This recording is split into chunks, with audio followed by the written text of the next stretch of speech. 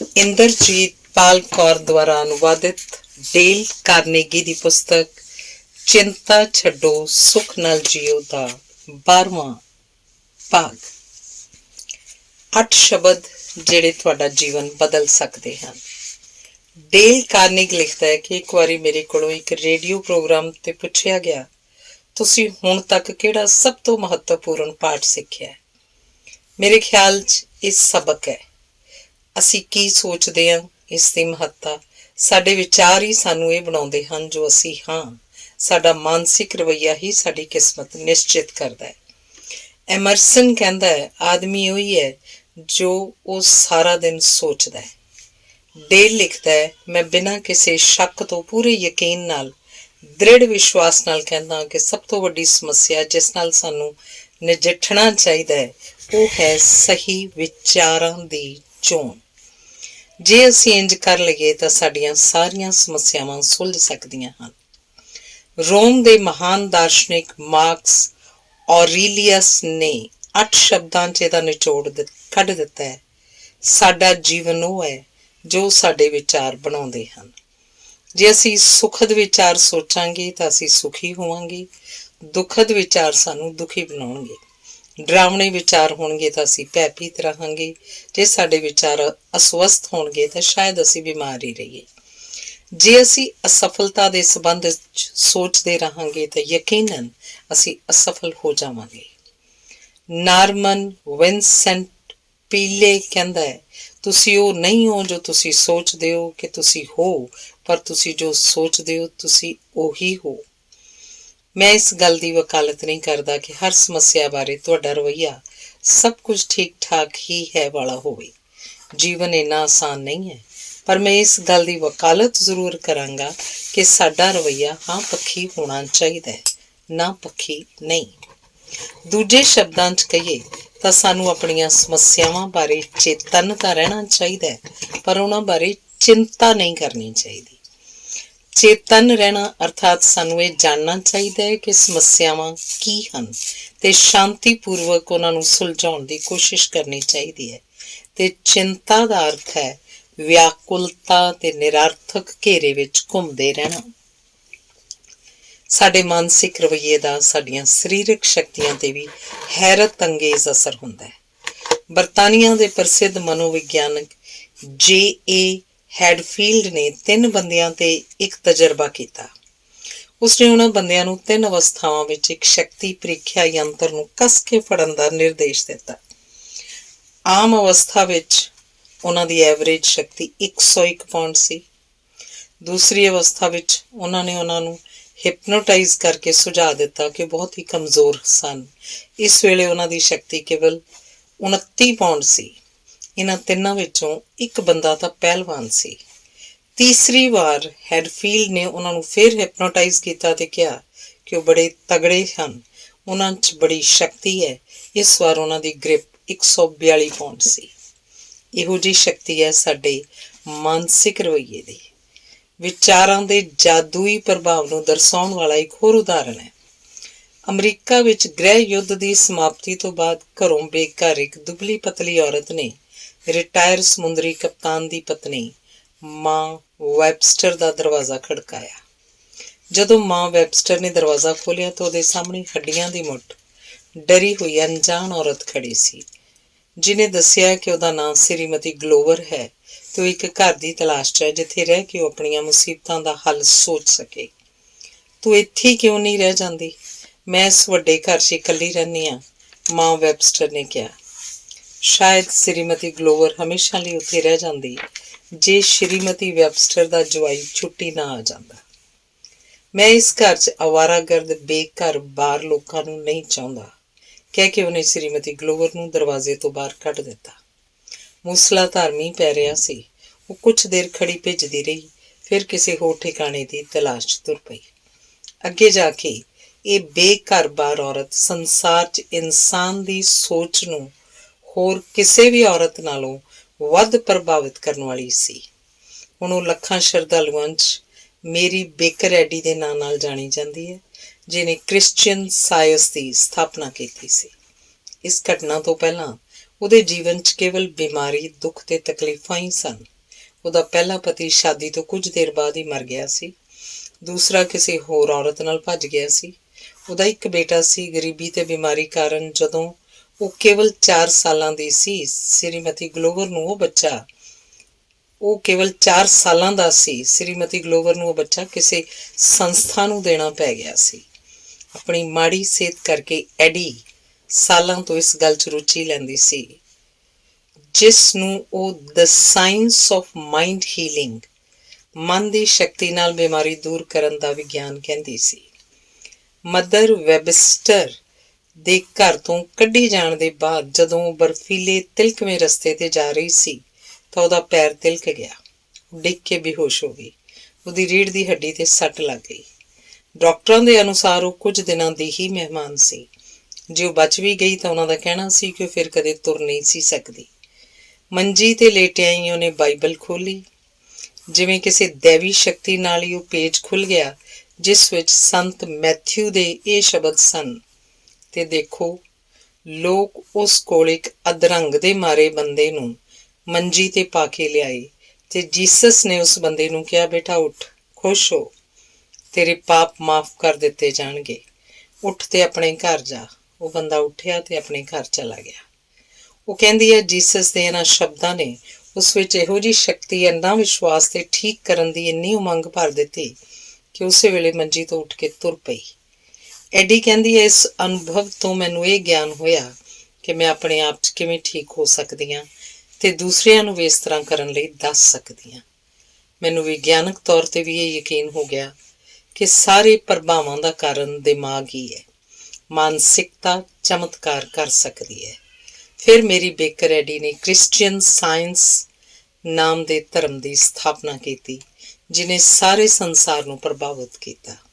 ਕਿਸੇ ਨਵੇਂ ਧਰਮ ਦੀ ਸਥਾਪਨਾ ਕਰਨ ਵਾਲੀ ਦੁਨੀਆ ਵਿੱਚ ਉਹ ਪਹਿਲੀ ਔਰਤ ਸੀ। ਡੇਲ ਕਾਰਨੇਜ ਲਿਖਦਾ ਹੈ ਕਿ ਮੈਂ ਕ੍ਰਿਸਚੀਅਨ ਸਾਇੰਸ ਧਰਮ ਦਾ ਪ੍ਰਚਾਰਕ ਨਹੀਂ ਹਾਂ, ਪਰ ਮੈਂ ਸਾਲਾਂ ਤੋਂ ਪ੍ਰੌੜ ਸਿੱਖਿਆ ਨਾਲ ਜੁੜਿਆ ਹਾਂ ਤੇ ਜਾਣਦਾ ਹਾਂ ਇਨਸਾਨ ਆਪਣੇ ਵਿਚਾਰਾਂ ਨੂੰ ਬਦਲ ਕੇ ਆਪਣੀਆਂ ਚਿੰਤਾਵਾਂ, ਡਰ ਦੂਰ ਕਰ ਸਕਦਾ ਹੈ ਤੇ ਕਈ ਪ੍ਰਕਾਰ ਦੀਆਂ ਬਿਮਾਰੀਆਂ ਠੀਕ ਕਰ ਸਕਦਾ ਹੈ, ਆਪਣਾ ਜੀਵਨ ਬਦਲ ਸਕਦਾ ਹੈ। ਡੇਲ ਕਾਰਨੇਗ ਦੀ ਕਲਾਸ 'ਚ ਪੜ੍ਹਦੇ ਇੱਕ ਲੜਕੇ ਦਾ ਨਰਵਸ ਬ੍ਰੇਕਡਾਊਨ, ਇੱਕ ਪ੍ਰਕਾਰ ਦਾ ਸਨਾਊ ਰੋਗ ਹੋ ਗਿਆ। ਕਾਰਨ ਉਹਨੇ ਉਹਦੇ ਹੀ ਸ਼ਬਦਾਂ ਵਿੱਚ, ਮੈਂ ਹਰ ਗੱਲ ਦੀ ਚਿੰਤਾ ਕਰਦਾ ਹੁੰਦਾ ਸੀ। ਮੈਨੂੰ ਲੱਗਦਾ ਸੀ ਮੈਂ ਬੜਾ ਦੁਬਲਾ ਹਾਂ, ਮੇਰੇ ਵਾਲ ਝੜ ਰਹੇ ਹਨ, ਕੀ ਮੈਂ ਇੰਨੇ ਪੈਸੇ ਕਮਾ ਸਕਾਂਗਾ ਕਿ ਵਿਆਹ ਕਰ ਸਕਾਂ? ਮੈਂ ਆਪਣੀ ਗੱਲਬਾਤ ਰਾਹੀਂ ਲੋਕਾਂ 'ਤੇ ਗਲਤ ਪ੍ਰਭਾਵ ਤਾਂ ਨਹੀਂ ਪਾ ਰਿਹਾ? ਕਿਤੇ ਮੇਰੇ ਪੇਟ ਵਿੱਚ ਅਲਸਰ ਤਾਂ ਨਹੀਂ? ਇਹਨਾਂ ਤੇ ਕਈ ਹੋਰ ਚਿੰਤਾਵਾਂ ਕਰਕੇ ਮੇਰੇ ਅੰਦਰ ਤਣਾਅ ਇੰਨਾ ਵਧਣ ਲੱਗ ਪਿਆ ਕਿ ਮੇਰੀ ਹਾਲਤ ਬਗੈਰ ਸੇਫਟੀ ਵਾਲਵ ਦੇ ਬੌਲਰ ਵਾਂਗ ਹੋ ਗਈ। ਇਸ ਦਬਾਅ ਨੇ ਕਿਤੇ ਤਾਂ ਨਿਕਲਣਾ ਹੀ ਸੀ। ਫਲਸਰੂਪ ਮੇਰਾ ਨਰਵਸ ਬ੍ਰੇਕ ਹੋ ਗਿਆ। ਰੱਬ ਕਦੇ ਕਿਸੇ ਨੂੰ ਇਹੋ ਜਿਹੀ ਮਾਨਸਿਕ ਦਸ਼ਾ 'ਚ ਨਾ ਪਾਵੇ। ਕੋਈ ਵੀ ਸਰੀਰਕ ਪੀੜ ਇਸ ਤਰ੍ਹਾਂ ਦੀ ਤਕਲੀਫ ਤੇ ਦੁੱਖ ਦੀ ਬਰਾਬਰੀ ਨਹੀਂ ਕਰ ਸਕਦੀ। ਮੇਰੀ ਹਾਲਤ ਇੰਝ ਹੋ ਗਈ ਕਿ ਮੈਂ ਆਪਣੇ ਘਰਦਿਆਂ ਨਾਲ ਵੀ ਨਹੀਂ ਸਾ ਬੋਲ ਸਕਦਾ। ਮੇਰਾ ਆਪਣੇ ਵਿਚਾਰਾਂ ਤੇ ਨਿਯੰਤਰਣ ਨਹੀਂ ਸੀ। ਜ਼ਰਾ ਜਿਹੀ ਆਵਾਜ਼ ਹੁੰਦੇ ਹੀ ਮੈਂ ਤਰਬਕ ਜਾਂਦਾ, ਡਰ ਜਾਂਦਾ। ਮੈਂ ਕਿਸੇ ਨਾਲ ਮਿਲਦਾ ਨਹੀਂ ਸੀ। ਕਈ ਵਾਰ ਬਿਨਾਂ ਕਿਸੇ ਕਾਰਨ ਦੇ ਰੋਣ ਲੱਗ ਪੈਂਦਾ ਸੀ। ਮੈਨੂੰ ਲੱਗਦਾ ਸੀ ਮੈਨੂੰ ਸਭ ਨੇ ਛੱਡ ਦਿੱਤਾ ਹੈ, ਇੱਥੋਂ ਤੱਕ ਕਿ ਰੱਬ ਨੇ ਵੀ। ਕਈ ਵਾਰ ਮੈਨੂੰ ਲੱਗਦਾ ਮੈਂ ਦਰਿਆ 'ਚ ਡੁੱਬ ਕੇ ਇਸ ਹਾਲਤ ਦਾ ਅੰਤ ਕਰ ਲਵਾਂ। ਫਿਰ ਮੈਂ ਸੋਚਿਆ ਕਿ ਮੈਨੂੰ ਫਲੋਰੀਡਾ ਦੀ ਟ੍ਰਿਪ 'ਤੇ ਜਾਣਾ ਚਾਹੀਦਾ ਹੈ। ਸ਼ਾਇਦ ਜਗ੍ਹਾ ਬਦਲਣ ਨਾਲ ਕੁਝ ਫਰਕ ਪਏ। ਜਦੋਂ ਮੈਂ ਗੱਡੀ 'ਤੇ ਬੈਠਾ ਤਾਂ ਮੇਰੇ ਪਿਤਾ ਨੇ ਮੈਨੂੰ ਇੱਕ ਲਿਫਾਫਾ ਫੜਾਉਂਦਿਆਂ ਆਖਿਆ, ਫਲੋਰੀਡਾ ਪਹੁੰਚਣ ਤੋਂ ਪਹਿਲਾਂ ਇਹਨੂੰ ਨਾ ਖੋਲ੍ਹੀ। ਜਦੋਂ ਮੈਂ ਫਲੋਰੀਡਾ ਪਹੁੰਚਿਆ ਉਦੋਂ ਸੈਰ ਸਪਾਟੇ ਦਾ ਮੌਸਮ ਸੀ। ਉੱਥੇ ਬਹੁਤ ਸਾਰੇ ਯਾਤਰੀ ਆਏ ਹੋਏ ਸਨ। ਮੈਂ ਉੱਥੇ ਨੌਕਰੀ ਲੱਭਣ ਦੀ ਕੋਸ਼ਿਸ਼ ਕੀਤੀ ਪਰ ਨੌਕਰੀ ਨਾ ਲੱਭੀ। ਮੈਂ ਸਮੁੰਦਰ ਦੇ ਕਿਨਾਰੇ ਬੈਠਾ ਸੀ। ਮੇਰੀ ਹਾਲਤ ਪਹਿਲਾਂ ਨਾਲੋਂ ਵੀ ਖਰਾਬ ਸੀ। ਮੈਂ ਪਿਤਾ ਦਾ ਦਿੱਤਾ ਲਿਫਾਫਾ ਖੋਲ੍ਹਿਆ। ਉਹਨਾਂ ਲਿਖਿਆ ਸੀ, ਬੇਟਾ ਤੂੰ ਘਰੋਂ 1500 ਮੀਲ ਦੂਰ ਬੈਠਾ ਹੈ, ਪਰ ਤੂੰ ਉਸ ਤਰ੍ਹਾਂ ਹੀ ਮਹਿਸੂਸ ਕਰ ਰਿਹਾ ਜਿਵੇਂ ਇੱਥੇ ਕਰ ਰਿਹਾ ਸੀ। ਮੈਂ ਜਾਣਦਾ ਸੀ ਇਸ ਤਰ੍ਹਾਂ ਹੀ ਹੋਏਗਾ, ਕਿਉਂਕਿ ਤੂੰ ਆਪਣੇ ਨਾਲ ਉਹ ਲੈ ਕੇ ਗਿਆ ਜੋ ਤੇਰੀ ਤਕਲੀਫ ਦਾ ਕਾਰਨ ਹੈ। ਤੇਰਾ ਆਪਾ, ਤੇਰੇ ਸਰੀਰ ਤੇ ਦਿਮਾਗ ਨਾਲ ਕੁਝ ਵੀ ਗਲਤ ਨਹੀਂ ਹੈ। ਤੇਰੇ ਜੀਵਨ ਵਿੱਚ ਆਉਣ ਵਾਲੀਆਂ ਪ੍ਰਸਥਿਤੀਆਂ ਨੇ ਤੈਨੂੰ ਨਹੀਂ ਡੇਗਿਆ। ਜਿਸ ਚੀਜ਼ ਨੇ ਤੈਨੂੰ ਡੇਗਿਆ ਉਹ ਹੈ ਕਿ ਤੂੰ ਉਹਨਾਂ ਪ੍ਰਸਥਿਤੀਆਂ ਬਾਰੇ ਕੀ ਸੋਚਦਾ ਹੈ। ਬੰਦਾ ਜੋ ਸੋਚਦਾ ਹੈ ਉਹ ਉਹੀ ਹੁੰਦਾ ਹੈ। ਜਦੋਂ ਤੂੰ ਇਹ ਜਾਣ ਲਏਗਾ ਤੇਰੀ ਸਾਰੀ ਤਕਲੀਫ ਦੂਰ ਹੋ ਜਾਏਗੀ। ਪੱਤਰ ਪੜ੍ਹ ਕੇ ਮੈਨੂੰ ਬਹੁਤ ਗੁੱਸਾ ਆਇਆ। ਮੈਂ ਹਮਦਰਦੀ ਚਾਹੁੰਦਾ ਸੀ, ਨਸੀਹਤ ਨਹੀਂ। ਮੈਂ ਸੋਚ ਲਿਆ ਮੈਂ ਫਿਰ ਕਦੇ ਘਰ ਨਹੀਂ ਜਾਵਾਂਗਾ। ਉਸ ਰਾਤ ਜਦੋਂ ਮੈਂ ਸੜਕਾਂ 'ਤੇ ਬੇਮਤਲਬ ਘੁੰਮ ਰਿਹਾ ਸੀ, ਮੈਂ ਇੱਕ ਚਰਚ ਕੋਲ ਪੁੱਜਾ। ਮੇਰੇ ਕੋਲ ਜਾਣ ਲਈ ਹੋਰ ਕੋਈ ਥਾਂ ਨਹੀਂ ਸੀ। ਮੈਂ ਅੰਦਰ ਚਲਾ ਗਿਆ। ਉੱਥੇ ਉਸ ਵੇਲੇ ਜੋ ਧਰਮ ਉਪਦੇਸ਼ ਦਿੱਤਾ ਜਾ ਰਿਹਾ ਸੀ ਉਹ ਸੀ, ਉਹ ਜਿਹੜਾ ਆਪਣੀ ਆਤਮਾ ਨੂੰ, ਆਪਣੇ ਆਪ ਨੂੰ ਜਿੱਤ ਲੈਂਦਾ ਹੈ, ਉਸ ਤੋਂ ਜ਼ਿਆਦਾ ਤਾਕਤਵਰ ਹੁੰਦਾ ਹੈ ਜੋ ਦੇਸ਼ ਜਿੱਤਦਾ ਹੈ।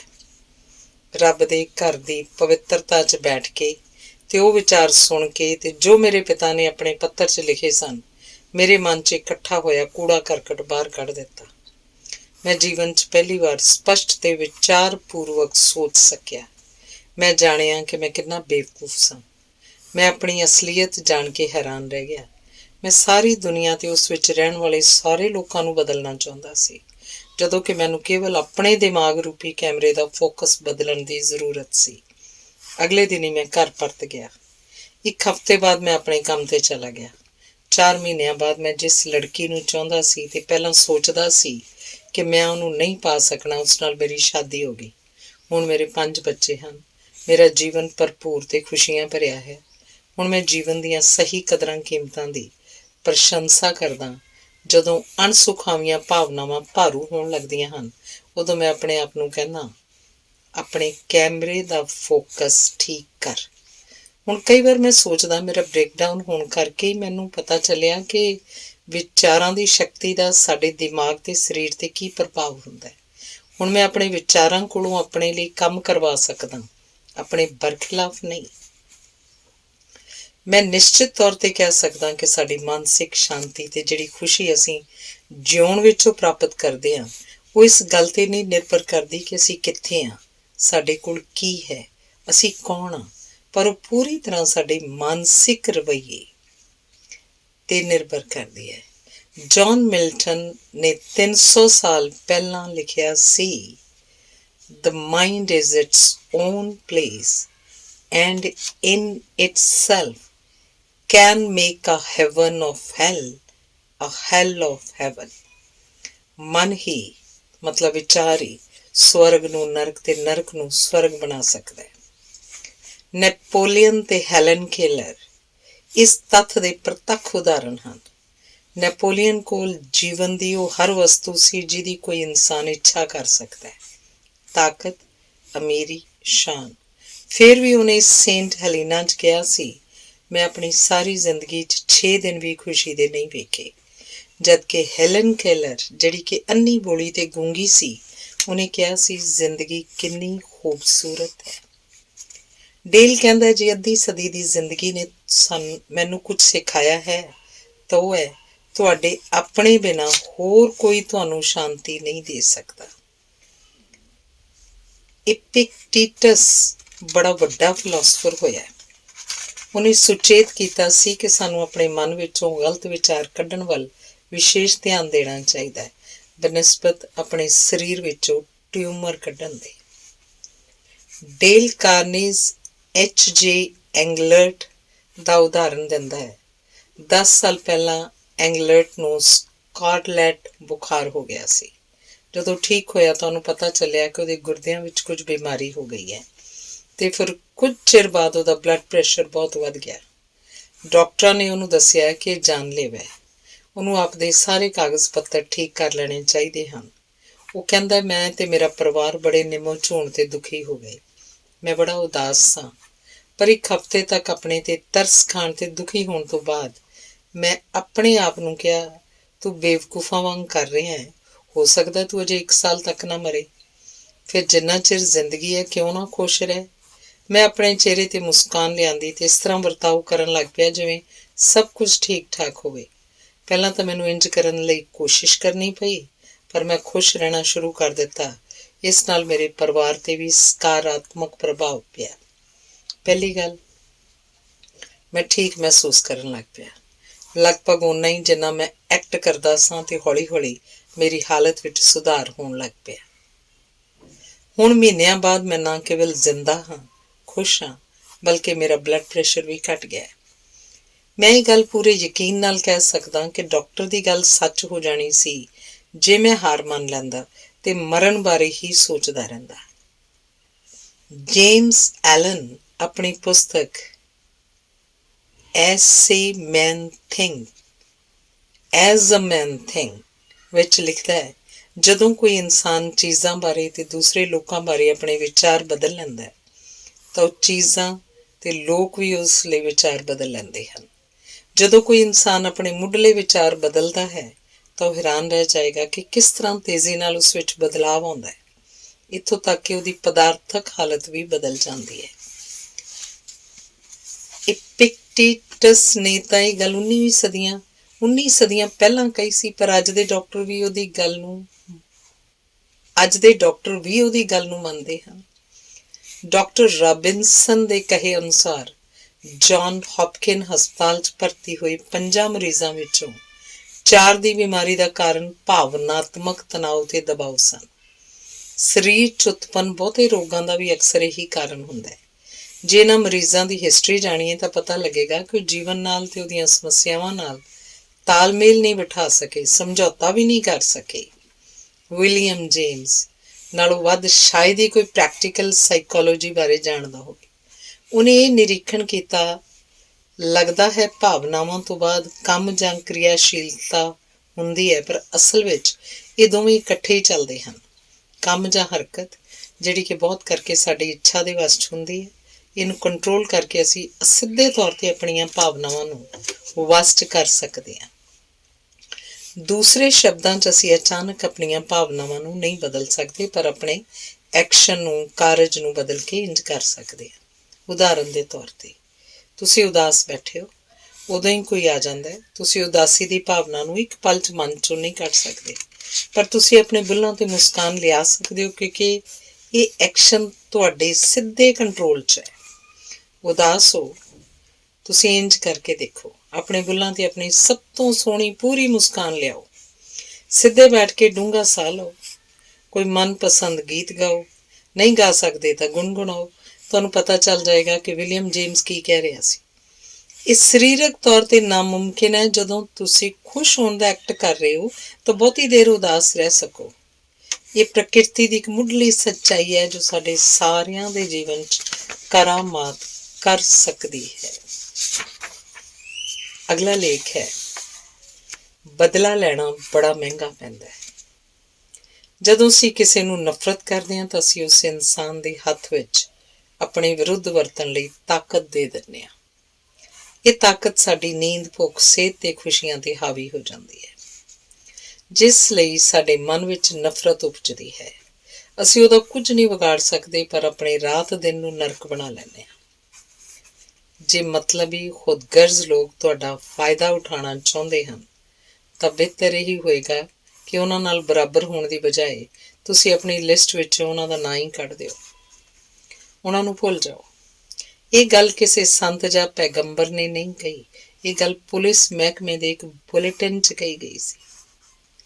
ਲਾਈਫ ਮੈਗਜ਼ੀਨ ਦੇ ਅਨੁਸਾਰ ਕਿਸੇ ਨਾਲ ਬਰਾਬਰ ਹੋਣ ਦੀ ਭਾਵਨਾ, ਬਦਲਾ ਲੈਣ ਦੀ ਕੋਸ਼ਿਸ਼ ਤੁਹਾਡਾ ਆਪਣਾ ਨੁਕਸਾਨ ਕਈ ਤਰ੍ਹਾਂ ਨਾਲ ਕਰ ਸਕਦੀ ਹੈ। ਤੁਹਾਡੀ ਸਿਹਤ ਦਾ ਨਾਸ ਕਰ ਸਕਦੀ ਹੈ। ਹਾਈ ਬਲੱਡ ਪ੍ਰੈਸ਼ਰ ਵਾਲੇ ਬੰਦੇ ਦੀ ਸ਼ਖਸੀਅਤ ਦੀ ਮੁੱਖ ਵਿਸ਼ੇਸ਼ਤਾ ਕ੍ਰੋਧ, ਈਰਖਾ ਤੇ ਵੈਰ ਹੁੰਦਾ ਹੈ। ਜਦੋਂ ਇਹ ਭਾਵਨਾਵਾਂ ਪੁਰਾਣੀਆਂ ਹੋ ਜਾਂਦੀਆਂ ਹਨ ਤਾਂ ਉੱਚ ਰਕਤਚਾਪ ਹੁੰਦਾ ਹੈ ਤੇ ਬਾਅਦ 'ਚ ਦਿਲ ਦੀ ਬਿਮਾਰੀ ਲੱਗ ਜਾਂਦੀ ਹੈ। ਜਦੋਂ ਈਸਾ ਮਸੀਹ ਨੇ ਕਿਹਾ ਸੀ ਆਪਣੇ ਦੁਸ਼ਮਣ ਨੂੰ ਵੀ ਪਿਆਰ ਕਰੋ, ਉਦੋਂ ਕੇਵਲ ਧਾਰਮਿਕ ਉਪਦੇਸ਼ ਹੀ ਨਹੀਂ ਸੀ ਦੇ ਰਹੇ, 20ਵੀਂ ਸਦੀ ਦੇ ਲੋਕਾਂ ਲਈ ਦਵਾਈ ਦੱਸ ਰਹੇ ਸਨ। ਉਹ ਦੱਸ ਰਹੇ ਸਨ ਕਿ ਕਿਸ ਤਰ੍ਹਾਂ ਅਸੀਂ ਆਪਣੇ ਦੁਸ਼ਮਣ ਨੂੰ ਪਿਆਰ ਕਰਕੇ ਹਾਈ ਬਲੱਡ ਪ੍ਰੈਸ਼ਰ, ਦਿਲ ਦੀ ਬਿਮਾਰੀ, ਪੇਟ ਦੇ ਅਲਸਰ ਤੇ ਹੋਰ ਕਈ ਅਲਾਮਤਾਂ ਤੋਂ ਬਚ ਸਕਦੇ ਹਾਂ। ਡੇਲ ਕਾਰਨੇਗੀ ਦੱਸਦਾ ਹੈ ਕਿ ਕੁਝ ਚਿਰ ਪਹਿਲਾਂ ਮੇਰੀ ਇੱਕ ਦੋਸਤ ਨੂੰ ਦਿਲ ਦਾ ਦੌਰਾ ਪੈ ਗਿਆ। ਡਾਕਟਰ ਨੇ ਉਹਨੂੰ ਆਰਾਮ ਕਰਨ ਲਈ ਤੇ ਕ੍ਰੋਧ ਬਿਲਕੁਲ ਨਾ ਕਰਨ ਦੀ ਹਦਾਇਤ ਦਿੱਤੀ। ਮਾਨਸਿਕ ਅਵਸਥਾ ਦਾ ਸਿੱਧਾ ਪ੍ਰਭਾਵ ਸਰੀਰ ਤੇ ਪੈਂਦਾ ਹੈ। ਬਹੁਤਾ ਗੁੱਸਾ ਕਈ ਵਾਰ ਮੌਤ ਦਾ ਕਾਰਨ ਬਣ ਸਕਦਾ ਹੈ। ਯਕੀਨ ਮੰਨੋ, ਸੁੰਦਰਤਾ ਦਾ ਸਭ ਤੋਂ ਵੱਡਾ ਦੁਸ਼ਮਣ ਗੁੱਸਾ ਤੇ ਨਫ਼ਰਤ ਹੈ। ਗੁੱਸੇ ਦੇ ਕਾਰਨ ਕੋਮਲ ਚਿਹਰੇ ਸਖਤ ਹੋ ਜਾਂਦੇ ਹਨ, ਚਿਹਰੇ 'ਤੇ ਝੁਰੜੀਆਂ ਪੈ ਜਾਂਦੀਆਂ ਹਨ। ਸੰਸਾਰ ਦੀ ਕੋਈ ਵੀ ਕਾਸਮੈਟਿਕ ਸਰਜਰੀ ਇਸ ਚਿਹਰੇ ਨੂੰ ਠੀਕ ਨਹੀਂ ਕਰ ਸਕਦੀ, ਜਿੰਨਾ ਕਿ ਖਿਮਾ ਕਰਨ ਦੀ ਭਾਵਨਾ ਪਿਆਰ ਤੇ ਕੋਮਲਤਾ ਕਰ ਸਕਦੀ। ਗੁੱਸਾ, ਨਫ਼ਰਤ ਤਾਂ ਖਾਣੇ ਦਾ ਸਵਾਦ ਵੀ ਖਰਾਬ ਕਰ ਦਿੰਦੀ ਹੈ।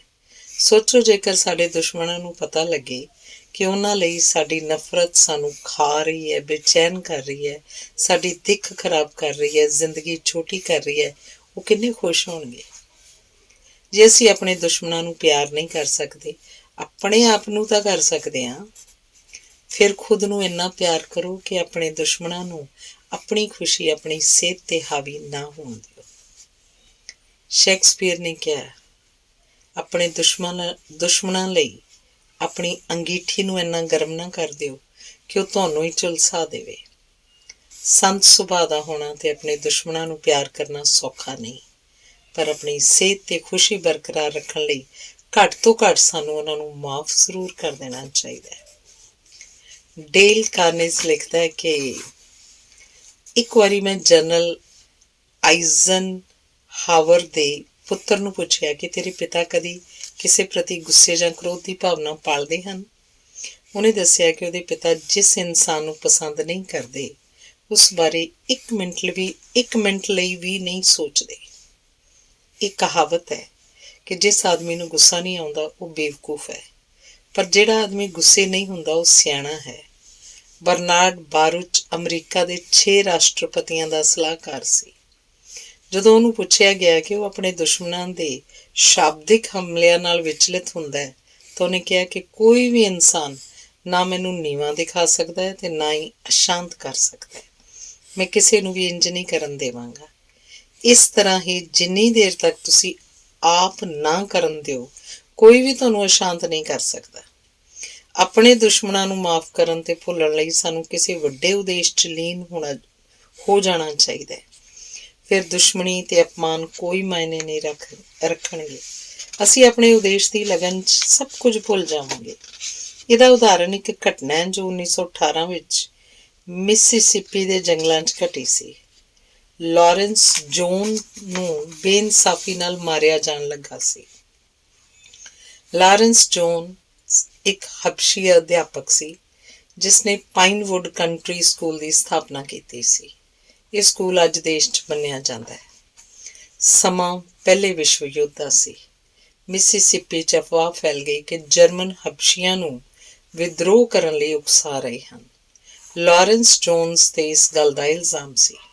ਕੁਝ ਗੋਰਿਆਂ ਨੇ ਉਹਨੂੰ ਇੱਕ ਗਿਰਜੇ ਦੇ ਬਾਹਰ ਇਕੱਠੀ ਹੋਈ ਭੀੜ ਨੂੰ ਇਹ ਕਹਿੰਦਿਆਂ ਸੁਣਿਆ ਸੀ, ਜੀਵਨ ਇੱਕ ਸੰਗਰਾਮ ਹੈ ਜਿਸ ਵਿੱਚ ਹਰ ਹਬਸ਼ੀ ਨੂੰ ਆਪਣਾ ਜ਼ਰਾ ਬਖਤਰ ਕੱਸ ਕੇ ਆਪਣੀ ਸਫਲਤਾ ਤੇ ਬਚਾਅ ਲਈ ਲੜਨਾ ਚਾਹੀਦਾ ਹੈ। ਲੜਨਾ ਤੇ ਜ਼ਰਾ ਬਖਤਰ ਇਹ 2 ਸ਼ਬਦ ਇਹੋ ਜਿਹੇ ਸਨ ਜਿਨ੍ਹਾਂ ਨੂੰ ਸੁਣ ਕੇ ਉਹ ਗੋਰੇ ਲੋਕਾਂ ਦੀ ਭੀੜ ਇਕੱਠੀ ਕਰ ਲਿਆਏ। ਗਿਰਜੇ ਕੋਲ ਪਰਤ ਕੇ ਉਹਨਾਂ ਨੇ ਲਾਰੈਂਸ ਜੋਨਸ ਦੇ ਦੁਆਲੇ ਰੱਸਾ ਲਪੇਟ ਦਿੱਤਾ। ਫਿਰ ਉਹਨੂੰ ਲਗਭਗ 1 ਮੀਲ ਤੱਕ ਧਰੂੰਦੇ ਹੋਏ ਲੈ ਗਏ। ਉਹਨਾਂ ਨੇ ਜੋਨਸ ਨੂੰ ਬਾਲਣ ਦੇ ਢੇਰ ਉੱਤੇ ਖੜਾ ਕਰ ਦਿੱਤਾ। ਜਦੋਂ ਉਹਨੂੰ ਇੱਕੋ ਵੇਲੇ ਸਾੜਨ ਤੇ ਫਾਂਸੀ ਲਗਾਉਣ ਲੱਗੇ ਤਾਂ ਭੀੜ 'ਚੋਂ ਕਿਸੇ ਨੇ ਕਿਹਾ, ਮਰਨ ਤੋਂ ਪਹਿਲਾਂ ਇਹਨੂੰ ਬੋਲਣ ਦਿਓ। ਗਲ 'ਚ ਰੱਸਾ ਪਾਈ ਬਾਲਣ ਦੇ ਢੇਰ 'ਤੇ ਖੜੇ ਜੋਨਸ ਨੇ ਭੀੜ ਨੂੰ ਆਪਣੇ ਜੀਵਨ ਦੇ ਉਦੇਸ਼ ਬਾਰੇ ਦੱਸਿਆ। ਉਹਨੇ 1907 ਵਿੱਚ ਲੋਆ ਯੂਨੀਵਰਸਿਟੀ ਤੋਂ ਗ੍ਰੈਜੂਏਸ਼ਨ ਕੀਤੀ ਸੀ। ਉਹਦੇ ਚਰਿੱਤਰ ਅਤੇ ਸੰਗੀਤ ਦੀ ਯੋਗਤਾ ਕਰਕੇ ਉਹ ਆਪਣੇ ਵਿਦਿਆਰਥੀਆਂ ਤੇ ਅਧਿਆਪਕਾਂ 'ਚ ਬੜਾ ਮਸ਼ਹੂਰ ਸੀ। ਇੱਕ ਬੜੇ ਵੱਡੇ ਹੋਟਲ ਦੇ ਮਾਲਕ ਨੇ ਉਹਨੂੰ ਕਾਰੋਬਾਰ ਦੀ ਪੇਸ਼ਕਸ਼ ਕੀਤੀ। ਇੱਕ ਹੋਰ ਅਮੀਰ ਬੰਦੇ ਨੇ ਉਹਨੂੰ ਅੱਗੇ ਹੋਰ ਸੰਗੀਤ ਦੀ ਸਿਖਲਾਈ ਲਈ ਖਰਚਾ ਦੇਣ ਲਈ ਤਜਵੀਜ਼ ਪੇਸ਼ ਕੀਤੀ, ਪਰ ਉਹ ਤਾਂ ਜੀਵਨ ਨੂੰ ਕਿਸੇ ਹੋਰ ਲੇਖੇ ਲਾਉਣਾ ਚਾਹੁੰਦਾ ਸੀ। ਬੁੱਕਰ ਟੀ ਵਾਸ਼ਿੰਗਟਨ ਦੀ ਜੀਵਨੀ ਨੇ ਉਹਨੂੰ ਬਹੁਤ ਪ੍ਰਭਾਵਿਤ ਕੀਤਾ ਸੀ। ਉਹ ਆਪਣਾ ਜੀਵਨ ਆਪਣੀ ਕੌਮ ਦੇ ਗਰੀਬੀ ਦੇ ਮਾਰੇ ਅਨਪੜ੍ਹ ਲੋਕਾਂ ਨੂੰ ਪੜ੍ਹਾਉਣ 'ਚ ਲਗਾਉਣਾ ਚਾਹੁੰਦਾ ਸੀ। ਇਸ ਲਈ ਉਹ ਦੱਖਣ ਦੇ ਸਭ ਤੋਂ ਪਛੜੇ ਇਲਾਕੇ 'ਚ ਆ ਗਿਆ, ਜਿਹੜਾ ਜੈਕਸਨ ਮਿਸਿਸਿਪੀ ਤੋਂ 25 ਮੀਲ ਦੱਖਣ ਵੱਲ ਸੀ। ਉਹਨੇ ਆਪਣੀ ਘੜੀ $1.65 'ਚ ਗਹਿਣੇ ਰੱਖ ਦਿੱਤੀ ਤੇ ਖੁੱਲ੍ਹੀ ਜਗ੍ਹਾ ਦਰਖਤਾਂ ਹੇਠ ਸਕੂਲ ਸ਼ੁਰੂ ਕਰ ਦਿੱਤਾ। ਲਾਰੈਂਸ ਜੋਨਸ ਨੇ ਉਸ ਭੀੜ ਨੂੰ ਆਪਣੇ ਸੰਘਰਸ਼ ਬਾਰੇ ਦੱਸਿਆ ਜਿਹੜਾ ਉਸਨੇ ਅਨਪੜ੍ਹ ਮੁੰਡੇ ਕੁੜੀਆਂ ਨੂੰ ਕਿਸਾਨ, ਮਕੈਨਿਕ ਤੇ ਘਰ ਦੀ ਦੇਖਭਾਲ ਕਰਨ ਵਾਲੇ ਬਣਾਉਣ ਲਈ ਕੀਤਾ ਸੀ। ਕਈ ਗੋਰਿਆਂ ਨੇ ਵੀ ਇਸ ਸਕੂਲ ਵਾਸਤੇ ਉਹਨੂੰ ਥਾਂ, ਲੱਕੜੀ, ਗਊਆਂ, ਸੂਰ ਤੇ ਪੈਸੇ ਦਿੱਤੇ ਸਨ। ਉਸੇ ਵੇਲੇ ਭੀੜ ਵਿੱਚੋਂ ਇੱਕ ਬਜ਼ੁਰਗ ਨੇ ਕਿਹਾ ਕਿ ਮੈਨੂੰ ਪੂਰਾ ਯਕੀਨ ਹੈ ਕਿ ਇਹ ਬੰਦਾ ਸੱਚ ਬੋਲ ਰਿਹਾ ਹੈ। ਜਿਨ੍ਹਾਂ ਗੋਰੇ ਬੰਦਿਆਂ ਦੇ ਇਹਨੇ ਨਾਂ ਲਏ ਹਨ, ਮੈਂ ਉਹਨਾਂ ਨੂੰ ਜਾਣਦਾ। ਇਹ ਬਹੁਤ ਚੰਗਾ ਕੰਮ ਕਰ ਰਿਹਾ ਹੈ। ਇਹਨੂੰ ਫਾਂਸੀ ਲਾਉਣ ਦੀ ਥਾਂ ਸਾਨੂੰ ਇਹਦੀ ਮਦਦ ਕਰਨੀ ਚਾਹੀਦੀ ਹੈ। ਬਾਅਦ ਵਿੱਚ ਜਦੋਂ ਲਾਰੈਂਸ ਜੋਨਸ ਨੂੰ ਪੁੱਛਿਆ ਗਿਆ ਕਿ ਉਹ ਉਹਨਾਂ ਲੋਕਾਂ ਨੂੰ ਨਫ਼ਰਤ ਕਰਦਾ ਹੈ ਜਿਹੜੇ ਉਹਨੂੰ ਬੰਨ੍ਹ ਕੇ ਘਸੀਟਦੇ ਹੋਏ ਫਾਂਸੀ ਲਗਾਉਣ ਤੇ ਸਾੜਨ ਲਈ ਲੈ ਗਏ ਸਨ, ਤਾਂ ਉਹਨੇ ਉੱਤਰ ਦਿੱਤਾ ਸੀ, ਮੈਂ ਆਪਣੇ ਉਦੇਸ਼ 'ਚ ਮਸਰੂਫ ਹਾਂ। ਮੇਰੇ ਕੋਲ ਲੜਨ ਲਈ ਤੇ ਪਛਤਾਵੇ ਲਈ ਵਕਤ ਨਹੀਂ, ਤੇ ਮੈਨੂੰ ਕੋਈ ਵੀ ਬੰਦਾ ਇੰਨਾ ਥੱਲੇ ਨਹੀਂ ਡੇਗ ਸਕਦਾ ਕਿ ਮੈਂ ਉਹਨੂੰ ਨਫ਼ਰਤ ਕਰ ਸਕਾਂ। ਕੈਨੇਡਾ ਦੇ ਇੱਕ ਬਹੁਤ ਹੀ ਖੂਬਸੂਰਤ ਪਹਾੜ ਦਾ ਨਾਮ ਬਰਤਾਨੀਆ ਦੀ ਇੱਕ ਨਰਸ ਈਡਿਥ ਕਾਵੇਲ ਦੇ ਨਾਂ ਤੇ ਰੱਖਿਆ ਹੋਇਆ ਹੈ। ਈਡਿਥ 12 ਅਕਤੂਬਰ 1915 ਨੂੰ ਜਰਮਨ ਫਾਇਰਿੰਗ ਸਕੁਐਡ ਦੇ ਸਾਹਮਣੇ ਕਿਸੇ ਸੰਤ ਵਾਂਗ ਗਈ ਸੀ। ਉਹਦਾ ਕਸੂਰ ਕੇਵਲ ਇੰਨਾ ਸੀ ਕਿ ਉਹਨੇ ਆਪਣੇ ਬੈਲਜੀਅਨ ਦੇ ਘਰ ਵਿੱਚ ਜ਼ਖਮੀ ਅੰਗਰੇਜ਼ ਤੇ ਫਰਾਂਸੀਸੀ ਸੈਨਿਕਾਂ ਨੂੰ ਛੁਪਾ ਕੇ ਉਹਨਾਂ ਦੀ ਸੇਵਾ ਕੀਤੀ ਸੀ ਤੇ ਉਹਨਾਂ ਨੂੰ ਬਚ ਕੇ ਹਾਲੈਂਡ ਜਾਣ 'ਚ ਮਦਦ ਕੀਤੀ ਸੀ। 4 ਸਾਲਾਂ ਬਾਅਦ ਉਹਦਾ ਸਰੀਰ ਇੰਗਲੈਂਡ ਲਿਆਂਦਾ ਗਿਆ। ਵੈਸਟਮਿੰਸਟਰ ਐਬੀ ਵਿੱਚ ਉਸ ਲਈ ਅੰਤਿਮ ਪ੍ਰਾਰਥਨਾ ਕੀਤੀ ਗਈ। ਈਡਿਥ ਕਾਵੇਲ ਦੀ ਮੂਰਤੀ ਨੈਸ਼ਨਲ ਪੋਰਟਰੇਟ ਗੈਲਰੀ ਦੇ ਸਾਹਮਣੇ ਲੱਗੀ ਹੋਈ ਹੈ, ਜਿਹਦੇ ਥੱਲੇ ਉਹਦੇ ਅੰਤਿਮ ਵਾਕ ਉਕਰੇ ਹੋਏ ਹਨ। ਮੈਂ ਜਾਣਿਆ ਹੈ ਕਿ ਇਕੱਲੀ ਦੇਸ਼ ਭਗਤੀ ਹੀ ਕਾਫੀ ਨਹੀਂ, ਮੇਰੇ ਮਨ ਵਿੱਚ ਕਿਸੇ ਲਈ ਨਫ਼ਰਤ ਤੇ ਕੜਵਾਹਟ ਵੀ ਨਹੀਂ ਹੋਣੀ ਚਾਹੀਦੀ। ਇਪਿਕਟੇਟਸ ਨੇ 19 ਸਦੀਆਂ ਪਹਿਲਾਂ ਦੱਸਿਆ ਸੀ, ਅਸੀਂ ਜੈਸਾ ਕਰਦੇ ਹਾਂ ਵੈਸੇ ਹੀ ਭਰਦੇ ਹਾਂ। ਕਿਸਮਤ ਹਮੇਸ਼ਾ ਸਾਨੂੰ ਆਪਣੇ ਮਾੜੇ ਕੰਮਾਂ ਦਾ ਮੁੱਲ ਚੁਕਾਉਣ ਲਈ ਮਜਬੂਰ ਕਰਦੀ ਹੈ। ਉਹਦਾ ਕਹਿਣਾ ਸੀ ਕਿ ਹਰ ਇਨਸਾਨ ਨੂੰ ਆਪਣੇ ਮਾੜੇ ਕਰਮਾਂ ਦੀ ਸਜ਼ਾ ਭੁਗਤਣੀ ਹੀ ਪੈਂਦੀ ਹੈ। ਜੋ ਇਨਸਾਨ ਇਹ ਗੱਲ ਯਾਦ ਰੱਖੇਗਾ ਉਹ ਕਿਸੇ ਨਾਲ ਨਾਰਾਜ਼ ਨਹੀਂ ਹੋਏਗਾ, ਕਿਸੇ ਦਾ ਅਪਮਾਨ ਨਹੀਂ ਕਰੇਗਾ, ਕਿਸੇ ਨੂੰ ਸ਼ਰਮਿੰਦਾ ਨਹੀਂ ਕਰੇਗਾ, ਗਾਲਾਂ ਨਹੀਂ ਕੱਢੇਗਾ, ਕਿਸੇ ਨੂੰ ਦੁਖੀ ਨਹੀਂ ਕਰੇਗਾ। ਧੰਨਵਾਦ। ਅਗਲਾ ਲੇਖ ਹੈ, ਨਾ ਸ਼ੁਕਰਗੁਜ਼ਾਰੀ ਲਈ ਕਿੰਜ ਚਿੰਤਤ ਨਾ ਹੋਇਆ ਜਾਏ। ਡੇਲ ਕਾਰਨੇਗੀ ਕਹਿੰਦਾ ਹੈ ਕਿ ਮੈਂ ਟੈਕਸਾਸ ਦੇ ਇੱਕ ਬਿਜ਼ਨਸਮੈਨ ਨੂੰ ਮਿਲਿਆ ਜੋ ਕਿ ਰੋਸ ਨਾਲ ਭਰਿਆ ਹੋਇਆ ਸੀ। ਜਿਸ ਗੱਲ ਦਾ ਉਹਨੂੰ ਗੁੱਸਾ ਸੀ ਉਹ ਲਗਭਗ 11 ਮਹੀਨੇ ਪਹਿਲਾਂ ਹੋਈ ਸੀ, ਪਰ ਅਜੇ ਤੱਕ ਉਹਦੇ ਮਨ 'ਚ ਉਸ ਗੱਲ ਨੂੰ ਲੈ ਕੇ ਬੇਹੱਦ ਕ੍ਰੋਧ ਤੇ ਰੋਸ ਸੀ। ਗੱਲ ਇਸ ਤਰ੍ਹਾਂ ਹੋਈ ਕਿ ਉਸਨੇ ਆਪਣੇ 34 ਕਰਮਚਾਰੀਆਂ ਨੂੰ ਕ੍ਰਿਸਮਸ ਬੋਨਸ ਦੇ ਤੌਰ ਤੇ $10,000 ਦਿੱਤੇ। ਲਗਭਗ $300 ਹਰ ਬੰਦੇ ਦੇ ਹਿੱਸੇ ਆਏ, ਪਰ ਕਿਸੇ ਇੱਕ ਬੰਦੇ ਨੇ ਵੀ ਉਹਨੂੰ ਧੰਨਵਾਦ ਦੇ 2 ਸ਼ਬਦ ਤੱਕ ਨਹੀਂ ਕਹੇ। ਉਹਨੇ ਮੈਨੂੰ ਸ਼ਿਕਾਇਤ ਕੀਤੀ, ਮੈਨੂੰ ਅਫਸੋਸ ਹੈ ਕਿ ਮੈਂ ਉਹਨਾਂ ਨੂੰ ਬੋਨਸ ਵੀ ਕਿਉਂ ਦਿੱਤਾ। ਕਨਫਿਊਸ਼ੀਅਸ ਕਹਿੰਦਾ ਹੈ ਕਿ ਕ੍ਰੋਧਿਤ ਇਨਸਾਨ ਜ਼ਹਿਰ ਨਾਲ ਭਰਿਆ ਹੁੰਦਾ ਹੈ। ਇਸ ਬਿਜ਼ਨਸਮੈਨ ਨੇ, ਜਿਹਦੀ ਉਮਰ ਲਗਭਗ 60 ਸਾਲ ਦੀ ਸੀ, ਆਪਣੀ ਬਚੀ ਹੋਈ ਉਮਰ ਦਾ ਇੱਕ ਖੂਬਸੂਰਤ ਕੀਮਤੀ ਸਾਲ ਕੜਵਾਹਟ ਤੇ ਰੋਸ 'ਚ ਗੁਆ ਲਿਆ ਸੀ। ਮਨ ਵਿੱਚ ਇੰਨਾ ਕ੍ਰੋਧ ਤੇ ਰੋਸ ਨਾ ਰੱਖ ਕੇ ਉਹਨੂੰ ਆਪਣੇ ਆਪ ਤੋਂ ਪੁੱਛਣਾ ਚਾਹੀਦਾ ਸੀ, ਕਿਉਂ ਕਿਸੇ ਇੱਕ ਨੇ ਵੀ ਬੋਨਸ ਲਈ ਮੇਰਾ ਧੰਨਵਾਦ ਨਹੀਂ ਕੀਤਾ। ਹੋ ਸਕਦਾ ਆਪਣੇ ਕਰਮਚਾਰੀਆਂ ਨੂੰ ਘੱਟ ਪੈਸੇ ਦਿੰਦਾ ਹੋਵੇ ਤੇ ਕੰਮ ਵੱਧ ਕਰਵਾਉਂਦਾ ਹੋਵੇ। ਹੋ ਸਕਦਾ ਹੈ ਕਰਮਚਾਰੀਆਂ ਨੇ ਬੋਨਸ ਨੂੰ ਤੋਹਫਾ ਨਹੀਂ ਬਲਕਿ ਆਪਣੀ ਮਿਹਨਤ ਦਾ ਇਵਜ਼ ਸਮਝਿਆ ਹੋਵੇ। ਹੋ ਸਕਦਾ ਆਪਣੇ ਕਰਮਚਾਰੀਆਂ ਦੀ ਬਹੁਤ ਨੁਕਤਾਚੀਨੀ ਕਰਦਾ ਹੋਵੇ, ਉਹਦਾ ਵਰਤਾਰਾ ਚੰਗਾ ਨਾ ਹੋਵੇ ਤੇ ਕਰਮਚਾਰੀ ਉਸ ਤੱਕ ਆਸਾਨੀ ਨਾਲ ਪਹੁੰਚ ਹੀ ਨਾ ਸਕਦੇ ਹੋਣ। ਉਹਨਾਂ ਸੋਚਿਆ ਹੋਵੇ ਕਿ ਉਹਦਾ ਬਹੁਤਾ ਲਾਭ ਤਾਂ ਟੈਕਸ ਵਿੱਚ ਚਲਾ ਜਾਣਾ ਸੀ, ਇਸ ਲਈ ਉਹਨੇ ਬੋਨਸ ਦੇ ਦਿੱਤਾ। ਦੂਜੇ ਪਾਸੇ ਹੋ ਸਕਦਾ ਉਹਦੇ ਕਰਮਚਾਰੀ ਨਾ ਸ਼ੁਕਰੇ, ਸੁਆਰਥੀ, ਕਮੀਨੇ ਤੇ ਬਦਤਮੀਜ਼ ਹੋਣ। ਡਾਕਟਰ ਸੈਮੂਅਲ ਜੌਨਸਨ ਦੇ ਅਨੁਸਾਰ ਅਹਿਸਾਨਮੰਦੀ ਉਹ ਫਲ ਹੈ ਜੋ ਬੜੀ ਦੇਖਭਾਲ ਤੇ ਮਿਹਨਤ ਨਾਲ ਲੱਗਦਾ ਹੈ। ਬੇਵਕੂਫਾਂ ਵਿੱਚ ਇਹ ਗੁਣ ਨਹੀਂ ਹੁੰਦਾ। ਬੇਵਕੂਫ ਇਹਨੂੰ ਨਹੀਂ ਉਗਾ ਸਕਦੇ। ਜੇ ਤੁਸੀਂ ਕਿਸੇ ਦੀ ਜਾਨ ਵੀ ਬਚਾਉਂਦੇ ਹੋ, ਕਿ ਤੁਸੀਂ ਸੋਚਦੇ ਹੋ ਕਿ ਉਹ ਤੁਹਾਡਾ ਅਹਿਸਾਨਮੰਦ ਹੋਏਗਾ? ਸ਼ਾਇਦ ਤੁਸੀਂ ਇੰਝ ਸੋਚੋਗੇ। ਸੈਮੂਅਲ ਲਿਬੋਵਿਜ਼ ਇੱਕ ਕ੍ਰਿਮੀਨਲ ਵਕੀਲ ਸੀ। ਉਹਨੇ 78 ਬੰਦਿਆਂ ਨੂੰ ਮੌਤ ਦੀ ਸਜ਼ਾ ਤੋਂ ਬਚਾਇਆ ਤੇ ਜਿਨ੍ਹਾਂ ਵਿੱਚੋਂ ਕਿਸੇ ਇੱਕ ਨੇ ਵੀ ਉਹਦਾ ਸ਼ੁਕਰੀਆ ਨਹੀਂ ਕੀਤਾ। ਜੀਸਸ ਕ੍ਰਾਈਸਟ ਨੇ ਇੱਕ ਦਿਨ ਵਿੱਚ 10 ਕਰੋੜ ਦੇ ਰੋਗੀ ਠੀਕ ਕੀਤੇ ਸਨ। ਉਹਨਾਂ ਵਿੱਚੋਂ ਕੇਵਲ ਇੱਕ ਨੇ ਉਹਦਾ ਧੰਨਵਾਦ ਕੀਤਾ ਸੀ, ਬਾਕੀ ਬਿਨਾਂ ਕੁਝ ਕਿਹਾ ਭੱਜ ਗਏ ਸਨ। ਫਿਰ ਕਿਉਂ ਮੈਂ ਤੁਸੀਂ ਤੇ ਟੈਕਸਾਸ ਦਾ ਉਹ ਬਿਜ਼ਨਸਮੈਨ ਆਪਣੀਆਂ ਛੋਟੀਆਂ ਮਿਹਰਬਾਨੀਆਂ ਵਾਸਤੇ ਅਹਿਸਾਨ ਦੀ ਉਮੀਦ ਰੱਖੀਏ। ਜਿੱਥੇ ਪੈਸੇ ਦਾ ਸਵਾਲ ਆਉਂਦਾ ਹੈ, ਹਾਲਤ ਹੋਰ ਵੀ ਖਰਾਬ ਹੁੰਦੀ ਹੈ। ਜੇ ਤੁਸੀਂ ਆਪਣੇ ਕਿਸੇ ਰਿਸ਼ਤੇਦਾਰ ਨੂੰ ਲੱਖ ਰੁਪਏ ਦੇ ਦਿਓਗੇ ਤਾਂ ਕਿ ਉਹ ਤੁਹਾਡਾ ਅਹਿਸਾਨਮੰਦ ਹੋਏਗਾ। ਐਂਡਰਿਊ ਕਾਰਨਜ਼ ਨੇ ਆਪਣੇ ਇੱਕ ਰਿਸ਼ਤੇਦਾਰ ਨੂੰ ਆਪਣੀ ਵਸੀਅਤ ਵਿੱਚ ਇੱਕ ਮਿਲੀਅਨ ਡਾਲਰ ਦਿੱਤੇ। ਜੇ ਉਹ ਆਪਣੀ ਕਬਰ ਵਿੱਚ ਉੱਠ ਕੇ ਆਉਂਦਾ ਤਾਂ ਦੇਖਦਾ ਕਿ ਉਹ ਰਿਸ਼ਤੇਦਾਰ ਉਹਨੂੰ ਕਿਵੇਂ ਕੋਸ ਰਿਹਾ ਸੀ, ਕਿਉਂਕਿ ਉਹਨੇ 365 ਮਿਲੀਅਨ ਡਾਲਰ ਚੈਰਿਟੀ ਨੂੰ ਦਿੱਤੇ ਸਨ। ਇਹ ਇਨਸਾਨੀ ਫਿਤਰਤ ਹੈ, ਇਨਸਾਨੀ ਸੁਭਾਅ ਹੈ, ਇਸ ਲਈ ਇਹਨੂੰ ਮੰਨ ਕੇ ਸੱਚਾਈ ਨੂੰ ਕਬੂਲ ਕਰ ਲੈਣਾ ਚਾਹੀਦਾ ਹੈ। ਮਾਰਕਸ ਔਰਲੀਅਸ ਨੇ ਆਪਣੀ ਡਾਇਰੀ 'ਚ ਲਿਖਿਆ ਹੈ, ਮੈਂ ਅੱਜ ਐਸੇ ਬੰਦਿਆਂ ਨੂੰ ਮਿਲਾਂਗਾ ਜੋ ਬਹੁਤ ਬੋਲਦੇ ਹਨ, ਸਵਾਰਥੀ ਹਨ, ਨਾ ਸ਼ੁਕਰਗੁਜ਼ਾਰ ਹਨ, ਆਤਮ ਕੇਂਦਰਿਤ ਹਨ, ਲੇਕਿਨ ਨਾ ਮੈਨੂੰ ਹੈਰਾਨੀ ਹੋਏਗੀ ਨਾ ਹੀ ਨਿਰਾਸ਼ਾ, ਕਿਉਂਕਿ ਇਹੋ ਜਿਹੇ ਲੋਕਾਂ ਤੋਂ ਬਿਨਾਂ ਸੰਸਾਰ ਦੀ ਮੈਂ ਕਲਪਨਾ ਨਹੀਂ ਕਰ ਸਕਦਾ।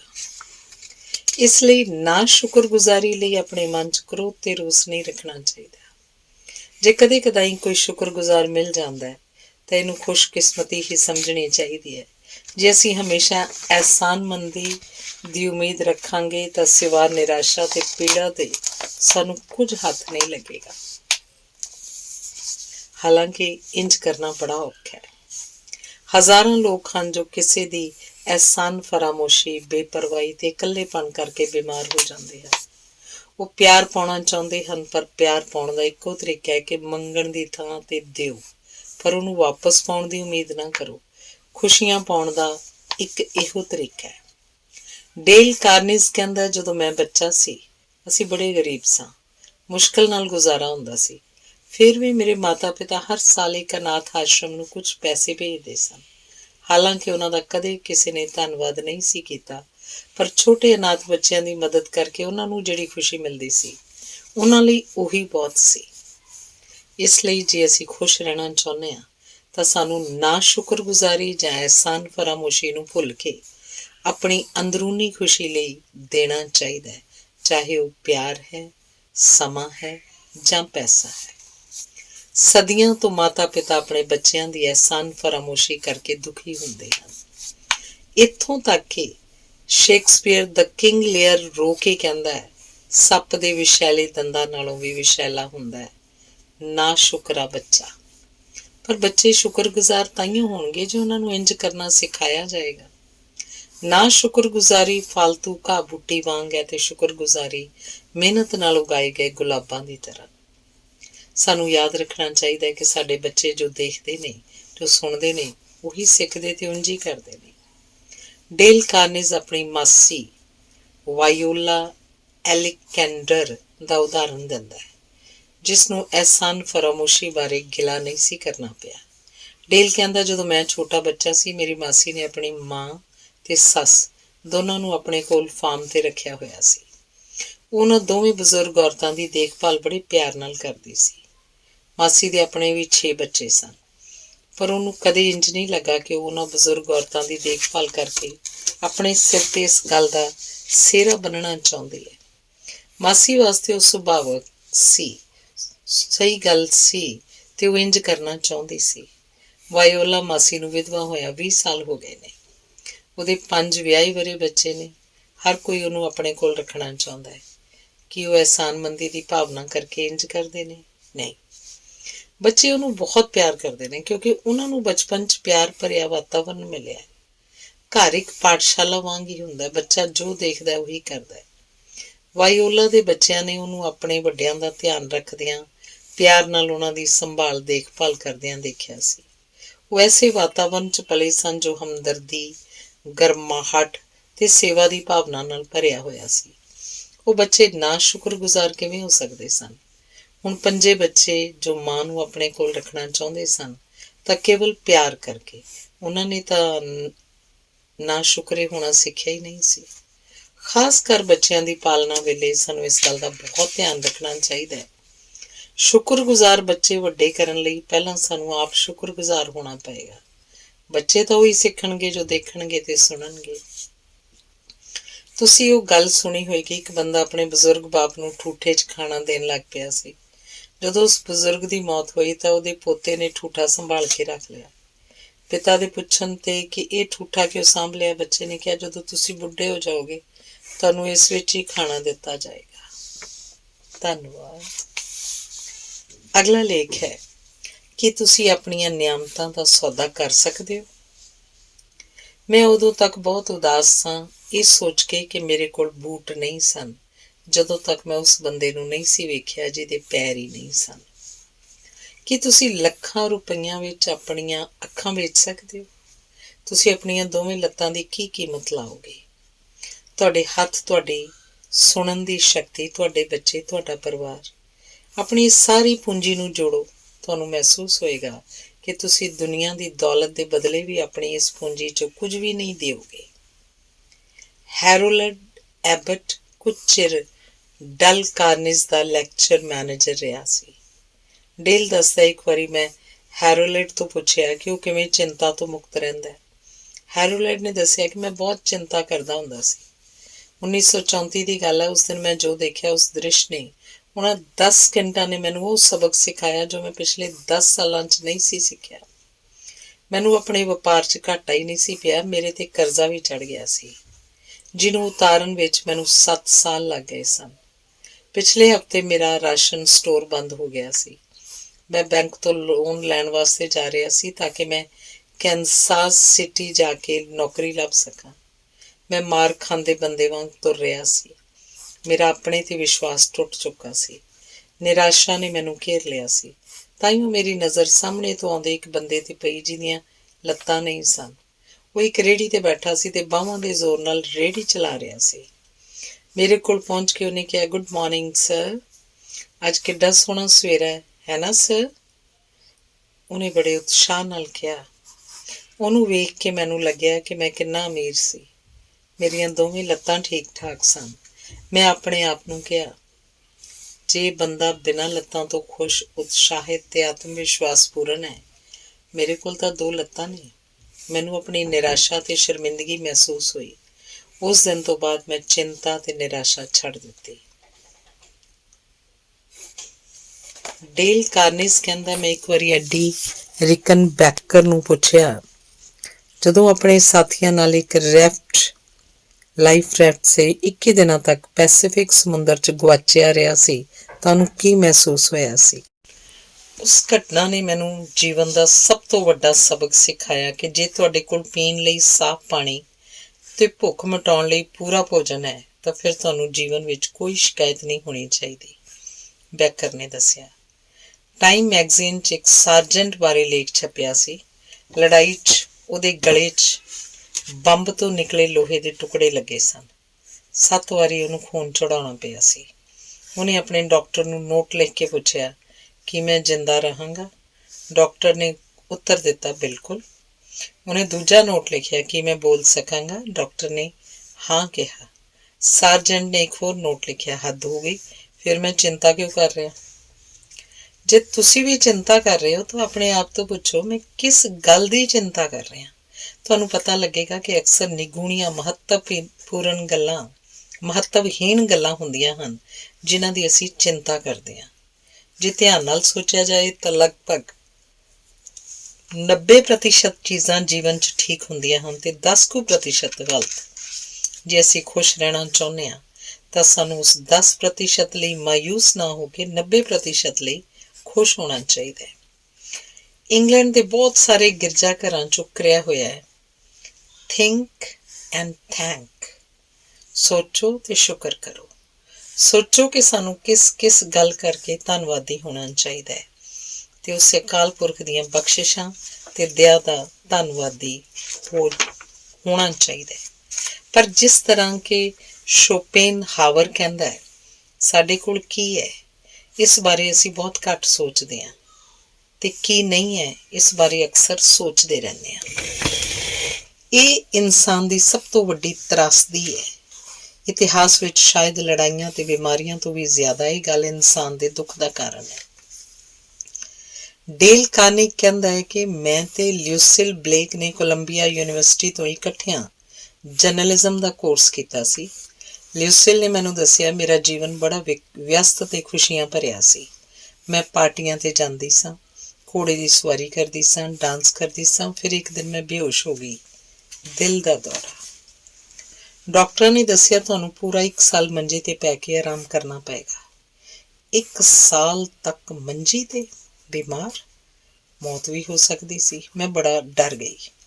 ਫਿਰ ਆਪਣੇ ਇੱਕ ਗੁਆਂਢੀ ਦੇ ਕਹਿਣ ਤੇ ਮੈਂ ਉਤਸ਼ਾਹਵਰਧਕ ਪੁਸਤਕਾਂ ਪੜ੍ਹਨੀਆਂ ਸ਼ੁਰੂ ਕੀਤੀਆਂ।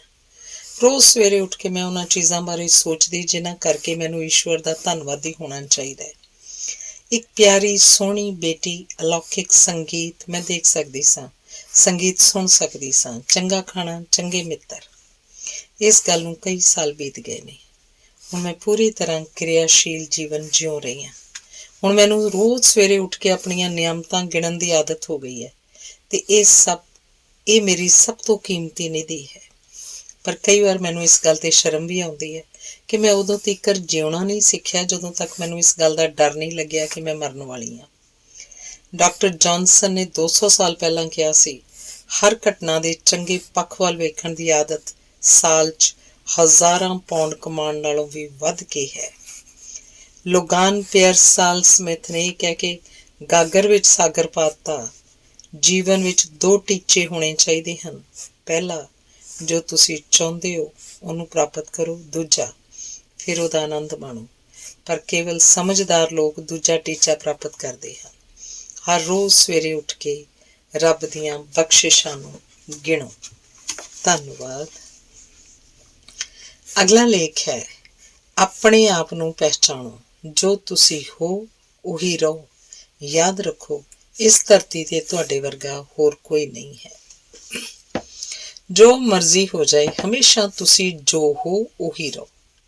ਆਪਣੇ ਆਪ ਤੋਂ ਇਲਾਵਾ ਕੋਈ ਹੋਰ ਬਣਨ ਦੀ ਇੱਛਾ ਬਹੁਤ ਸਾਰੇ ਮਾਨਸਿਕ ਵਿਕਾਰਾਂ, ਮਨੋਰੋਗਾਂ ਤੇ ਕੰਪਲੈਕਸਿਸ ਦਾ ਵੱਡਾ ਕਾਰਨ ਹੈ। ਐਂਗਲੋ ਗੁੰਜਲਾ ਪਾਟਰੀ ਨੇ ਬੱਚਿਆਂ ਨੂੰ ਸਿਖਾਉਣ ਬਾਰੇ 13 ਕਿਤਾਬਾਂ ਤੇ ਅਖਬਾਰਾਂ ਵਿੱਚ ਹਜ਼ਾਰਾਂ ਲੇਖ ਲਿਖੇ ਸਨ। ਉਹ ਕਹਿੰਦਾ, ਉਸ ਬੰਦੇ ਨਾਲੋਂ ਦੁਖੀ ਹੋਰ ਕੋਈ ਨਹੀਂ ਜਿਹੜਾ ਸਰੀਰਕ ਤੇ ਮਾਨਸਿਕ ਤੌਰ ਤੇ ਜੋ ਹੈ ਉਸ ਨਾਲੋਂ ਕਿਸੇ ਹੋਰ ਵਰਗਾ ਬਣਨਾ ਚਾਹੁੰਦਾ ਹੈ। ਪਾਲ ਬੋਇੰਟਨ ਇੱਕ ਬੜੀ ਤੇਲ ਦੀ ਕੰਪਨੀ ਦਾ ਇੰਪਲਾਇਮੈਂਟ ਡਾਇਰੈਕਟਰ ਸੀ। ਉਹਨੇ ਲਗਭਗ 60,000 ਨੌਕਰੀ ਪਾਉਣ ਦੇ ਇੱਛੁਕ ਯੁਵਕਾਂ ਦੀ ਇੰਟਰਵਿਊ ਲਈ ਸੀ। ਜਦੋਂ ਉਹਨੂੰ ਪੁੱਛਿਆ ਗਿਆ ਕਿ ਇੰਟਰਵਿਊ ਵੇਲੇ ਲੋਕ ਸਭ ਤੋਂ ਵੱਡੀ ਕਿਹੜੀ ਗਲਤੀ ਕਰਦੇ ਹਨ, ਉਹਨੇ ਦੱਸਿਆ, ਸਭ ਤੋਂ ਵੱਡੀ ਗਲਤੀ ਹੁੰਦੀ ਹੈ ਜੋ ਇਨਸਾਨ ਖੁਦ ਹੈ ਉਹਦੀ ਥਾਂ ਤੇ ਕੋਈ ਹੋਰ ਬਣਨ ਦੀ ਕੋਸ਼ਿਸ਼ ਕਰਨਾ ਤੇ ਉੱਤਰ ਦੇਣਾ ਜੋ ਸੋਚਦਾ ਹੈ ਕਿ ਇੰਟਰਵਿਊ ਲੈਣ ਵਾਲਾ ਚਾਹੁੰਦਾ ਹੈ, ਪਰ ਕੋਈ ਵੀ ਨਕਲੀ ਨੋਟ ਨਹੀਂ ਚਾਹੁੰਦਾ। ਇੱਕ ਬੱਸ ਕੰਡਕਟਰ ਦੀ ਬੇਟੀ ਗਾਇਕਾ ਬਣਨਾ ਚਾਹੁੰਦੀ ਸੀ, ਪਰ ਉਹਦਾ ਮੂੰਹ ਵੱਡਾ ਤੇ ਦੰਦ ਉੱਚੇ ਸਨ। ਜਦੋਂ ਪਹਿਲੀ ਵਾਰ ਉਹਨੇ ਨਿਊ ਜਰਸੀ ਦੇ ਇੱਕ ਨਾਈਟ ਕਲੱਬ 'ਚ ਗਾਇਆ ਤਾਂ ਉਹ ਉੱਪਰਲੇ ਬੁੱਲ੍ਹਾਂ ਨਾਲ ਦੰਦ ਛੁਪਾਉਣ ਦੀ ਕੋਸ਼ਿਸ਼ ਕਰ ਰਹੀ ਸੀ। ਇਸ ਚੇਸ਼ਟਾ ਕਰਕੇ ਉਹ ਸੋਹਣੀ ਲੱਗਣ ਦੀ ਥਾਂ ਤੇ ਬੇਵਕੂਫ ਲੱਗ ਰਹੀ ਸੀ। ਉਸੇ ਨਾਈਟ ਕਲੱਬ 'ਚ ਬੈਠੇ ਇੱਕ ਬੰਦੇ ਨੇ ਪਹਿਚਾਣ ਲਿਆ ਕਿ ਉਸ 'ਚ ਗਾਉਣ ਦੀ ਯੋਗਤਾ ਹੈ। ਉਹਨੇ ਲੜਕੀ ਨੂੰ ਕਿਹਾ, ਮੈਂ ਤੇਰਾ ਗਾਣਾ ਸੁਣ ਰਿਹਾ ਸਾਂ ਤੇ ਇਹ ਵੀ ਦੇਖ ਰਿਹਾ ਸਾਂ ਕਿ ਤੂੰ ਕੀ ਛੁਪਾਉਣ ਦੀ ਕੋਸ਼ਿਸ਼ ਕਰ ਰਹੀ ਸੈਂ। ਉੱਚੇ ਦੰਦ ਹੋਣਾ ਕੋਈ ਸ਼ਰਮ ਵਾਲੀ ਗੱਲ ਨਹੀਂ। ਤੂੰ ਇਹਨਾਂ ਨੂੰ ਛੁਪਾਉਣ ਦੀ ਕੋਸ਼ਿਸ਼ ਨਾ ਕਰ, ਸੁਭਾਵਕ ਹੋਵੇਗਾ। ਹੋ ਸਕਦਾ ਹੈ ਦੰਦ ਹੀ ਤੇਰੀ ਕਿਸਮਤ ਬਦਲ ਦੇਣ। ਕੈਸ ਡੇਲੀ ਨੇ ਉਸ ਬੰਦੇ ਦੀ ਸਲਾਹ ਮੰਨ ਲਈ। ਹੁਣ ਉਹ ਦੰਦਾਂ ਬਾਰੇ ਭੁੱਲ ਕੇ ਖੁੱਲ੍ਹ ਕੇ ਜੋਸ਼ ਨਾਲ ਗਾਉਂਦੀ ਸੀ। ਫਿਰ ਉਹ ਲੜਕੀ ਕੈਸ ਡੇਲੀ ਫਿਲਮਾਂ ਤੇ ਰੇਡੀਓ ਦੀ ਵੱਡੀ ਸਟਾਰ ਬਣੀ। ਹੁਣ ਦੂਜੇ ਕਲਾਕਾਰ ਉਸ ਵਾਂਗ ਬਣਨ ਦੀ ਕੋਸ਼ਿਸ਼ ਕਰਦੇ ਹਨ। ਵਿਲੀਅਮ ਜੇਮਸ ਉਹਨਾਂ ਲੋਕਾਂ ਬਾਰੇ ਗੱਲ ਕਰਦਾ ਹੈ ਜਿਹੜੇ ਆਪਣੇ ਆਪ ਨੂੰ ਪਹਿਚਾਣਦੇ ਹੀ ਨਹੀਂ। ਉਹ ਕਹਿੰਦਾ ਹੈ, ਆਮ ਬੰਦਾ ਆਪਣੀਆਂ ਅੰਦਰੂਨੀ ਮਾਨਸਿਕ ਸ਼ਕਤੀਆਂ ਦਾ ਕੇਵਲ 10% ਹੀ ਵਿਕਾਸ ਕਰਦਾ ਹੈ। ਅਸੀਂ ਕੇਵਲ ਅੱਧੇ ਜਾਗਦੇ ਹਾਂ। ਅਸੀਂ ਆਪਣੀ ਮਾਨਸਿਕ ਤੇ ਸਰੀਰਕ ਸ਼ਕਤੀ ਦਾ ਕੇਵਲ ਛੋਟਾ ਹਿੱਸਾ ਹੀ ਵਰਤਦੇ ਹਾਂ। ਹਰ ਇਨਸਾਨ 'ਚ ਕਈ ਤਰ੍ਹਾਂ ਦੀਆਂ ਤਾਕਤਾਂ, ਕਈ ਤਰ੍ਹਾਂ ਦੇ ਗੁਣ ਹੁੰਦੇ ਹਨ ਜਿਨ੍ਹਾਂ ਦਾ ਉਹ ਇਸਤੇਮਾਲ ਨਹੀਂ ਕਰਦਾ। ਸਾਡੇ ਸਭ ਵਿੱਚ ਇਹ ਤਾਕਤਾਂ ਹਨ। ਇਸ ਲਈ ਕਿਸੇ ਨੂੰ ਵੀ ਇਹ ਸੋਚਣ ਵਿੱਚ ਵਕਤ ਨਹੀਂ ਗਵਾਉਣਾ ਚਾਹੀਦਾ ਕਿ ਉਹ ਦੂਸਰਿਆਂ ਵਰਗਾ ਕਿਉਂ ਨਹੀਂ ਹੈ। ਹਰ ਇਨਸਾਨ ਦੁਨੀਆ 'ਚ ਆਪਣੀ ਤਰ੍ਹਾਂ ਦਾ ਆਪ ਹੀ ਹੈ। ਨਾ ਉਸ ਵਰਗਾ ਕੋਈ ਸੀ, ਨਾ ਹੈ ਤੇ ਨਾ ਹੀ ਹੋਏਗਾ। ਇਸ ਲਈ ਜੋ ਤੁਸੀਂ ਹੋ ਉਹੀ ਰਹੋ, ਕਿਸੇ ਦੀ ਨਕਲ ਨਾ ਕਰੋ। ਜਦੋਂ ਚਾਰਲੀ ਚੈਪਲਿਨ ਨੇ ਪਹਿਲਾਂ ਫਿਲਮਾਂ 'ਚ ਕੰਮ ਕਰਨਾ ਸ਼ੁਰੂ ਕੀਤਾ ਤਾਂ ਉਹਦਾ ਨਿਰਦੇਸ਼ਕ ਉਹਨੂੰ ਇੱਕ ਜਰਮਨ ਕਮੇਡੀਅਨ ਦੀ ਨਕਲ ਕਰਨ ਲਈ ਕਹਿੰਦਾ ਸੀ। ਜਦੋਂ ਤੀਕ ਉਹ ਇੰਜ ਕਰਦਾ ਰਿਹਾ, ਉਹ ਕਿਤੇ ਨਾ ਪੁੱਜਾ। ਪਰ ਜਦੋਂ ਉਹਨੇ ਆਪਣੀ ਅਸਲੀਅਤ ਨਾਲ ਕੰਮ ਕੀਤਾ, ਉਹ ਦੁਨੀਆ ਦਾ ਇੱਕ ਮਸ਼ਹੂਰ ਕਾਮੇਡੀ ਐਕਟਰ ਬਣ ਗਿਆ। ਫਿਲਮਾਂ 'ਚ ਬੜੇ ਐਕਟਰਾਂ ਨੇ ਦਲੀਪ ਕੁਮਾਰ ਦੀ ਨਕਲ ਕਰਕੇ ਸਥਾਪਿਤ ਹੋਣ ਦੀ ਕੋਸ਼ਿਸ਼ ਕੀਤੀ, ਪਰ ਇੰਜ ਨਾ ਹੋ ਸਕਿਆ। ਕਈ ਲੇਖਕ ਵੀ ਦੂਜੇ ਲੇਖਕਾਂ ਦੀ ਸ਼ੈਲੀ ਅਪਣਾਉਣ ਦੀ ਕੋਸ਼ਿਸ਼ ਕਰਦੇ ਹਨ, ਪਰ ਉਹ ਦੂਜੇ ਦਰਜੇ ਦੇ ਰਹਿ ਜਾਂਦੇ ਹਨ। ਹਰ ਕੋਈ ਦੁਨੀਆ 'ਚ ਨਵਾਂ ਹੈ। ਪ੍ਰਕਿਰਤੀ ਨੇ ਜੋ ਤੁਹਾਨੂੰ ਦਿੱਤਾ ਹੈ, ਉਹਦਾ ਲਾਭ ਉਠਾਓ। ਡੇਲ ਕਾਰਨੇਜ ਕਹਿੰਦਾ ਹੈ, ਸਾਰੀਆਂ ਲਲਿਤ ਕਲਾਵਾਂ ਸਵੈ ਜੀਵਨੀ ਵਾਂਗ ਹਨ। ਤੁਸੀਂ ਜੋ ਹੋ ਉਹੀ ਗਾ ਸਕਦੇ ਹੋ, ਉਹੀ ਚਿੱਤਰਿਤ ਕਰ ਸਕਦੇ ਹੋ। ਤੁਸੀਂ ਉਹ ਹੋ ਜੋ ਤੁਹਾਡੀ ਅਨੁਵਾਂਸ਼ਿਕਤਾ, ਤੁਹਾਡੇ ਮਾਹੌਲ, ਤੁਹਾਡੇ ਤਜਰਬੇ ਨੇ ਤੁਹਾਨੂੰ ਬਣਾਇਆ ਹੈ। ਕਿਸੇ ਦੀ ਨਕਲ ਕਰਨਾ ਆਤਮ ਹੱਤਿਆ ਕਰਨ ਦੇ ਬਰਾਬਰ ਹੈ।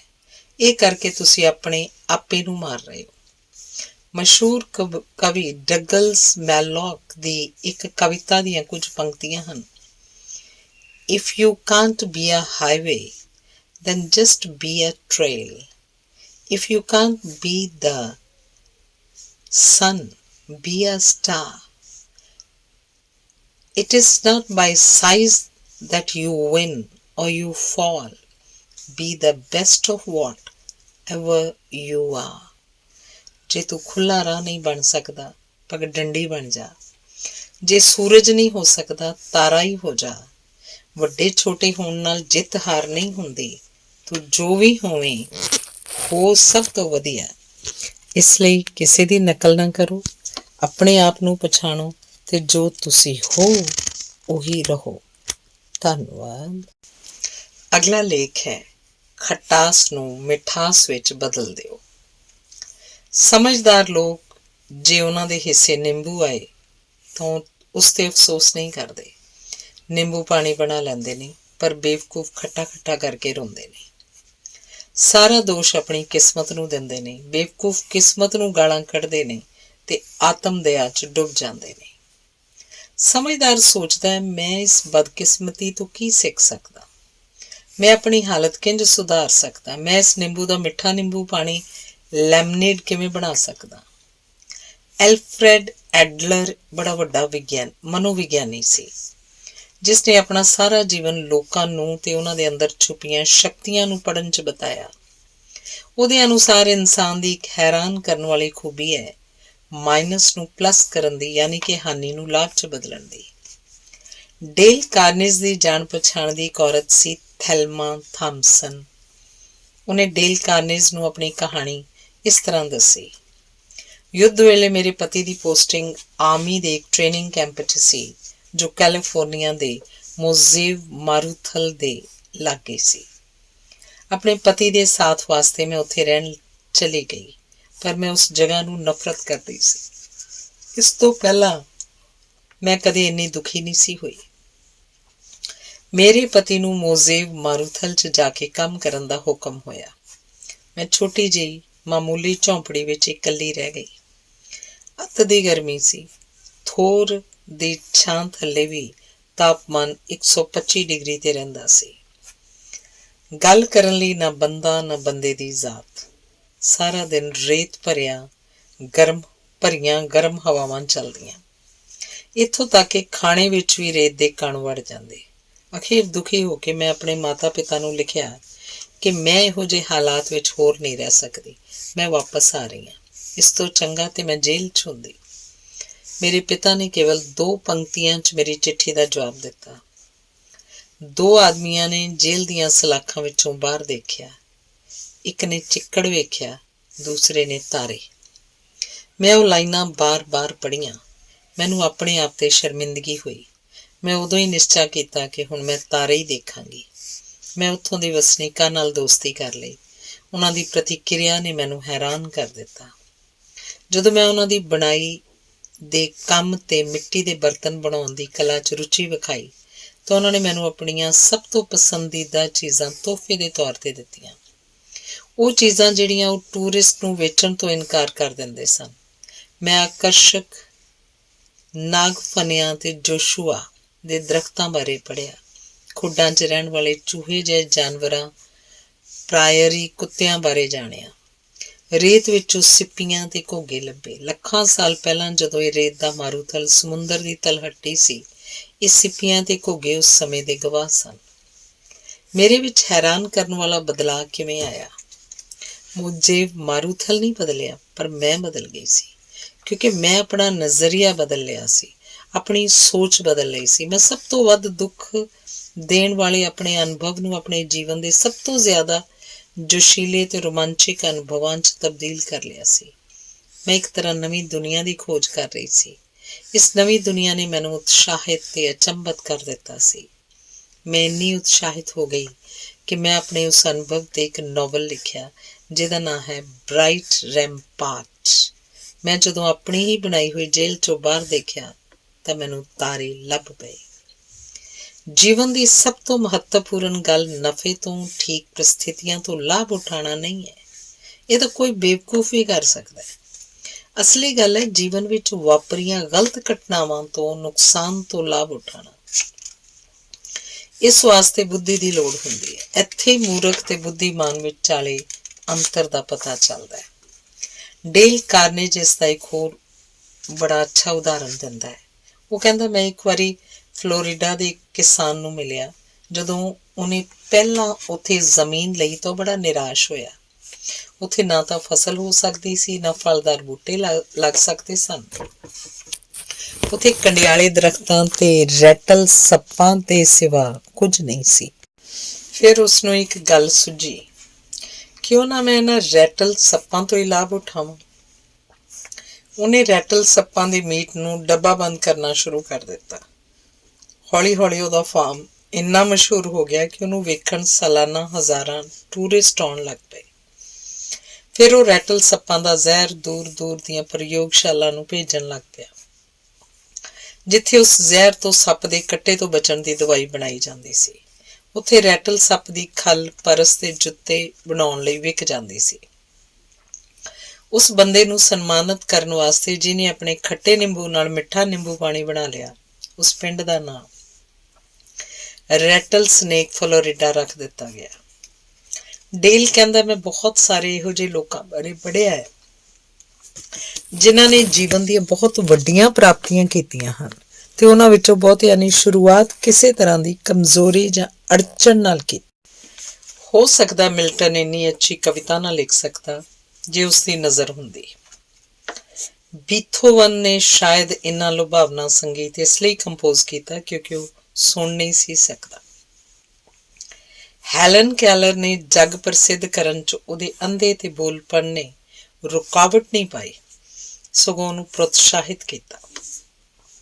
ਸ਼ਾਇਦ ਦੋਸਤੋਵਸਕੀ ਤੇ ਟੋਲਸਟਾਏ ਜੱਗ ਪ੍ਰਸਿੱਧ ਲੇਖਕ ਨਾ ਹੁੰਦੇ ਜੇ ਉਹਨਾਂ ਦੀ ਸ਼ਾਦੀशुदा ਜ਼ਿੰਦਗੀ ਸੁਖਾਵੀਂ ਹੁੰਦੀ। ਚਾਰਲਸ ਡਾਰਵਿਨ, ਜਿਸ ਨੇ ਧਰਤੀ ਤੇ ਜੀਵਨ ਦੀ ਉਤਪਤੀ ਦੀ ਧਾਰਨਾ ਨੂੰ ਬਦਲ ਦਿੱਤਾ ਸੀ, ਕਹਿੰਦਾ ਹੈ, ਮੇਰੀ ਸਰੀਰਕ ਕਮਜ਼ੋਰੀ ਨੇ ਇਸ ਖੋਜ 'ਚ ਮੇਰੀ ਬੜੀ ਮਦਦ ਕੀਤੀ। ਜਿਸ ਦਿਨ ਡਾਰਵਿਨ ਪੈਦਾ ਹੋਇਆ ਸੀ, ਉਸੇ ਦਿਨ ਕੈਟੂੰਕੀ ਵਿੱਚ ਲੱਕੜੀ ਦੀ ਇੱਕ ਕੈਬਿਨ 'ਚ ਐਬਰਾਹਿਮ ਲਿੰਕਨ ਜੰਮਿਆ ਸੀ। ਜੇ ਉਹ ਕਿਸੇ ਬੜੇ ਵੱਡੇ ਘਰਾਣੇ 'ਚ ਜੰਮਿਆ ਹੁੰਦਾ, ਉਹਨੇ ਹਾਰਵਰਡ ਤੋਂ ਕਾਨੂੰਨ ਦੀ ਡਿਗਰੀ ਲਈ ਹੁੰਦੀ, ਉਹਦੀ ਸ਼ਾਦੀशुदा ਜ਼ਿੰਦਗੀ ਖੁਸ਼ਨੁਮਾ ਹੁੰਦੀ, ਤਾਂ ਸ਼ਾਇਦ ਉਹ ਕਦੇ ਅਮਰੀਕਾ ਦਾ ਰਾਸ਼ਟਰਪਤੀ ਨਾ ਬਣਦਾ। ਕਹਿੰਦੇ ਨੇ ਸੋਨਾ ਤਪ ਕੇ ਹੀ ਸ਼ੁੱਧ ਹੁੰਦਾ। ਮੁਸ਼ਕਿਲਾਂ, ਅੜਚਣਾਂ, ਤੰਗੀਆਂ ਇਨਸਾਨ ਨੂੰ ਜੋ ਸਬਕ ਸਿਖਾਉਂਦੀਆਂ ਨੇ, ਉਹ ਆਰਾਮ ਤਲਬੀ ਦਾ ਜੀਵਨ ਨਹੀਂ ਸਿਖਾ ਸਕਦਾ। ਇਸ ਲਈ ਜੇ ਕਿਸੇ ਨੂੰ ਜੀਵਨ ਦੇ ਖੱਟੇ ਨਿੰਬੂ ਦਿੱਤੇ ਹਨ ਤਾਂ ਬੈਠ ਕੇ ਰੋਣ ਨਾਲ, ਅਫਸੋਸ ਕਰਨ ਨਾਲ, ਆਪਣੇ ਆਪ ਤੇ ਦਇਆ ਕਰਨ ਨਾਲ ਕੁਝ ਨਹੀਂ ਹੋ ਸਕਦਾ। ਹਾਂ, ਇਸ ਤੋਂ ਵੀ ਫਾਇਦਾ ਉਠਾਉਣ ਦੀ ਕੋਸ਼ਿਸ਼ ਕਰਨ ਨਾਲ ਦੋ ਗੱਲਾਂ ਜ਼ਰੂਰ ਹੋ ਸਕਦੀਆਂ। ਪਹਿਲਾਂ ਤੁਹਾਨੂੰ ਲੈਮਨੇਡ ਸ਼ਿਕੰਜਵੀ ਬਣਾਉਣ ਵਿੱਚ ਸਫਲਤਾ ਮਿਲ ਸਕਦੀ ਹੈ ਤੇ ਦੂਜਾ, ਆਪਣੇ ਮਾਈਨਸ ਨੂੰ ਪਲੱਸ ਵਿੱਚ ਬਦਲਣ ਦੀ ਕੋਸ਼ਿਸ਼ ਕਰਦਿਆਂ ਤੁਸੀਂ ਪਿੱਛਾਂ ਦੇਖਣ ਦੀ ਬਜਾਏ ਅਗਾਂਹ ਨੂੰ ਦੇਖੋਗੇ। ਫਿਰ ਆਪੇ ਤੁਹਾਡੇ ਨਾ ਪੱਖੀ ਵਿਚਾਰ ਹਾਂ ਪੱਖੀ ਵਿਚਾਰਾਂ 'ਚ ਬਦਲਣ ਲੱਗ ਪੈਣਗੇ। ਇਸ ਨਾਲ ਇੱਕ ਰਚਨਾਤਮਕ ਸ਼ਕਤੀ ਦੀ ਉਤਪਤੀ ਹੋਏਗੀ। ਫਿਰ ਬੈਠ ਕੇ ਝੂਰਨ ਦੀ ਜਗ੍ਹਾ ਅੱਗੇ ਵਧਿਆ ਜਾ ਸਕਦਾ ਹੈ। ਓਲੀ ਬੁੱਲ ਸੰਸਾਰ ਪ੍ਰਸਿੱਧ ਵਾਇਲਨ ਵਾਦਕ ਸੀ। ਇੱਕ ਵਾਰ ਉਹ ਪੈਰਿਸ 'ਚ ਪ੍ਰੋਗਰਾਮ ਦੇ ਰਿਹਾ ਸੀ। ਅਚਾਨਕ ਉਹਦੇ ਵਾਇਲਨ ਦੀ ਇੱਕ ਤਾਰ ਟੁੱਟ ਗਈ, ਪਰ ਓਲੀ ਬੁੱਲ ਨੇ 3 ਤਾਰਾਂ ਨਾਲ ਹੀ ਆਪਣਾ ਕੰਸਰਟ ਪੂਰਾ ਕੀਤਾ। ਹੈਰੀ ਐਮਰਸਨ ਕਹਿੰਦਾ ਹੈ ਕਿ ਇੱਕ ਤਾਰ ਟੁੱਟ ਵੀ ਜਾਏ ਤਾਂ ਬਚੇ ਹੋਏ ਤਾਰਾਂ ਨਾਲ ਕੰਮ ਪੂਰਾ ਕਰੋ। ਇਹ ਸਿਰਫ ਜੀਵਨ ਹੀ ਨਹੀਂ, ਜੀਵਨ ਤੋਂ ਵੀ ਵੱਧ ਹੈ। ਇਹ ਜੀਵਨ ਦੀ ਜਿੱਤ ਹੈ, ਵਿਜੇ ਹੈ। ਇਸ ਲਈ ਜੇ ਕਿਸਮਤ ਨਿੰਬੂ ਦਿੰਦੀ ਹੈ ਤਾਂ ਲੈਮਨੇਡ ਨਿੰਬੂ ਪਾਣੀ ਬਣਾਓ ਤੇ ਜੀਵਨ ਦੀ ਜਿੱਤ ਵੱਲ ਵਧੋ। ਧੰਨਵਾਦ। ਅਗਲਾ ਲੇਖ ਹੈ, ਉਦਾਸੀ ਨੂੰ ਕਿਵੇਂ ਦੂਰ ਕੀਤਾ ਜਾਏ। ਉਦਾਸੀ, ਨਿਰਾਸ਼ਾ, ਉਤਸ਼ਾਹਹੀਣਤਾ ਇੱਕ ਤਰ੍ਹਾਂ ਦੀ ਮਾਨਸਿਕਤਾ ਹੀ ਹੈ। ਜੇ ਵੱਧ ਜਾਏ ਤਾਂ ਇਹ ਉਦਾਸੀ ਰੋਗ ਜਾਂ ਵਿਸ਼ਾਦ ਰੋਗ ਬਣ ਜਾਂਦੀ ਹੈ। ਮਸ਼ਹੂਰ ਮਨੋਰੋਗ ਵਿਗਿਆਨੀ ਐਲਫਰਡ ਐਡਲਰ ਇਸ ਬਿਮਾਰੀ ਦੇ ਰੋਗੀਆਂ ਨੂੰ ਕਿਹਾ ਕਰਦੇ ਸਨ, ਜੇ ਤੁਸੀਂ ਮੇਰੇ ਦੱਸੇ ਨੁਸਖੇ 'ਤੇ ਅਮਲ ਕਰੋਗੇ ਤਾਂ 14 ਦਿਨਾਂ 'ਚ ਤੁਸੀਂ ਬਿਲਕੁਲ ਠੀਕ ਹੋ ਜਾਓਗੇ। ਇਹ ਨੁਸਖਾ ਸੀ, ਹਰ ਰੋਜ਼ ਇਹ ਸੋਚੋ ਕਿ ਤੁਸੀਂ ਕਿਸੇ ਨੂੰ ਖੁਸ਼ ਕਿਵੇਂ ਕਰ ਸਕਦੇ ਹੋ। ਡਾਕਟਰ ਐਡਲਰ ਦੀ ਕਿਤਾਬ what life should mean to you, ਤੁਹਾਡੇ ਲਈ ਜ਼ਿੰਦਗੀ ਦਾ ਮਤਲਬ ਕੀ ਹੋਣਾ ਚਾਹੀਦਾ ਹੈ, ਵਿੱਚੋਂ ਕੁਝ ਪੈਰੇ ਨੇ। ਮਿਲੈਂਕੋਲੀਆ ਵਿਸ਼ਾਦ ਰੋਗ ਲਗਾਤਾਰ ਕ੍ਰੋਧ ਕਰਨ ਤੇ ਦੂਜਿਆਂ ਤੇ ਦੋਸ਼ ਲਗਾਉਣ ਦੀ ਪ੍ਰਵਿਰਤੀ ਵਾਂਗ ਹੈ। ਬੇਸ਼ੱਕ ਇਹ ਸਹਾਇਤਾ ਪ੍ਰਾਪਤ ਕਰਨ, ਦੂਜਿਆਂ ਦੇ ਧਿਆਨ ਨੂੰ ਆਪਣੇ ਵੱਲ ਖਿੱਚਣ ਲਈ ਕੀਤਾ ਜਾਂਦਾ ਹੈ। ਇਹੋ ਜਿਹੇ ਲੋਕ ਆਪਣਾ ਕੋਈ ਦੋਸ਼, ਕੋਈ ਕਸੂਰ ਦੇਖਦੇ ਹੀ ਨਹੀਂ। ਇੱਕ ਛੋਟਾ ਜਿਹਾ ਉਦਾਹਰਣ, ਉਹ ਇਹੋ ਜਿਹੀਆਂ ਗੱਲਾਂ ਯਾਦ ਰੱਖਦੇ ਹਨ। ਮੈਂ ਉਸ ਮੰਜੀ 'ਤੇ ਲੰਮੇ ਪੈਣਾ ਸੀ, ਪਰ ਉਹ 'ਤੇ ਮੇਰਾ ਭਰਾ ਲੇਟਿਆ ਹੋਇਆ ਸੀ। ਮੈਂ ਇੰਨਾ ਰੋਇਆ ਕਿ ਉਹਨੂੰ ਉੱਠ ਕੇ ਜਾਣਾ ਪਿਆ। ਇਹੋ ਜਿਹੇ ਮਰੀਜ਼ਾਂ ਦੀ ਸਭ ਤੋਂ ਖਤਰਨਾਕ ਪ੍ਰਵਿਰਤੀ ਆਪਣੇ ਆਪ ਤੋਂ ਬਦਲਾ ਲੈਣ ਲਈ ਆਤਮ ਹੱਤਿਆ ਕਰਨ ਦੀ ਹੁੰਦੀ ਹੈ। ਪਰ ਮੈਂ ਉਹਨਾਂ ਨੂੰ ਇੰਜ ਕਰਨ ਦਾ ਕੋਈ ਬਹਾਨਾ ਨਹੀਂ ਦੇਣਾ ਚਾਹੁੰਦਾ। ਇਲਾਜ ਦਾ ਪਹਿਲਾ ਰੂਲ ਹੈ, ਮੈਂ ਉਹਨਾਂ ਨੂੰ ਕਹਿਣਾ, ਤੁਸੀਂ ਉਹ ਕੰਮ ਬਿਲਕੁਲ ਨਾ ਕਰੋ ਜੋ ਤੁਹਾਨੂੰ ਚੰਗਾ ਨਹੀਂ ਲੱਗਦਾ, ਕਿਉਂਕਿ ਜੇ ਉਹ ਆਪਣੀ ਮਰਜ਼ੀ ਦੇ ਮੁਤਾਬਕ ਜੋ ਕਰਨਾ ਚਾਹੁਣ ਕਰ ਸਕਦੇ ਹਨ ਤੇ ਫਿਰ ਉਹ ਕਿਸੇ 'ਤੇ ਦੋਸ਼ ਨਹੀਂ ਲਗਾ ਸਕਦੇ। ਫਿਰ ਉਹ ਆਪਣੀ ਆਪ ਤੋਂ ਕਿਸ ਗੱਲ ਦਾ ਬਦਲਾ ਲੈਣਗੇ। ਸਭ ਧਰਮ ਕਹਿੰਦੇ ਹਨ ਦੂਜਿਆਂ ਨੂੰ ਪਿਆਰ ਕਰੋ। ਉਹ ਇਨਸਾਨ ਜੋ ਦੂਜਿਆਂ 'ਚ ਬਿਲਕੁਲ ਰੁਚੀ ਨਹੀਂ ਲੈਂਦੇ, ਜੀਵਨ 'ਚ ਸਭ ਤੋਂ ਵੱਧ ਤਕਲੀਫਾਂ ਝੱਲਦੇ ਹਨ ਤੇ ਦੂਸਰਿਆਂ ਨੂੰ ਨੁਕਸਾਨ ਪਹੁੰਚਾਉਂਦੇ ਹਨ। ਇੱਕ ਅੱਛਾ ਇਨਸਾਨ ਆਪਣੇ ਨਾਲ ਕੰਮ ਕਰਨ ਵਾਲਿਆਂ ਨਾਲ ਅੱਛਾ ਵਰਤਾਓ ਕਰਦਾ ਹੈ, ਅੱਛਾ ਮਿੱਤਰ ਹੁੰਦਾ ਹੈ, ਪਿਆਰ ਤੇ ਸ਼ਾਦੀ 'ਚ ਸੱਚਾ ਸਾਥੀ ਹੁੰਦਾ ਹੈ। ਡਾਕਟਰ ਐਡਲਰ ਕਹਿੰਦੇ ਹਨ, ਸਾਨੂੰ ਹਰ ਰੋਜ਼ ਇੱਕ ਅੱਛਾ ਕੰਮ ਕਰਨਾ ਚਾਹੀਦਾ ਹੈ। ਮੁਹੰਮਦ ਸਾਹਿਬ ਦੇ ਮੁਤਾਬਕ ਅੱਛਾ ਕੰਮ ਉਹ ਹੈ ਜੋ ਦੂਜਿਆਂ ਦੇ ਬੁੱਲ੍ਹਾਂ 'ਤੇ ਖੁਸ਼ੀ ਦੀ ਮੁਸਕਾਨ ਲਿਆਵੇ। ਹਰ ਰੋਜ਼ ਇੱਕ ਅੱਛਾ ਕੰਮ ਕਰਨ ਨਾਲ ਕਰਨ ਵਾਲੇ 'ਤੇ ਇੰਨਾ ਸਕਾਰਾਤਮਕ ਅਸਰ ਕਿਵੇਂ ਪੈਂਦਾ ਹੈ, ਕਿਉਂਕਿ ਜਦੋਂ ਤੁਸੀਂ ਦੂਸਰੇ ਨੂੰ ਖੁਸ਼ ਕਰਨ ਦੀ ਕੋਸ਼ਿਸ਼ ਕਰੋਗੇ ਤਾਂ ਆਪਣੇ ਬਾਰੇ ਸੋਚਣਾ ਬੰਦ ਕਰ ਦਿਓਗੇ। ਹਮੇਸ਼ਾ ਆਪਣੇ ਬਾਰੇ ਸੋਚਣਾ ਹੀ ਚਿੰਤਾ, ਡਰ ਤੇ ਵਿਸ਼ਾਦ ਦਾ ਕਾਰਨ ਹੁੰਦਾ ਹੈ। ਡੇਲ ਕਾਰਨੇਜ ਸ਼੍ਰੀਮਤੀ ਮੂਨ ਦਾ ਉਦਾਹਰਨ ਦਿੰਦਾ ਹੈ। ਉਸਦੇ ਹੀ ਸ਼ਬਦਾਂ 'ਚ, ਕਈ ਸਾਲਾਂ ਦੀ ਖੁਸ਼ੀਆਂ ਭਰੀ ਸ਼ਾਦੀशुदा ਜ਼ਿੰਦਗੀ ਬਿਤਾਉਣ ਦੇ ਬਾਅਦ ਮੇਰੇ ਪਤੀ ਦਾ ਦੇਹਾਂਤ ਹੋ ਗਿਆ। ਜਿਵੇਂ ਜਿਵੇਂ ਕ੍ਰਿਸਮਸ ਦੀਆਂ ਛੁੱਟੀਆਂ ਨੇੜੇ ਆ ਰਹੀਆਂ ਸਨ, ਮੇਰੀ ਉਦਾਸੀ ਵੱਧਦੀ ਜਾ ਰਹੀ ਸੀ। ਮੈਂ ਆਪਣੀ ਸਾਰੀ ਜ਼ਿੰਦਗੀ ਕਦੇ ਇਕੱਲਿਆਂ ਕ੍ਰਿਸਮਸ ਨਹੀਂ ਸੀ ਮਨਾਈ। ਬੇਸ਼ੱਕ ਮੇਰੇ ਮਿੱਤਰਾਂ ਨੇ ਮੈਨੂੰ ਆਪਣੇ ਨਾਲ ਕ੍ਰਿਸਮਸ ਮਨਾਉਣ ਲਈ ਸੱਦਾ ਦਿੱਤਾ, ਪਰ ਮੇਰਾ ਕਿਸੇ ਖੁਸ਼ੀ 'ਚ ਸ਼ਰੀਕ ਹੋਣ ਦਾ ਮਨ ਨਹੀਂ ਸੀ ਕਰ ਰਿਹਾ। ਜਦੋਂ ਕ੍ਰਿਸਮਸ ਦੀ ਸ਼ਾਮ ਆਈ ਤਾਂ ਮੈਂ ਹੋਰ ਉਦਾਸ ਹੋ ਗਈ। ਮੇਰਾ ਮਨ ਆਤਮ ਦਇਆ ਨਾਲ ਭਰ ਗਿਆ। ਬੇਸ਼ੱਕ ਮੈਨੂੰ ਅਜੇ ਵੀ ਬੜੇ ਕੁਝ ਲਈ ਸ਼ੁਕਰਗੁਜ਼ਾਰ ਹੋਣਾ ਚਾਹੀਦਾ ਸੀ। ਕ੍ਰਿਸਮਸ ਤੋਂ ਇੱਕ ਦਿਨ ਪਹਿਲਾਂ ਮੈਂ ਆਪਣੇ ਆਫਿਸ ਤੋਂ ਜਲਦੀ ਨਿਕਲ ਆਈ ਤੇ ਬਿਨਾਂ ਕਾਰਨ ਸੜਕ 'ਤੇ ਭੀੜ ਵਿੱਚ ਘੁੰਮਦੀ ਰਹੀ, ਇਹ ਸੋਚ ਕੇ ਕਿ ਸ਼ਾਇਦ ਮੇਰੀ ਉਦਾਸੀ ਦੂਰ ਹੋ ਜਾਏ। ਪਰ ਇੰਜ ਨਾ ਹੋਇਆ। ਖੁਸ਼ ਲੋਕਾਂ ਨੂੰ ਦੇਖ ਕੇ ਮੈਨੂੰ ਆਪਣੇ ਬੀਤ ਚੁੱਕੇ ਖੁਸ਼ੀਆਂ ਭਰੇ ਦਿਨ ਯਾਦ ਆ ਗਏ। ਸੁੰਨੇ, ਖਾਲੀ, ਇਕੱਲੇ ਘਰ 'ਚ ਜਾਣ ਦੇ ਵਿਚਾਰ ਨਾਲ ਹੀ ਮੈਨੂੰ ਹੌਲ ਪੈਣ ਲੱਗ ਪਿਆ। ਮੈਨੂੰ ਸਮਝ ਨਹੀਂ ਸੀ ਆ ਰਹੀ ਕਿ ਮੈਂ ਕੀ ਕਰਾਂ। ਮੇਰੇ ਅੱਥਰੂ ਰੁਕ ਨਹੀਂ ਸਨ ਰਹੇ। ਘੰਟਾ ਕੁ ਬੇਲੋੜਾ ਸੜਕਾਂ 'ਤੇ ਘੁੰਮਣ ਤੋਂ ਬਾਅਦ ਮੈਂ ਆਪਣੇ ਆਪ ਨੂੰ ਇੱਕ ਬੱਸ ਸਟੈਂਡ 'ਤੇ ਖੜ੍ਹਾ ਪਾਇਆ। ਮੈਨੂੰ ਯਾਦ ਆਇਆ, ਕਈ ਵਾਰ ਮੈਂ ਤੇ ਮੇਰਾ ਪਤੀ ਕੇਵਲ ਐਡਵੈਂਚਰ ਵਾਸਤੇ ਜਿਹੜੀ ਪਹਿਲੀ ਬੱਸ ਆਉਂਦੀ ਉਹ 'ਤੇ ਬੈਠ ਜਾਂਦੇ ਤੇ ਘੁੰਮਦੇ ਰਹਿੰਦੇ। ਅੱਜ ਵੀ ਮੈਂ ਉਸ ਤਰ੍ਹਾਂ ਹੀ ਕੀਤਾ। ਹਡਸਨ ਦਰਿਆ ਲੰਘ ਕੇ ਕੁਝ ਦੇਰ ਬਾਅਦ ਕੰਡਕਟਰ ਨੇ ਦੱਸਿਆ ਕਿ ਇਹ ਅਖੀਰਲਾ ਸਟਾਪ ਸੀ। ਮੈਂ ਬੱਸ ਤੋਂ ਉਤਰ ਗਈ। ਮੈਨੂੰ ਉਸ ਸ਼ਹਿਰ ਦਾ ਨਾਮ ਵੀ ਨਹੀਂ ਸੀ ਪਤਾ। ਉਹ ਛੋਟੀ ਜਿਹੀ ਸ਼ਾਂਤ ਜਗ੍ਹਾ ਸੀ। ਘਰ ਪਰਤਣ ਲਈ ਦੂਜੀ ਬੱਸ ਦਾ ਇੰਤਜ਼ਾਰ ਕਰਦਿਆਂ ਮੈਂ ਇੱਕ ਸੜਕ 'ਤੇ ਤੁਰਨ ਲੱਗ ਪਈ। ਜਦੋਂ ਮੈਂ ਇੱਕ ਚਰਚ ਦੇ ਕੋਲੋਂ ਲੰਘੀ ਤਾਂ ਅੰਦਰੋਂ ਮੈਨੂੰ ਸਾਇਲੈਂਟ ਨਾਈਟ ਦੀ ਖੂਬਸੂਰਤ ਧੁਨ ਸੁਣਾਈ ਦਿੱਤੀ। ਮੈਂ ਅੰਦਰ ਚਲੀ ਗਈ। ਅੰਦਰ ਸਿਵਾ ਵਾਜਾ ਵਜਾਉਣ ਵਾਲੇ ਹੋਰ ਕੋਈ ਨਹੀਂ ਸੀ। ਮੈਂ ਇੱਕ ਪਾਸੇ ਬੈਠ ਗਈ। ਕ੍ਰਿਸਮਸ ਟਰੀ ਤੇ ਲੱਗੀਆਂ ਲਾਈਟਾਂ ਤਾਰਿਆਂ ਵਾਂਗ ਚਮਕ ਰਹੀਆਂ ਸਨ। ਮੈਂ ਸਵੇਰ ਦਾ ਕੁਝ ਨਹੀਂ ਸੀ ਖਾਧਾ। ਥਕਾਵਟ ਤੇ ਭੁੱਖ ਕਰਕੇ ਮੈਨੂੰ ਨੀਂਦ ਆ ਗਈ। ਜਦੋਂ ਮੈਂ ਉੱਠੀ ਮੈਨੂੰ ਪਤਾ ਹੀ ਨਹੀਂ ਸੀ ਚੱਲ ਰਿਹਾ ਮੈਂ ਕਿੱਥੇ ਹਾਂ। ਮੇਰੇ ਸਾਹਮਣੇ 2 ਛੋਟੇ ਬੱਚੇ ਬੈਠੇ ਹੋਏ ਸਨ। ਸ਼ਾਇਦ ਉਹ ਕ੍ਰਿਸਮਸ ਟਰੀ ਵੇਖਣ ਆਏ ਸਨ। ਛੋਟੀ ਲੜਕੀ ਨੇ ਮੇਰੇ ਵੱਲ ਇਸ਼ਾਰਾ ਕਰਕੇ ਕਿਹਾ, ਮੇਰਾ ਖਿਆਲ ਹੈ ਇਹਨੂੰ ਸ਼ਾਂਤਾ ਕਲੌਸ ਨੇ ਭੇਜਿਆ।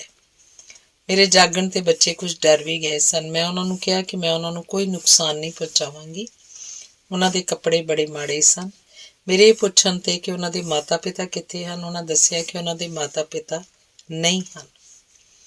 ਮੇਰੇ ਸਾਹਮਣੇ 2 ਅਨਾਥ ਬੱਚੇ ਸਨ, ਜਿਨ੍ਹਾਂ ਦੀ ਹਾਲਤ ਐਡੀ ਮਾੜੀ ਸੀ ਜਿਹੋ ਜਿਹੀ ਮੇਰੀ ਕਦੇ ਵੀ ਨਹੀਂ ਰਹੀ। ਉਹਨਾਂ ਨੂੰ ਵੇਖ ਕੇ ਮੈਨੂੰ ਆਪਣੇ ਆਪ ਤੇ ਬੜੀ ਸ਼ਰਮ ਆਈ। ਮੈਂ ਉਹਨਾਂ ਨੂੰ ਕ੍ਰਿਸਮਸ ਟਰੀ ਵਿਖਾਇਆ। ਫਿਰ ਬਾਹਰ ਜਾ ਕੇ ਮੈਂ ਉਹਨਾਂ ਨੂੰ ਖਵਾਇਆ ਪਿਆਇਆ, ਕੁਝ ਚਾਕਲੇਟ ਤੇ ਤੋਹਫੇ ਲੈ ਕੇ ਦਿੱਤੇ। ਮੇਰੀ ਇਕੱਲਤਾ ਤੇ ਉਦਾਸੀ ਜਿਵੇਂ ਜਾਦੂ ਨਾਲ ਦੂਰ ਹੋ ਗਈ। ਉਹਨਾਂ 2 ਅਨਾਥ ਬੱਚਿਆਂ ਨੇ ਇੰਨੇ ਚਿਰਾਂ ਬਾਅਦ ਮੈਨੂੰ ਅਸਲੀ ਖੁਸ਼ੀ ਤੇ ਆਪਣੇ ਆਪ ਨੂੰ ਭੁੱਲ ਜਾਣ ਦੀ ਤਾਕਤ ਦਿੱਤੀ। ਜਦੋਂ ਮੈਂ ਉਹਨਾਂ ਨਾਲ ਗੱਲਾਂ ਕਰ ਰਹੀ ਸੀ ਤਾਂ ਮੈਂ ਜਾਣਿਆ ਕਿ ਮੈਂ ਕਿੰਨੀ ਖੁਸ਼ਕਿਸਮਤ ਹਾਂ। ਮੈਂ ਰੱਬ ਦਾ ਸ਼ੁਕਰ ਮਨਾਇਆ। ਮੇਰਾ ਬਚਪਨ ਖੁਸ਼ੀਆਂ ਭਰਿਆ, ਮਾਤਾ ਪਿਤਾ ਦੇ ਦੁਲਾਰ ਤੇ ਪਿਆਰ ਨਾਲ ਲਬਰੇਜ਼ ਸੀ। ਉਹਨਾਂ 2 ਬੱਚਿਆਂ ਲਈ ਜਿੰਨਾ ਮੈਂ ਕੀਤਾ ਸੀ ਉਸ ਤੋਂ ਕਿਤੇ ਵੱਧ ਉਹਨਾਂ ਮੇਰੇ ਲਈ ਕੀਤਾ।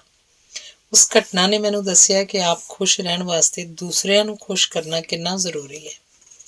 ਮੈਂ ਜਾਣਿਆ ਕਿ ਖੁਸ਼ੀ ਲਾਗ ਵਾਲੀ ਹੁੰਦੀ ਹੈ, ਦੇ ਕੇ ਹੀ ਅਸੀਂ ਪਾਉਂਦੇ ਹਾਂ, ਕਿਸੇ ਦੀ ਮਦਦ ਕਰਕੇ ਤੇ ਪਿਆਰ ਦੇ ਕੇ। ਮੈਂ ਚਿੰਤਾ, ਦੁੱਖ ਤੇ ਆਤਮਦਇਆ ਤੇ ਜਿੱਤ ਪ੍ਰਾਪਤ ਕੀਤੀ ਸੀ।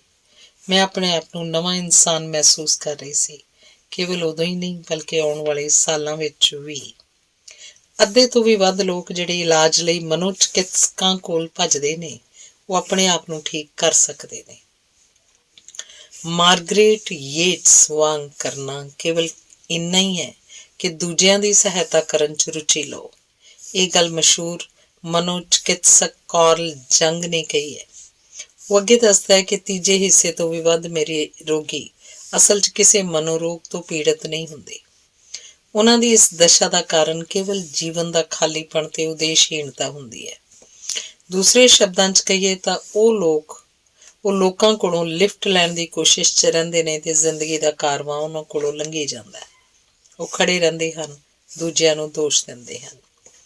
ਤੁਹਾਨੂੰ ਫਲੋਰੈਂਸ ਨਾਈਟਿੰਗੇਲ ਜਾਂ ਦੁਨੀਆ ਨੂੰ ਸੁਧਾਰਨ ਵਾਸਤੇ ਸੋਸ਼ਲ ਰਿਫਾਰਮਰ ਬਣਨ ਦੀ ਲੋੜ ਨਹੀਂ। ਆਪਣੇ ਛੋਟੇ ਜਿਹੇ ਸੰਸਾਰ 'ਚ ਆਪਣੇ ਆਸ-ਪਾਸ ਦੇ ਲੋਕਾਂ ਨਾਲ ਮੇਲ ਮਿਲਾਪ, ਭਾਈਚਾਰਾ, ਸੁਹਿਰਦਤਾ ਵਧਾ ਸਕਦੇ ਹੋ। ਉਹਨਾਂ ਦੇ ਕੰਮ ਆ ਸਕਦੇ ਹੋ। ਘਰ ਦੇ ਬੂਟਿਆਂ ਦੀ ਦੇਖਭਾਲ ਕਰਨ ਵਾਲਾ ਮਾਲੀ, ਘਰ ਦੇ ਕੰਮ ਕਾਜ 'ਚ ਹੱਥ ਵੰਡਾਉਣ ਵਾਲੀ ਔਰਤ, ਦਫ਼ਤਰ 'ਚ ਪਾਣੀ ਪਿਆਉਣ ਵਾਲਾ ਚਪੜਾਸੀ, ਖਤ ਲਿਆਉਣ ਵਾਲਾ ਡਾਕੀਆ, ਇਹ ਤੁਹਾਡੇ ਜੀਵਨ ਦਾ ਹਿੱਸਾ ਹਨ। ਉਹਨਾਂ ਨਾਲ ਗੱਲਬਾਤ ਕਰਕੇ ਉਹਨਾਂ ਦੀ ਸੁੱਖ ਸਾਂਦ ਪੁੱਛ ਕੇ ਤੁਸੀਂ ਉਹਨਾਂ ਨੂੰ ਖੁਸ਼ੀ ਦੇ ਸਕਦੇ ਹੋ। ਇਸ ਤੋਂ ਤੁਹਾਨੂੰ ਕੀ ਮਿਲੇਗਾ? ਤੁਹਾਨੂੰ ਵੀ ਓਨੀ ਖੁਸ਼ੀ ਮਿਲੇਗੀ। ਅਰਿਸਟਾਟਲ ਨੇ ਇਸ ਵਰਤਾਰੇ ਨੂੰ ਪਰਬੁੱਧ ਸਵਾਰਥ ਕਿਹਾ ਹੈ। ਜ਼ੋਰੋਐਸਟਰ ਕਹਿੰਦਾ ਹੈ, ਦੂਸਰਿਆਂ ਵਾਸਤੇ ਅੱਛਾਈ ਕਰਨੀ ਤੁਹਾਡੀ ਡਿਊਟੀ ਨਹੀਂ, ਇਹ ਤਾਂ ਖੁਸ਼ੀ ਹੈ, ਕਿਉਂਕਿ ਇਹ ਤੁਹਾਡੀ ਆਪਣੀ ਸਿਹਤ ਤੇ ਖੁਸ਼ੀ ਨੂੰ ਵਧਾਉਂਦੀ ਹੈ। ਦੂਸਰਿਆਂ ਬਾਰੇ ਸੋਚਣਾ ਨਾ ਕੇਵਲ ਤੁਹਾਨੂੰ ਚਿੰਤਾਵਾਂ ਤੋਂ ਦੂਰ ਰੱਖੇਗਾ, ਬਲਕਿ ਤੁਹਾਨੂੰ ਬਹੁਤ ਸਾਰੇ ਦੋਸਤ ਬਣਾਉਣ ਵਿੱਚ ਵੀ ਮਦਦਗਾਰ ਸਾਬਿਤ ਹੋਏਗਾ। ਤੁਸੀਂ ਜੀਵਨ ਨੂੰ ਹੋਰ ਜ਼ਿਆਦਾ ਸ਼ਿੱਦਤ ਤੇ ਖੁਸ਼ੀ ਨਾਲ ਜੀਓਗੇ। ਇੱਕ ਚੀਨੀ ਕਹਾਵਤ ਹੈ, ਜਿਹੜਾ ਹੱਥ ਤੁਹਾਨੂੰ ਗੁਲਾਬ ਦਾ ਫੁੱਲ ਦਿੰਦਾ ਹੈ, ਉਸ ਨਾਲ ਹਮੇਸ਼ਾ ਕੁਝ ਖੁਸ਼ਬੂ ਲੱਗੀ ਰਹਿ ਜਾਂਦੀ ਹੈ। ਜੀਸਸ ਕ੍ਰਾਈਸਟ ਨੇ ਕਿਹਾ ਸੀ, ਜੇ ਆਪਣੀ ਜ਼ਿੰਦਗੀ 'ਚ ਸੁੱਖ ਪਾਉਣਾ ਚਾਹੁੰਦੇ ਹੋ ਤਾਂ ਦੂਸਰਿਆਂ ਦੇ ਕੰਮ ਆਓ। ਧੰਨਵਾਦ। ਅਗਲਾ ਲੇਖ ਹੈ, ਮੇਰੇ ਮਾਤਾ ਪਿਤਾ ਨੇ ਕਿਵੇਂ ਚਿੰਤਾ ਤੇ ਜਿੱਤ ਹਾਸਲ ਕੀਤੀ। ਡੇਲ ਕਾਰਨੇਗੀ ਦੱਸਦਾ ਹੈ ਕਿ ਮੇਰਾ ਜਨਮ ਤੇ ਪਾਲਣ ਪੋਸ਼ਣ ਮਿਸੌਰੀ ਵਿੱਚ ਆਪਣੇ ਫਾਰਮ ਤੇ ਹੋਇਆ ਸੀ। ਮੇਰੀ ਮਾਂ ਪਿੰਡ ਦੇ ਸਕੂਲ 'ਚ ਇੱਕ ਅਧਿਆਪਕਾ ਸੀ। ਮੇਰਾ ਪਿਤਾ ਖੇਤ 'ਚ ਮਜ਼ਦੂਰੀ ਕਰਦਾ ਸੀ। ਉਹਨੂੰ ਮਹੀਨੇ ਦੇ ਕੇਵਲ $12 ਮਿਲਦੇ ਸਨ। ਮੇਰੀ ਮਾਂ ਸਿਰਫ ਮੇਰੇ ਕੱਪੜੇ ਹੀ ਨਹੀਂ, ਉਹਨਾਂ ਨੂੰ ਧੋਣ ਵਾਸਤੇ ਸਾਬਣ ਵੀ ਘਰੇ ਬਣਾਉਂਦੀ ਸੀ। ਅਸੀਂ ਬੜੇ ਗਰੀਬ ਸਾਂ। ਮੈਂ ਪੈਦਲ 1 ਮੀਲ ਤੁਰ ਕੇ ਪਿੰਡ ਦੇ ਸਕੂਲ ਜਾਂਦਾ ਸੀ। ਠੰਡ 0 ਤੋਂ 28 ਡਿਗਰੀ ਥੱਲੇ ਤੱਕ ਹੁੰਦੀ ਸੀ। ਫਿਰ ਵੀ ਜਦੋਂ ਤੱਕ ਮੈਂ 14 ਸਾਲਾਂ ਦਾ ਹੋਇਆ, ਮੇਰੇ ਕੋਲ ਰਬੜ ਦੇ ਜੁੱਤੇ ਨਹੀਂ ਸਨ। 10 ਸਾਲਾਂ ਦੀ ਹੱਡ-ਭੰਨਵੀਂ ਮਿਹਨਤ ਤੋਂ ਬਾਅਦ ਵੀ ਸਾਡੇ ਕੋਲ ਕੋਈ ਪੈਸਾ ਨਹੀਂ ਸੀ। ਸਾਡੇ ਸਿਰ ਤੇ ਕਰਜ਼ਾ ਸੀ। ਸਾਡਾ ਫਾਰਮ ਬੈਂਕ ਕੋਲ ਗਿਰਵੀ ਸੀ ਤੇ ਸਾਡੇ ਕੋਲ ਉਹਦਾ ਵਿਆਜ ਦੇਣ ਜੋਗੇ ਪੈਸੇ ਵੀ ਨਹੀਂ ਸਨ। ਬੈਂਕਰ ਨੇ ਮੇਰੇ ਪਿਤਾ ਦਾ ਅਪਮਾਨ ਕੀਤਾ ਤੇ ਫਾਰਮ ਨੂੰ ਆਪਣੇ ਕਬਜ਼ੇ 'ਚ ਲੈਣ ਦਾ ਡਰ ਦਿੱਤਾ। ਉਸ ਵੇਲੇ ਮੇਰੇ ਪਿਤਾ ਦੀ ਉਮਰ 47 ਵਰ੍ਹੇ ਸੀ। ਚਿੰਤਾ ਦੇ ਕਾਰਨ ਉਹਨਾਂ ਦੀ ਸਿਹਤ ਡਿੱਗਣ ਲੱਗ ਪਈ। ਉਹਨਾਂ ਦੀ ਭੁੱਖ, ਪਿਆਸ, ਨੀਂਦ ਉੱਡ ਗਈ। ਇੱਕ ਦਿਨ ਜਦੋਂ ਮੈਰੀਵਿਲੀ ਤੋਂ ਪਰਤ ਰਹੇ ਸਨ, ਜਿੱਥੇ ਬੈਂਕਰ ਨੇ ਉਹਨਾਂ ਨੂੰ ਗਾਲਾਂ ਕੱਢੀਆਂ ਸਨ, ਉਹਨਾਂ ਨੇ ਦਰਿਆ ਦੇ ਪੁਲ ਤੇ ਆਪਣਾ ਘੋੜਾ ਰੋਕ ਲਿਆ। ਬੜੀ ਦੇਰ ਤੱਕ ਉਹ ਥੱਲੇ ਵਗਦੇ ਪਾਣੀ ਵੱਲ ਵੇਖਦੇ ਰਹੇ ਤੇ ਸੋਚਦੇ ਰਹੇ ਕਿ ਉਸ 'ਚ ਛਾਲ ਮਾਰ ਕੇ ਆਪਣੀ ਜਾਨ ਦੇ ਦੇਣ। ਕਈ ਸਾਲਾਂ ਬਾਅਦ ਮੇਰੇ ਪਿਤਾ ਨੇ ਮੈਨੂੰ ਦੱਸਿਆ ਕਿ ਉਹਨਾਂ ਨੇ ਦਰਿਆ 'ਚ ਨਾ ਕੁੱਦਣ ਦਾ ਇੱਕੋ ਹੀ ਕਾਰਨ ਸੀ ਤੇ ਉਹ ਸੀ ਉਹਨਾਂ ਦੀ ਪਤਨੀ ਦਾ ਰੱਬ ਤੇ ਅਟੁੱਟ ਵਿਸ਼ਵਾਸ। ਸੰਘਰਸ਼ ਦੇ ਉਸ ਦਿਲ ਤੋੜਵੇਂ ਵਕਤ ਵਿੱਚ ਵੀ ਮੇਰੀ ਮਾਂ ਨੇ ਕਦੇ ਚਿੰਤਾ ਨਹੀਂ ਸੀ ਕੀਤੀ। ਉਹ ਪ੍ਰਾਰਥਨਾ ਦੇ ਰੂਪ 'ਚ ਆਪਣੀਆਂ ਸਾਰੀਆਂ ਮੁਸ਼ਕਲਾਂ ਰੱਬ ਅੱਗੇ ਰੱਖ ਦਿੰਦੀ ਸੀ। ਹਰ ਰਾਤ ਸੌਣ ਤੋਂ ਪਹਿਲਾਂ ਮਾਂ ਬਾਈਬਲ ਵਿੱਚੋਂ ਇੱਕ ਅਧਿਆਇ ਸਾਨੂੰ ਪੜ੍ਹ ਕੇ ਸੁਣਾਉਂਦੀ ਸੀ। ਫਿਰ ਅਸੀਂ ਸਾਰੇ ਗੋਡਿਆਂ ਭਾਰ ਬੈਠ ਕੇ ਰੱਬ ਅੱਗੇ ਸਹਾਇਤਾ ਤੇ ਉਹਦੀ ਮਿਹਰ ਲਈ ਪ੍ਰਾਰਥਨਾ ਕਰਦੇ ਸੀ। ਅਖੀਰ ਵਿੱਚ ਸਭ ਕੁਝ ਠੀਕ ਹੋ ਗਿਆ। ਹਾਰਵਰਡ ਵਿੱਚ ਫਿਲਾਸਫੀ ਦੇ ਪ੍ਰੋਫੈਸਰ ਵਿਲੀਅਮ ਜੇਮਸ ਨੇ ਕਿਹਾ ਸੀ, ਬੇਸ਼ੱਕ ਚਿੰਤਾ ਨਾ ਕਰਨ ਦਾ ਸ੍ਰੇਸ਼ਟ ਉਪਾਅ ਧਾਰਮਿਕ ਯਕੀਨ ਹੈ। ਡੇਲ ਕਾਰਨੇਗੀ ਕਹਿੰਦਾ ਹੈ ਕਿ ਇਹ ਜਾਣਨ ਲਈ ਤੁਹਾਨੂੰ ਹਾਰਵਰਡ ਯੂਨੀਵਰਸਿਟੀ 'ਚ ਜਾਣ ਦੀ ਲੋੜ ਨਹੀਂ। ਮੇਰੀ ਮਾਂ ਨੂੰ ਇਸ ਗੱਲ ਦਾ ਪਤਾ ਮਿਸੂਰੀ ਦੇ ਆਪਣੇ ਫਾਰਮ ਤੇ ਹੀ ਲੱਗ ਗਿਆ ਸੀ। ਉਹ ਕੰਮ ਕਰਦੀ ਹੋਈ ਉਸ ਅਕਾਲ ਪੁਰਖ ਦੀ ਮਿਹਰ ਲਈ ਸ਼ਬਦ ਪੜ੍ਹਦੀ ਰਹਿੰਦੀ ਸੀ। ਮੇਰੀ ਮਾਂ ਚਾਹੁੰਦੀ ਸੀ ਮੈਂ ਆਪਣਾ ਜੀਵਨ ਧਰਮ ਦੇ ਲੇਖੇ ਲਾਵਾਂ। ਮੈਂ ਵੀ ਮਿਸ਼ਨਰੀ ਬਣਨ ਬਾਰੇ ਸੋਚਿਆ, ਪਰ ਜਦੋਂ ਮੈਂ ਕਾਲਜ ਗਿਆ ਤਾਂ ਹੌਲੀ-ਹੌਲੀ ਮੇਰੇ 'ਚ ਇੱਕ ਬਦਲਾਅ ਆਉਣਾ ਸ਼ੁਰੂ ਹੋਇਆ। ਮੈਂ ਬਾਇਓਲੋਜੀ, ਵਿਗਿਆਨ, ਫਿਲਾਸਫੀ ਤੇ ਧਰਮਾਂ ਦਾ ਤੁਲਨਾਤਮਕ ਅਧਿਐਨ ਕੀਤਾ। ਬਾਈਬਲ ਕਿਵੇਂ ਲਿਖੀ ਗਈ ਸੀ, ਮੈਂ ਇਸ ਬਾਰੇ ਕਿਤਾਬਾਂ ਪੜ੍ਹੀਆਂ। ਮੈਂ ਇਸ ਦੇ ਕਈ ਬਚਨਾਂ ਬਾਰੇ ਸਵਾਲ ਕਰਨ ਲੱਗ ਪਿਆ। ਮੈਂ ਆਪਣੇ ਪਿੰਡਾਂ ਦੇ ਉਸ ਵਕਤ ਦੇ ਧਾਰਮਿਕ ਪ੍ਰਚਾਰਕਾਂ ਵੱਲੋਂ ਸਿਖਾਈਆਂ ਗਈਆਂ ਸੰਕੁਚਿਤ ਸਿੱਖਿਆਵਾਂ ਤੇ ਸਿਧਾਂਤਾਂ ਤੇ ਸ਼ੱਕ ਕਰਨ ਲੱਗ ਪਿਆ। ਮੇਰੇ ਮਨ 'ਚ ਕਈ ਸਵਾਲ ਉੱਠਦੇ। ਮੈਨੂੰ ਸਮਝ ਨਹੀਂ ਸੀ ਆਉਂਦੀ ਕਿ ਮੈਂ ਕਿਸ ਤੇ ਯਕੀਨ ਕਰਾਂ। ਮੈਂ ਪ੍ਰਾਰਥਨਾ ਕਰਨੀ ਬੰਦ ਕਰਤੀ। ਮੈਂ ਐਗਨੋਸਟਿਕ ਹੋ ਗਿਆ। ਉਹ ਵਿਅਕਤੀ ਜਿਹਦਾ ਇਹ ਸਿਧਾਂਤ ਹੈ ਕਿ ਰੱਬ ਬਾਰੇ ਨਾ ਕੁਝ ਜਾਣਿਆ ਗਿਆ ਤੇ ਨਾ ਹੀ ਜਾਣਿਆ ਜਾ ਸਕਦਾ ਹੈ। ਮੈਂ ਯਕੀਨ ਕਰਨ ਲੱਗ ਪਿਆ ਸੀ ਕਿ ਜੀਵਨ ਯੋਜਨਾ ਰਹਿਤ, ਮੰਤਵ ਰਹਿਤ ਹੈ। ਵਿਗਿਆਨ ਦੇ ਅਨੁਸਾਰ ਸੂਰਜ ਹੌਲੀ-ਹੌਲੀ ਠੰਡਾ ਹੋ ਰਿਹਾ ਹੈ। ਜਦੋਂ ਉਹਦਾ ਤਾਪਮਾਨ 10% ਵੀ ਘਟ ਗਿਆ, ਪ੍ਰਿਥਵੀ ਤੇ ਕਿਸੇ ਤਰ੍ਹਾਂ ਦਾ ਵੀ ਜੀਵਨ ਸੰਭਵ ਨਹੀਂ ਰਹੇਗਾ। ਮੈਨੂੰ ਇਸ ਤੇ ਯਕੀਨ ਨਹੀਂ ਸੀ ਆਉਂਦਾ ਕਿ ਇੱਕ ਪਰਉਪਕਾਰੀ ਰੱਬ ਹੈ ਜਿਹਨੇ ਆਪਣੇ ਤਰ੍ਹਾਂ ਦੇ ਬੰਦੇ ਬਣਾਏ ਹਨ। ਕੀ ਮੈਂ ਮੰਨ ਲਵਾਂ ਕਿ ਮੈਂ ਹੁਣ ਉਹਨਾਂ ਸਾਰੇ ਪ੍ਰਸ਼ਨਾਂ ਦੇ ਉੱਤਰ ਜਾਣਦਾ ਹਾਂ? ਨਹੀਂ, ਅੱਜ ਤੱਕ ਸੰਸਾਰ ਦੇ ਤੇ ਜੀਵਨ ਦੇ ਰਹੱਸ ਨੂੰ ਕੋਈ ਵੀ ਨਹੀਂ ਦੱਸ ਸਕਿਆ। ਅਸੀਂ ਰਹੱਸਾਂ ਨਾਲ ਘਿਰੇ ਹੋਏ ਹਾਂ। ਸਾਡਾ ਸਰੀਰ ਕਿਵੇਂ ਕੰਮ ਕਰਦਾ ਹੈ, ਇਹ ਵੀ ਇੱਕ ਰਹੱਸ ਹੈ। ਤੁਹਾਡੇ ਘਰ 'ਚ ਜਗਣ ਵਾਲੀ ਬਿਜਲੀ, ਤੁਹਾਡੇ ਵਿਹੜੇ ਵਿੱਚ ਖਿੜਨ ਵਾਲਾ ਫੁੱਲ, ਸਭ ਰਹੱਸੀ ਤਾਂ ਹਨ। ਇਸੇ ਤਰ੍ਹਾਂ ਇਹ ਸੱਚਾਈ ਹੈ ਕਿ ਮੈਂ ਪ੍ਰਾਰਥਨਾ ਤੇ ਧਰਮ ਦੇ ਰਹੱਸ ਨੂੰ ਨਹੀਂ ਜਾਣਦਾ। ਪਰ ਇਹ ਗੱਲ ਮੈਨੂੰ ਹੋਰ ਭਰਪੂਰ ਖੁਸ਼ੀਆਂ ਭਰੀ ਜ਼ਿੰਦਗੀ ਜਿਉਣ ਤੋਂ ਨਹੀਂ ਰੋਕ ਸਕਦੀ ਜਿਹੜੀ ਧਰਮ ਦਿੰਦਾ ਹੈ। ਅਖੀਰ ਮੈਨੂੰ ਸਾਂਤਾਇਨ ਦੇ ਸ਼ਬਦਾਂ ਦੀ ਸਾਰਥਿਕਤਾ ਦਾ ਪਤਾ ਚੱਲਿਆ। ਉਹਨੇ ਕਿਹਾ ਸੀ, ਮਨੁੱਖ ਜੀਵਨ ਨੂੰ ਸਮਝਣ ਦੇ ਲਈ ਨਹੀਂ ਬਣਿਆ, ਉਹਨੂੰ ਜਿਉਣ ਵਾਸਤੇ ਬਣਿਆ। ਡੇਲ ਕਹਿੰਦਾ ਮੈਂ ਵਾਪਸ ਪਰਤ ਆਇਆ। ਮੈਂ ਕਹਿਣ ਲੱਗਾ ਸਾਂ ਕਿ ਮੈਂ ਧਰਮ ਵੱਲ ਪਰਤ ਆਇਆ, ਪਰ ਇਹ ਕਹਿਣਾ ਇੰਨਾ ਠੀਕ ਨਹੀਂ ਹੋਏਗਾ। ਅਸਲ 'ਚ ਮੈਂ ਧਰਮ ਦੀ ਨਵੀਂ ਧਾਰਨਾ ਵੱਲ ਵੱਧ ਗਿਆ। ਮੈਨੂੰ ਇਸ ਗੱਲ 'ਚ ਜ਼ਰਾ ਵੀ ਰੁਚੀ ਨਹੀਂ ਕਿ ਚਰਚ ਕੈਥੋਲਿਕ ਹੈ ਕਿ ਪ੍ਰੋਟੈਸਟੈਂਟ। ਮੈਨੂੰ ਤਾਂ ਕੇਵਲ ਇਸ ਗੱਲ 'ਚ ਰੁਚੀ ਹੈ ਕਿ ਧਰਮ ਮੇਰੇ ਲਈ ਕੀ ਕਰਦਾ ਹੈ। ਜਿੱਦਾਂ ਬਿਜਲੀ, ਪਾਣੀ, ਅੱਛਾ ਖਾਣਾ, ਇਹ ਸਭ ਮੈਨੂੰ ਪੂਰੀ ਭਰਵੀਂ, ਖੁਸ਼ਹਾਲ, ਅਮੀਰ ਜ਼ਿੰਦਗੀ ਜਿਉਣ 'ਚ ਸਹਾਇਤਾ ਕਰਦੇ ਹਨ। ਧਰਮ ਇਸ ਤੋਂ ਵੀ ਵੱਧ ਕਰਦਾ ਹੈ। ਇਹ ਮੈਨੂੰ ਆਤਮਿਕ ਕਦਰਾਂ ਕੀਮਤਾਂ ਦਿੰਦਾ ਹੈ। ਜਿਵੇਂ ਕਿ ਵਿਲੀਅਮ ਜੇਮਸ ਕਹਿੰਦਾ, ਧਰਮ ਜੀਵਨ ਨੂੰ ਨਵਾਂ ਉਤਸ਼ਾਹ ਦਿੰਦਾ ਹੈ, ਵੱਡੀ, ਅਮੀਰ, ਸੰਤੁਸ਼ਟੀ ਦੇਣ ਵਾਲੀ ਜ਼ਿੰਦਗੀ ਦਿੰਦਾ ਹੈ। ਧਰਮ ਮੈਨੂੰ ਭਰੋਸਾ, ਉਮੀਦ, ਹਿੰਮਤ ਦਿੰਦਾ ਹੈ। ਇਹ ਮੇਰੇ ਤਣਾਅ, ਤੌਖਲੇ, ਡਰ ਤੇ ਚਿੰਤਾਵਾਂ ਦੂਰ ਕਰਦਾ ਹੈ। ਇਹ ਮੇਰੇ ਜੀਵਨ ਨੂੰ ਉਦੇਸ਼ ਦਿੰਦਾ ਹੈ, ਸਿੱਖਿਆ ਦਿੰਦਾ ਹੈ। ਧਰਮ ਹਰ ਤਰ੍ਹਾਂ ਮੇਰੀਆਂ ਖੁਸ਼ੀਆਂ ਵਧਾਉਂਦਾ ਹੈ। ਜ਼ਿੰਦਗੀ ਦੀ ਇਸ ਤਪਦੀ ਰੇਤ 'ਚ ਧਰਮ ਮੈਨੂੰ ਆਪਣੇ ਲਈ ਸ਼ਾਂਤੀ ਦਾ ਇੱਕ ਜ਼ਖੀਰਾ ਬਣਾਉਣ 'ਚ ਮਦਦ ਕਰਦਾ ਹੈ। ਇੱਕ ਵਕਤ ਸੀ ਜਦੋਂ ਲੋਕ ਧਰਮ ਤੇ ਵਿਗਿਆਨ 'ਚ ਵਿਰੋਧ ਦੀ ਗੱਲ ਕਰਦੇ ਸਨ, ਪਰ ਹੁਣ ਇੰਜ ਨਹੀਂ ਹੈ। ਹੁਣ ਮਨੋਵਿਗਿਆਨ ਉਹੀ ਸਿਖਾਉਂਦਾ ਹੈ ਜੋ ਜੀਸਸ ਨੇ ਲਿਖਾਇਆ ਸੀ। ਕਿਉਂਕਿ ਮਨੋਵਿਗਿਆਨੀ ਜਾਣਦੇ ਨੇ ਕਿ ਪ੍ਰਾਰਥਨਾ ਤੇ ਧਰਮ ਤੇ ਡੂੰਘਾ ਯਕੀਨ ਸਾਰੀਆਂ ਚਿੰਤਾਵਾਂ, ਤੌਖਲੇ, ਡਰ ਤੇ ਤਣਾਅ ਦੂਰ ਕਰਦਾ ਹੈ। ਇਹ ਸਾਰੀਆਂ ਅਲਾਮਤਾਂ ਮਨੁੱਖ ਦੀਆਂ ਬਹੁਤੀਆਂ ਬਿਮਾਰੀਆਂ ਦਾ ਕਾਰਨ ਹਨ। ਡਾਕਟਰ ਏ ਬਰੀਲ ਬੜਾ ਪ੍ਰਸਿੱਧ ਮਨੋਵਿਗਿਆਨੀ ਸੀ। ਉਹਨੇ ਕਿਹਾ ਸੀ, ਜਿਹੜਾ ਵੀ ਸੱਚਾ ਧਾਰਮਿਕ ਇਨਸਾਨ ਹੈ ਉਹ ਕਦੇ ਵੀ ਮਾਨਸਿਕ ਵਿਕਾਰਾਂ ਦਾ ਸ਼ਿਕਾਰ ਨਹੀਂ ਹੁੰਦਾ।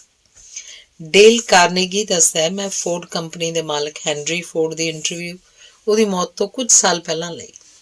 ਮੈਂ ਸੋਚਦਾ ਸੀ ਕਿ ਐਡਾ ਵੱਡਾ ਬਿਜ਼ਨਸ ਸਥਾਪਿਤ ਕਰਨ 'ਚ ਉਹਨੇ ਇੰਨੇ ਸਾਲ ਲਗਾਏ ਨੇ, ਜ਼ਰੂਰ ਇਹਦਾ ਅਸਰ ਉਹ 'ਤੇ ਵਿਖਾਈ ਦੇਗਾ। ਪਰ ਮੈਨੂੰ ਵੇਖ ਕੇ ਬੜੀ ਹੈਰਾਨੀ ਹੋਈ ਕਿ 78 ਸਾਲ ਦੀ ਉਮਰ ਵਿੱਚ ਵੀ ਉਹ ਕਿੰਨਾ ਚਿੰਤਾ ਮੁਕਤ ਤੇ ਸ਼ਾਂਤ ਲੱਗ ਰਿਹਾ ਸੀ। ਜਦੋਂ ਮੈਂ ਉਹਨੂੰ ਪੁੱਛਿਆ ਕਿ ਕਦੇ ਉਹ ਚਿੰਤਾ ਕਰਦਾ ਤਾਂ ਉਹਦਾ ਉੱਤਰ ਸੀ, ਨਹੀਂ, ਮੈਂ ਮੰਨਦਾ ਕਿ ਰੱਬ ਸਭ ਕੁਝ ਚਲਾ ਰਿਹਾ, ਉਹਨੂੰ ਮੇਰੀ ਸਲਾਹ ਦੀ ਲੋੜ ਨਹੀਂ। ਜਦੋਂ ਉਹੀ ਕਰਤਾ ਧਰਤਾ ਹੈ ਤਾਂ ਮੈਨੂੰ ਪੂਰਾ ਯਕੀਨ ਹੈ ਕਿ ਉਹ ਸਭ ਕੁਝ ਠੀਕ ਹੀ ਕਰੇਗਾ, ਇਸ ਲਈ ਚਿੰਤਾ ਕਿਸ ਗੱਲ ਦੀ ਹੈ।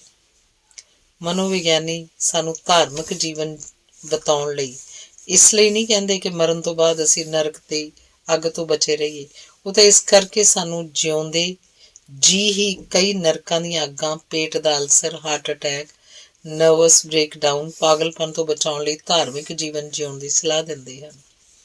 ਵਿਲੀਅਮ ਜੇਮਸ, ਜੋ ਅੱਜ ਦੇ ਮਨੋਵਿਗਿਆਨ ਦਾ ਪਿਤਾ ਕਿਹਾ ਜਾਂਦਾ ਹੈ, ਉਹਨੇ ਆਪਣੇ ਦੋਸਤ ਨੂੰ ਲਿਖਿਆ ਸੀ, ਜਿਵੇਂ ਜਿਵੇਂ ਵਕਤ ਬੀਤ ਰਿਹਾ ਹੈ ਮੈਨੂੰ ਮਹਿਸੂਸ ਹੋ ਰਿਹਾ ਕਿ ਮੈਂ ਰੱਬ ਤੋਂ ਬਿਨਾਂ ਨਹੀਂ ਚੱਲ ਸਕਦਾ।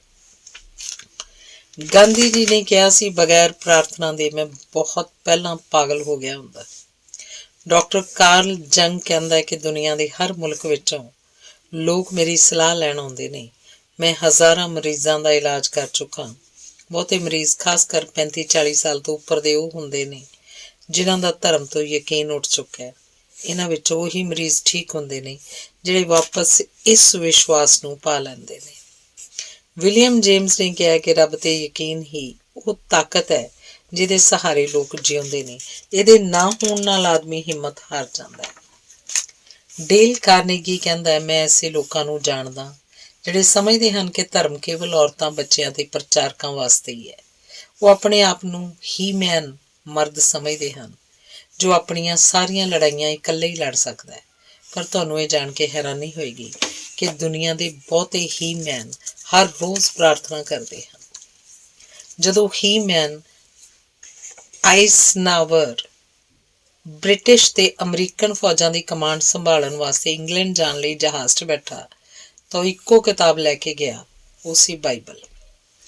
ਜਨਰਲ ਮਾਰਕ ਕਲਾਰਕ ਯੁੱਧ ਵੇਲੇ ਹਰ ਰੋਜ਼ ਬਾਈਬਲ ਪੜ੍ਹਦਾ ਸੀ ਤੇ ਪ੍ਰਾਰਥਨਾ ਕਰਦਾ ਸੀ। General Montgomery, Lord Nelson, General Washington, Robert E Lee, Stonewall Jackson, ਇਹ ਸਾਰੇ ਫੌਜ ਦੇ ਵੱਡੇ ਜਰਨੈਲ ਹੋਏ ਹਨ। ਇਹ ਸਭ ਪ੍ਰਾਰਥਨਾ ਕਰਦੇ ਸਨ। ਨੋਬੇਲ ਪ੍ਰਾਈਜ਼ ਜੇਤੂ ਡਾਕਟਰ ਐਲੈਕਸਿਸ ਕੈਰਲ ਕਹਿੰਦੇ ਹਨ, ਪ੍ਰਾਰਥਨਾ ਸਭ ਤੋਂ ਸ਼ਕਤੀਸ਼ਾਲੀ ਤਾਕਤ ਹੈ ਜਿਹੜੀ ਇਨਸਾਨ ਪੈਦਾ ਕਰ ਸਕਦਾ ਹੈ। ਇਹ ਧਰਤੀ ਦੀ ਗ੍ਰੈਵਿਟੀ ਵਰਗੀ ਹੀ ਅਸਲੀ ਤਾਕਤ ਹੈ। ਮੈਂ ਇਹ ਦੇਖਿਆ ਕਿ ਜਦੋਂ ਹੋਰ ਸਾਰੇ ਇਲਾਜ ਨਾਕਾਮਯਾਬ ਹੋ ਜਾਂਦੇ ਹਨ ਤਾਂ ਆਦਮੀ ਕੇਵਲ ਪ੍ਰਾਰਥਨਾ ਦੀ ਤਾਕਤ ਨਾਲ ਹੀ ਬਿਮਾਰੀ 'ਚੋਂ ਨਿਕਲ ਜਾਂਦੇ ਹਨ। ਰੇਡੀਅਮ ਦੀ ਤਰ੍ਹਾਂ ਪ੍ਰਾਰਥਨਾ ਆਪ ਪੈਦਾ ਹੋਣ ਵਾਲੀ ਸ਼ਕਤੀ ਦਾ ਚਮਕਦਾ ਸੋਮਾ ਹੈ। ਅਸੀਮਤ ਸ਼ਕਤੀ ਦੇ ਸੋਮੇ ਅੱਗੇ ਪ੍ਰਾਰਥਨਾ ਕਰਕੇ ਇਨਸਾਨ ਆਪਣੀ ਸੀਮਤ ਸ਼ਕਤੀ ਵਧਾ ਲੈਂਦਾ ਹੈ। ਜਦੋਂ ਅਸੀਂ ਪ੍ਰਾਰਥਨਾ ਕਰਦੇ ਹਾਂ ਤਾਂ ਅਸੀਂ ਆਪਣੇ ਆਪ ਨੂੰ ਨਾ ਸਮਾਪਤ ਹੋਣ ਵਾਲੀ ਚਾਲਕ ਸ਼ਕਤੀ ਦੇ ਨਾਲ ਜੋੜਦੇ ਹਾਂ ਜਿਹੜੀ ਸੰਸਾਰ ਨੂੰ ਚਲਾਉਂਦੀ ਹੈ। ਅਸੀਂ ਪ੍ਰਾਰਥਨਾ ਕਰਦੇ ਹਾਂ ਕਿ ਇਸ ਸ਼ਕਤੀ ਦਾ ਹਿੱਸਾ ਸਾਡੀਆਂ ਜ਼ਰੂਰਤਾਂ ਲਈ ਦਿੱਤਾ ਜਾਵੇ। ਕੇਵਲ ਬੇਨਤੀ ਕਰਨ ਨਾਲ ਸਾਡੀਆਂ ਕਮੀਆਂ ਪੂਰੀਆਂ ਹੋ ਜਾਂਦੀਆਂ ਹਨ।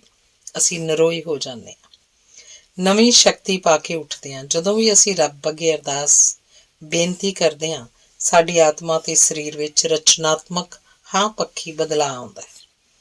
ਜਦੋਂ ਤੁਸੀਂ ਆਪਣੀਆਂ ਸਮੱਸਿਆਵਾਂ, ਚਿੰਤਾ, ਤਕਲੀਫਾਂ ਪ੍ਰਾਰਥਨਾ ਦੇ ਰੂਪ 'ਚ ਰੱਬ ਅੱਗੇ ਰੱਖ ਦਿੰਦੇ ਹੋ, ਤੁਹਾਡਾ ਮਨ ਸ਼ਾਂਤ ਹੋ ਜਾਂਦਾ ਹੈ। ਜੇ ਤੁਸੀਂ ਧਾਰਮਿਕ ਨਹੀਂ ਵੀ ਹੋ ਤਾਂ ਵੀ ਪ੍ਰਾਰਥਨਾ ਤੁਹਾਡੇ ਲਈ ਯਕੀਨ ਤੋਂ ਵੱਧ ਕਰ ਸਕਦੀ ਹੈ, ਕਿਉਂਕਿ ਇਹ ਪ੍ਰੈਕਟੀਕਲ ਚੀਜ਼ ਹੈ। ਡੇਲ ਕਾਰਨੇਗੀ ਕਹਿੰਦਾ, ਜਦੋਂ ਮੈਂ ਕਹਿੰਦਾ ਪ੍ਰੈਕਟੀਕਲ ਤਾਂ ਮੇਰਾ ਮਤਲਬ ਹੈ ਪ੍ਰਾਰਥਨਾ ਸਾਡੀਆਂ ਮੁੱਢਲੀਆਂ ਜ਼ਰੂਰਤਾਂ ਪੂਰੀਆਂ ਕਰਦੀ ਹੈ। ਸਭ ਤੋਂ ਪਹਿਲਾਂ ਜਦੋਂ ਅਸੀਂ ਪ੍ਰਾਰਥਨਾ ਕਰਦੇ ਹਾਂ ਤਾਂ ਅਸੀਂ ਆਪਣੀਆਂ ਤਕਲੀਫਾਂ ਨੂੰ ਸ਼ਬਦ ਦਿੰਦੇ ਹਾਂ। ਇਹ ਉਸ ਤਰ੍ਹਾਂ ਹੀ ਹੈ ਜਿਵੇਂ ਆਪਣੀਆਂ ਸਮੱਸਿਆਵਾਂ ਨੂੰ ਕਾਗਜ਼ 'ਤੇ ਲਿਖ ਲੈਣਾ। ਦੂਸਰਾ, ਪ੍ਰਾਰਥਨਾ ਕਰਦੇ ਸਾਨੂੰ ਲੱਗਦਾ ਹੈ ਕਿ ਅਸੀਂ ਆਪਣੇ ਬੋਝ ਕਿਸੇ ਨਾਲ ਵੰਡ ਰਹੇ ਹਾਂ। ਅਸੀਂ ਇਕੱਲੇ ਨਹੀਂ ਹਾਂ। ਬਹੁਤ ਘੱਟ ਲੋਕ ਹੀ ਐਸੇ ਹਨ ਜਿਹੜੇ ਦੁੱਖ ਦੇਣ ਵਾਲੇ ਭਾਰੇ ਬੋਝ ਇਕੱਲੇ ਹੀ ਚੁੱਕ ਸਕਦੇ ਹਨ। ਕਈ ਚਿੰਤਾਵਾਂ ਇਹੋ ਜਿਹੀਆਂ ਹੁੰਦੀਆਂ ਹਨ ਜਿਹੜੀਆਂ ਅਸੀਂ ਸਿਵਾ ਉਸ ਅਪਾਰ ਸ਼ਕਤੀ ਦੇ ਹੋਰ ਕਿਸੇ ਨੂੰ ਵੀ ਦੱਸ ਨਹੀਂ ਸਕਦੇ। ਮਨੋਵਿਗਿਆਨੀ ਦੱਸਦੇ ਹਨ ਕਿ ਜਦੋਂ ਅਸੀਂ ਆਪਣਾ ਆਤਮਿਕ ਤੇ ਮਾਨਸਿਕ ਬੋਝ ਕਿਸੇ ਨਾਲ ਸਾਂਝਾ ਕਰਦੇ ਹਾਂ ਤਾਂ ਉਹ ਸਾਡੇ ਤੇ ਦਵਾਈ ਵਰਗਾ ਅਸਰ ਕਰਦਾ ਹੈ ਤੇ ਪਰਮ ਪਿਤਾ ਨੂੰ ਅਸੀਂ ਬਿਨਾਂ ਝਿਜਕ ਸਭ ਕੁਝ ਦੱਸ ਸਕਦੇ ਹਾਂ। ਪ੍ਰਾਰਥਨਾ ਕੁਝ ਕਰਨ ਵਾਲਾ ਪਹਿਲਾ ਕਦਮ ਹੈ। ਪ੍ਰਾਰਥਨਾ ਕੁਝ ਕਰਨ ਵੱਲ ਪਹਿਲਾ ਕਦਮ ਹੈ। ਇਹ ਨਾਮੁਮਕਿਨ ਹੈ ਕਿ ਸੱਚੇ ਮਨ ਨਾਲ ਪ੍ਰਾਰਥਨਾ ਕੀਤੀ ਜਾਏ ਤੇ ਉਹਦਾ ਕੋਈ ਲਾਭ ਨਾ ਹੋਵੇ। ਡਾਕਟਰ ਐਲਿਕਸ ਕਾਰਲ ਕਹਿੰਦੇ ਹਨ, ਪ੍ਰਾਰਥਨਾ ਸਭ ਤੋਂ ਤਾਕਤਵਰ ਸ਼ਕਤੀ ਹੈ ਜਿਹੜੀ ਕੋਈ ਪੈਦਾ ਕਰ ਸਕਦਾ ਹੈ। ਰੱਬ ਨੂੰ ਅੱਲਾ ਕਿਹਾ ਜਾਏ, ਗੋਡ ਕਿਹਾ ਜਾਏ ਜਾਂ ਪਰਮਾਤਮਾ, ਇਸ ਗੱਲ ਲਈ ਕਿਉਂ ਲੜਿਆ ਜਾਏ ਜਦੋਂ ਤੱਕ ਉਹ ਰਹੱਸਮਈ ਸ਼ਕਤੀ ਸਾਡੀ ਸਹਾਇਤਾ ਕਰਦੀ ਹੈ, ਸਾਡੀ ਰੱਖਿਆ ਕਰਦੀ ਹੈ। ਧੰਨਵਾਦ। ਅਗਲਾ ਲੇਖ ਹੈ, ਯਾਦ ਰੱਖੋ, ਮਰੇ ਹੋਏ ਕੁੱਤੇ ਨੂੰ ਕੋਈ ਠੁੱਡਾ ਨਹੀਂ ਮਾਰਦਾ। ਅੰਗਰੇਜ਼ੀ 'ਚ ਇੱਕ ਕਹਾਵਤ ਹੈ, no one ever kicks a dead dog, ਯਾਨੀ ਕਿ ਮਹੱਤਵਹੀਨ ਜਾਂ ਨਿਗੂਣੇ ਲੋਕਾਂ ਦੀ ਕੋਈ ਆਲੋਚਨਾ ਨਹੀਂ ਕਰਦਾ, ਉਹਨਾਂ ਨੂੰ ਠੁੱਡੇ ਨਹੀਂ ਮਾਰਦਾ। ਹਮੇਸ਼ਾ ਚੰਗੇ, ਵੱਡੇ ਤੇ ਮਹੱਤਵਪੂਰਨ ਬੰਦਿਆਂ ਦੀ ਹੀ ਆਲੋਚਨਾ ਹੁੰਦੀ ਹੈ। ਇਸ ਕਰਕੇ ਆਲੋਚਨਾ ਕਰਨ ਵਾਲਾ ਆਪਣੇ ਆਪ ਨੂੰ ਮਹੱਤਵਪੂਰਨ ਸਮਝਦਾ ਹੈ। ਜੇ ਕੋਈ ਤੁਹਾਡੀ ਆਲੋਚਨਾ ਕਰਦਾ ਹੈ ਤਾਂ ਸਮਝੋ ਤੁਸੀਂ ਕੋਈ ਪ੍ਰਾਪਤੀ ਕੀਤੀ ਹੈ, ਤੁਸੀਂ ਧਿਆਨ ਦੇਣ ਯੋਗ ਹੋ। ਬਹੁਤੇ ਲੋਕਾਂ ਨੂੰ ਉਹਨਾਂ ਨੂੰ ਨੀਚਾ ਦਿਖਾ ਕੇ ਇੱਕ ਤਰ੍ਹਾਂ ਦੀ ਵਹਿਸ਼ੀ ਤਸੱਲੀ ਹੁੰਦੀ ਹੈ, ਜਿਹੜੇ ਉਹਨਾਂ ਨਾਲੋਂ ਵੱਧ ਪੜ੍ਹੇ ਲਿਖੇ ਜਾਂ ਵੱਧ ਕਾਮਯਾਬ ਹੁੰਦੇ ਨੇ। ਬੰਦਾ ਜਿੰਨਾ ਜ਼ਿਆਦਾ ਮਹੱਤਵਪੂਰਨ ਹੋਏਗਾ ਉਨਾ ਹੀ ਜ਼ਿਆਦਾ ਸੰਤੋਸ਼ ਹੋਰਾਂ ਨੂੰ ਉਹਨੂੰ ਲੱਤ ਮਾਰ ਕੇ ਮਿਲੇਗਾ। ਪ੍ਰਿੰਸ ਆਫ ਵੇਲਸ, ਜਿਹੜਾ ਬਾਅਦ ਵਿੱਚ ਐਡਵਰਡ 8ਵਾਂ ਬਣਿਆ, 14 ਸਾਲ ਦੀ ਉਮਰ 'ਚ ਜਦੋਂ ਡੇਵਨਸ਼ਾਇਰ ਦੇ ਡਾਰਟਮਾਊਥ ਕਾਲਜ 'ਚ ਸਿੱਖਿਆ ਲੈ ਰਿਹਾ ਸੀ, ਇੱਕ ਦਿਨ ਨੇਵੀ ਦੇ ਇੱਕ ਅਫਸਰ ਨੇ ਉਹਨੂੰ ਰੋਂਦਿਆਂ ਵੇਖਿਆ। ਰੋਣ ਦਾ ਕਾਰਨ ਪੁੱਛਣ ਤੋਂ ਪਹਿਲਾਂ ਤਾਂ ਪ੍ਰਿੰਸ ਨੇ ਮਨਾ ਕਰਤਾ, ਫਿਰ ਅਖੀਰ ਉਹਨੇ ਦੱਸਿਆ ਕਿ ਨੇਵੀ ਸੈਨਾ ਦੇ ਕੈਡਿਟ ਉਹਨੂੰ ਲੱਤਾਂ ਮਾਰਦੇ ਨੇ। ਕਾਲਜ ਦੇ ਕਮਾਂਡਰ ਨੇ ਕੈਡਿਟਾਂ ਨੂੰ ਬੁਲਾ ਕੇ ਪੁੱਛਿਆ। ਪਹਿਲਾਂ ਤਾਂ ਮੁੱਕਰ ਗਏ, ਫਿਰ ਕਮਾਂਡਰ ਦੇ ਕਹਿਣ 'ਤੇ ਕਿ ਪ੍ਰਿੰਸ ਨੇ ਤਾਂ ਸ਼ਿਕਾਇਤ ਨਹੀਂ ਕੀਤੀ, ਪਰ ਮੈਂ ਜਾਣਨਾ ਚਾਹੁੰਦਾ ਕਿ ਲੱਤਾਂ ਮਾਰਨ ਲਈ ਇਕੱਲੇ ਪ੍ਰਿੰਸ ਨੂੰ ਹੀ ਕਿਉਂ ਚੁਣਿਆ ਗਿਆ। ਅਖੀਰ ਬੜਾ ਜ਼ੋਰ ਪਾਉਣ 'ਤੇ ਉਹਨਾਂ ਨੇ ਦੱਸਿਆ ਕਿ ਅਸੀਂ ਚਾਹੁੰਦੇ ਸੀ ਕਿ ਜਦੋਂ ਅਸੀਂ ਬਾਦਸ਼ਾਹ ਦੀ ਨੇਵੀ 'ਚ ਕਮਾਂਡਰ ਤੇ ਕਪਤਾਨ ਬਣੀਏ ਤਾਂ ਕਹਿ ਸਕੀਏ ਕਿ ਅਸੀਂ ਬਾਦਸ਼ਾਹ ਨੂੰ ਠੁੱਡੇ ਮਾਰੇ ਹੋਏ ਨੇ। ਇਸ ਗੱਲ ਤੋਂ ਸਪਸ਼ਟ ਹੋ ਗਿਆ ਹੋਵੇਗਾ ਕਿ ਆਮ ਬੰਦੇ ਨੂੰ ਲੋਕ ਠੁੱਡਾ ਕਿਉਂ ਨਹੀਂ ਮਾਰਦੇ, ਉਹਦੀ ਆਲੋਚਨਾ ਕਿਉਂ ਨਹੀਂ ਕਰਦੇ। ਉਹ ਜੱਡ ਨੀਚ ਲੋਕ ਵੱਡੇ ਲੋਕਾਂ ਦੀਆਂ ਗਲਤੀਆਂ ਦੱਸ ਕੇ ਬੜੀ ਖੁਸ਼ੀ ਮਹਿਸੂਸ ਕਰਦੇ ਨੇ। ਤੁਸੀਂ ਜਾਣਦੇ ਹੋ ਕਿ ਕਿਹੜੇ ਅਮਰੀਕਨ ਨੂੰ ਫਰੇਬੀ, ਪਖੰਡੀ, ਧੋਖੇਬਾਜ਼ ਤੇ ਹਥਿਆਰੇ ਤੋਂ ਕੁਝ ਹੀ ਘੱਟ ਕਿਹਾ ਗਿਆ। ਇੱਕ ਸਮਾਚਾਰ ਪੱਤਰ ਨੇ ਉਹਦਾ ਵਿਅੰਗ ਚਿੱਤਰ ਬਣਾਇਆ ਜਿਸ 'ਚ ਉਹਨੂੰ ਫਾਂਸੀ ਦੇ ਤਖਤੇ ਤੇ ਖੜਾ ਵਿਖਾਇਆ ਗਿਆ। ਇੱਕ ਵੱਡਾ ਛੁਰਾ ਉਹਦਾ ਸਿਰ ਕੱਟਣ ਲਈ ਤਿਆਰ ਸੀ। ਉਹ ਇਨਸਾਨ ਸੀ, ਅਮਰੀਕਾ ਦਾ ਹੋਣ ਵਾਲਾ ਰਾਸ਼ਟਰਪਤੀ ਜਾਰਜ ਵਾਸ਼ਿੰਗਟਨ। ਐਡਮਿਰਲ ਪਿਅਰੀ ਬਾਰੇ ਸਭ ਜਾਣਦੇ ਨੇ। ਉਹ 6 ਅਪ੍ਰੈਲ 1909 ਨੂੰ ਕੁੱਤਿਆਂ ਦੁਆਰਾ ਖਿੱਚੀ ਜਾਣ ਵਾਲੀ ਸਲੇਜ ਗੱਡੀ ਤੇ ਉੱਤਰੀ ਧਰੁਵ ਪਹੁੰਚਣ ਵਾਲਾ ਪਹਿਲਾ ਬੰਦਾ ਸੀ।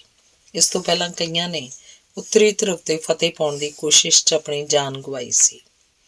ਐਡਮਿਰਲ ਪਿਅਰੀ ਵੀ ਠੰਡ ਤੇ ਭੁੱਖ ਨਾਲ ਮਰਦਾ ਮਰਦਾ ਬਚਿਆ ਸੀ। ਅਖੀਰ ਉਹਨੇ ਉੱਤਰੀ ਧਰੁਵ ਤੇ ਫਤਿਹ ਹਾਸਲ ਕਰ ਲਈ। ਪੂਰੀ ਦੁਨੀਆ ਤੇ ਹੋਈ ਉਹਦੀ ਮਸ਼ਹੂਰੀ ਤੇ ਪ੍ਰਸ਼ੰਸਾ ਕਰਕੇ ਉਸ ਦੇ ਹੀ ਵੱਡੇ ਅਫਸਰ ਉਹ ਤੋਂ ਈਰਖਾ ਕਰਨ ਲੱਗ ਪਏ। ਇੱਥੋਂ ਤੱਕ ਕਿ ਉਹ 'ਤੇ ਦੋਸ਼ ਲਗਾਇਆ ਗਿਆ ਕਿ ਵਿਗਿਆਨਕ ਖੋਜ ਦੇ ਨਾਂ 'ਤੇ ਜਿਹੜੇ ਪੈਸੇ ਇਕੱਠੇ ਕੀਤੇ ਗਏ ਸਨ ਉਹਨਾਂ ਨਾਲੋਂ ਉੱਤਰੀ ਧਰੁਵ 'ਤੇ ਮੌਜਾਂ ਕਰ ਰਿਹਾ, ਜਦੋਂ ਕਿ ਉੱਥੋਂ ਦੀ ਕੜਕਦੀ ਠੰਡ ਕਰਕੇ ਜਿਉਣਾ ਇੰਨਾ ਔਖਾ ਸੀ ਕਿ ਪਿਅਰੀ ਦੇ ਪੈਰਾਂ ਦੀਆਂ 8 ਉਂਗਲਾਂ ਜੰਮ ਗਈਆਂ ਸਨ, ਜਿਨ੍ਹਾਂ ਨੂੰ ਅਖੀਰ 'ਚ ਕੱਟਣਾ ਪਿਆ। ਪਿਅਰੀ ਨੂੰ ਜਲੀਲ ਕਰਨ ਦਾ ਸੀਨੀਅਰ ਅਫਸਰਾਂ ਦਾ ਇਰਾਦਾ ਇੰਨਾ ਤੀਬਰ ਸੀ ਕਿ ਜੇ ਪ੍ਰੈਜ਼ੀਡੈਂਟ ਮੈਕਕਿਨਲੇ ਸਿੱਧਾ ਹੁਕਮ ਨਾ ਦਿੰਦੇ ਤਾਂ ਉਹਦੀ ਆਰਕਟਿਕ ਨੂੰ ਜਿੱਤਣ ਦੀ ਮੁਹਿੰਮ ਵਿੱਚ ਹੀ ਰਹਿ ਜਾਣੀ ਸੀ। ਜੇ ਪਿਅਰੀ ਵੀ ਦੂਸਰੇ ਅਫਸਰਾਂ ਵਾਂਗ ਕੇਵਲ ਦਫ਼ਤਰੀ ਕੰਮ ਹੀ ਕਰ ਰਿਹਾ ਹੁੰਦਾ ਤਾਂ ਕਿਸੇ ਨੇ ਵੀ ਉਸ ਨਾਲ ਈਰਖਾ ਨਹੀਂ ਸੀ ਕਰਨੀ, ਕਿਉਂਕਿ ਉਦੋਂ ਉਹਨੇ ਇੰਨਾ ਮਹੱਤਵਪੂਰਨ ਬੰਦਾ ਨਹੀਂ ਸੀ ਹੋਣਾ ਜਿਸ ਨਾਲ ਈਰਖਾ ਕੀਤੀ ਜਾਏ। ਜੇ ਤੁਸੀਂ ਆਲੋਚਨਾ ਦੀ ਚਿੰਤਾ ਕਰਦੇ ਹੋ ਤਾਂ ਯਾਦ ਰੱਖੋ, ਆਲੋਚਨਾ ਇੱਕ ਤਰ੍ਹਾਂ ਦੀ ਛੁਪੀ ਹੋਈ ਪ੍ਰਸ਼ੰਸਾ ਹੀ ਹੈ। ਜੇ ਤੁਸੀਂ ਕਿਸੇ ਤਰ੍ਹਾਂ ਦੂਜਿਆਂ ਤੋਂ ਉਤਾਂਹ ਹੋ, ਅੱਗੇ ਹੋ, ਤਾਂ ਤੁਹਾਡੀ ਆਲੋਚਨਾ ਤਾਂ ਹੋਏਗੀ। ਗ੍ਰਹਿ ਯੁੱਧ ਨੇ ਇਬਰਾਹਿਮ ਲਿੰਕਨ ਨੂੰ ਤੋੜ ਕੇ ਰੱਖ ਦੇਣਾ ਸੀ ਜੇ ਉਹ ਆਪਣੀ ਤੇਜ਼ਾਬੀ ਨਿੰਦਿਆ ਤੇ ਆਲੋਚਨਾ ਦੇ ਪ੍ਰਤੀ ਮੌਨ ਰਹਿਣਾ ਨਾ ਸਿੱਖ ਲੈਂਦਾ। ਲਿੰਕਨ ਕਹਿੰਦਾ, ਜਿਹੜੇ ਹਮਲੇ ਮੇਰੇ ਤੇ ਕੀਤੇ ਜਾਂਦੇ ਸਨ ਉਹਨਾਂ ਦਾ ਜਵਾਬ ਦੇਣਾ ਤਾਂ ਦੂਰ, ਜੇ ਮੈਂ ਉਹਨਾਂ ਬਾਰੇ ਪੜ੍ਹਦਾ ਵੀ ਤਾਂ ਇੱਥੇ ਕੋਈ ਹੋਰ ਬਿਜ਼ਨਸ ਖੁੱਲ੍ਹ ਜਾਂਦਾ। ਮੈਂ ਅੱਛੇ ਤੋਂ ਅੱਛਾ ਕਰਦਾ ਹਾਂ ਤੇ ਜਾਣਦਾ ਹਾਂ ਕਿ ਉਹ ਕਿਵੇਂ ਕਰਨਾ ਹੈ। ਮੈਂ ਅਖੀਰ ਤੱਕ ਇੰਝ ਹੀ ਕਰਦਾ ਰਹਾਂਗਾ। ਜੇ ਅੰਤ ਵਿੱਚ ਸਭ ਕੁਝ ਠੀਕ ਹੁੰਦਾ ਹੈ ਤਾਂ ਮੇਰੇ ਬਰਖਲਾਫ ਜੋ ਵੀ ਕਿਹਾ ਗਿਆ ਉਹ ਕੋਈ ਮਾਇਨੇ ਨਹੀਂ ਰੱਖਦਾ। ਪਰ ਜੇ ਮੈਂ ਅੰਤ 'ਚ ਗਲਤ ਸਾਬਤ ਹੁੰਦਾ ਤਾਂ ਫਿਰ ਬੇਸ਼ੱਕ 10 ਦੇਵਤੇ ਵੀ ਕਹਿਣ ਕਿ ਮੈਂ ਠੀਕ ਸੀ, ਉਸ ਨਾਲ ਕੋਈ ਫਰਕ ਨਹੀਂ ਪਏਗਾ। ਰਾਸ਼ਟਰਪਤੀ ਇਬਰਾਹਿਮ ਲਿੰਕਨ ਦੇ ਕਈ ਇਹਨਾਂ ਸ਼ਬਦਾਂ ਦੀ ਇੱਕ ਕਾਪੀ ਯੁੱਧ ਵੇਲੇ ਜਨਰਲ ਮੈਕਾਰਥਰ ਦੇ ਮੇਜ਼ ਦੇ ਸਾਹਮਣੇ ਟੰਗੀ ਰਹਿੰਦੀ ਸੀ। ਵਿੰਸਟਨ ਚਰਚਲ ਨੇ ਇਹ ਸ਼ਬਦ ਫਰੇਮ ਕਰਕੇ ਆਪਣੇ ਪੜ੍ਹਨ ਦੇ ਕਮਰੇ ਦੀ ਦੀਵਾਰ ਤੇ ਲਗਾਏ ਹੋਏ ਸਨ। ਪ੍ਰਿੰਸ ਆਫ ਵੇਲਸ, ਜੋ ਬਾਅਦ ਵਿੱਚ ਐਡਵਰਡ 8ਵਾਂ ਬਣਿਆ, ਜਦੋਂ 14 ਸਾਲਾਂ ਦਾ ਸੀ ਤੇ ਉਹ ਡੇਵਨਸ਼ਾਇਰ ਵਿੱਚ ਡਾਰਟਮਾਊਥ ਨੇਵੀ ਕਾਲਜ ਦਾ ਵਿਦਿਆਰਥੀ ਸੀ। ਇੱਕ ਦਿਨ ਨੇਵੀ ਦੇ ਇੱਕ ਅਫਸਰ ਨੇ ਉਹਨੂੰ ਰੋਂਦਿਆਂ ਵੇਖ ਕੇ ਕਾਰਨ ਪੁੱਛਿਆ। ਪਹਿਲਾਂ ਤਾਂ ਉਹ ਚੁੱਪ ਰਿਹਾ, ਪਰ ਬੜਾ ਪੁੱਛਣ ਤੇ ਉਹਨੇ ਦੱਸਿਆ ਕਿ ਨੇਵੀ ਦੇ ਵਿਦਿਆਰਥੀ ਉਹਨੂੰ ਠੁੱਡੇ ਮਾਰਦੇ ਸੀ। ਨੇਵੀ ਕਾਲਜ ਦੇ ਕਮਾਂਡਰ ਨੇ ਮੁੰਡਿਆਂ ਨੂੰ ਬੁਲਾ ਕੇ ਇੰਝ ਕਰਨ ਦਾ ਕਾਰਨ ਜਾਣਨਾ ਚਾਹਿਆ। ਪਹਿਲਾਂ ਤਾਂ ਮੰਨੇ ਨਾ, ਪਰ ਦਬਾਅ ਪਾਉਣ ਤੇ ਉਹਨਾਂ ਨੇ ਦੱਸਿਆ ਕਿ ਵੱਡੇ ਹੋ ਕੇ ਉਹ ਵੀ ਰਾਜੇ ਦੀ ਨੇਵੀ ਵਿੱਚ ਕਮਾਂਡਰ ਤੇ ਕਪਤਾਨ ਬਣਨਾ ਚਾਹੁੰਦੇ ਹਨ ਤੇ ਕਹਿਣਾ ਚਾਹੁੰਦੇ ਸਨ, ਅਸੀਂ ਰਾਜੇ ਨੂੰ ਵੀ ਠੁੱਡੇ ਮਾਰੇ ਹਨ। ਇਹ ਘਟਨਾ ਦਰਸਾਉਂਦੀ ਹੈ ਕਿ ਕੁੱਤਾ ਜਿੰਨਾ ਮਹੱਤਵਪੂਰਨ ਹੋਏਗਾ, ਠੁੱਡਾ ਮਾਰਨ ਵਾਲਿਆਂ ਨੂੰ ਉਨੀ ਜ਼ਿਆਦਾ ਖੁਸ਼ੀ ਮਿਲੇਗੀ। ਇਸ ਲਈ ਯਾਦ ਰੱਖੋ, ਜਦੋਂ ਤੁਹਾਡੀ ਆਲੋਚਨਾ ਜੇ ਨੁਕਤਾਚੀਨੀ ਕੀਤੀ ਜਾਂਦੀ ਹੈ ਤਾਂ ਇੰਝ ਕਰਨ ਵਾਲਾ ਆਪਣੇ ਆਪ ਨੂੰ ਮਹੱਤਵਪੂਰਨ ਦਰਸਾਉਣ ਲਈ ਹੀ ਇੰਝ ਕਰਦਾ ਹੈ। ਬਹੁਤੇ ਲੋਕਾਂ ਨੂੰ ਆਪਣੇ ਤੋਂ ਵੱਧ ਕਾਮਯਾਬ ਲੋਕਾਂ ਨੂੰ ਨੀਚਾ ਦਿਖਾ ਕੇ ਇੱਕ ਤਰ੍ਹਾਂ ਦੀ ਵਹਿਸ਼ੀਆਨਾ ਤਸੱਲੀ ਮਿਲਦੀ ਹੈ। ਤੁਸੀਂ ਜਾਣਦੇ ਹੋ ਕਿ ਕਿਸ ਅਮਰੀਕਨ ਨੂੰ ਫਰੇਬੀ, ਢੋਂਗੀ, ਪਖੰਡੀ ਤੇ ਹਥਿਆਰੇ ਵਰਗਾ ਕਿਹਾ ਗਿਆ? ਇੱਕ ਸਮਾਚਾਰ ਪੱਤਰ ਨੇ ਉਹਦਾ ਕਾਰਟੂਨ ਛਾਪਿਆ ਜਿਸ 'ਚ ਉਹਨੂੰ ਸੂਲੀ ਤੇ ਟੰਗਿਆ ਦਿਖਾਇਆ ਗਿਆ। ਇਹ ਗੱਲ ਬਹੁਤ ਸਮਾਂ ਪਹਿਲਾਂ ਹੋਈ ਸੀ, ਪਰ ਕੀ ਇਨਸਾਨ ਦਾ ਸੁਭਾਅ ਹੁਣ ਅੱਗੇ ਨਾਲੋਂ ਠੀਕ ਹੋ ਗਿਆ?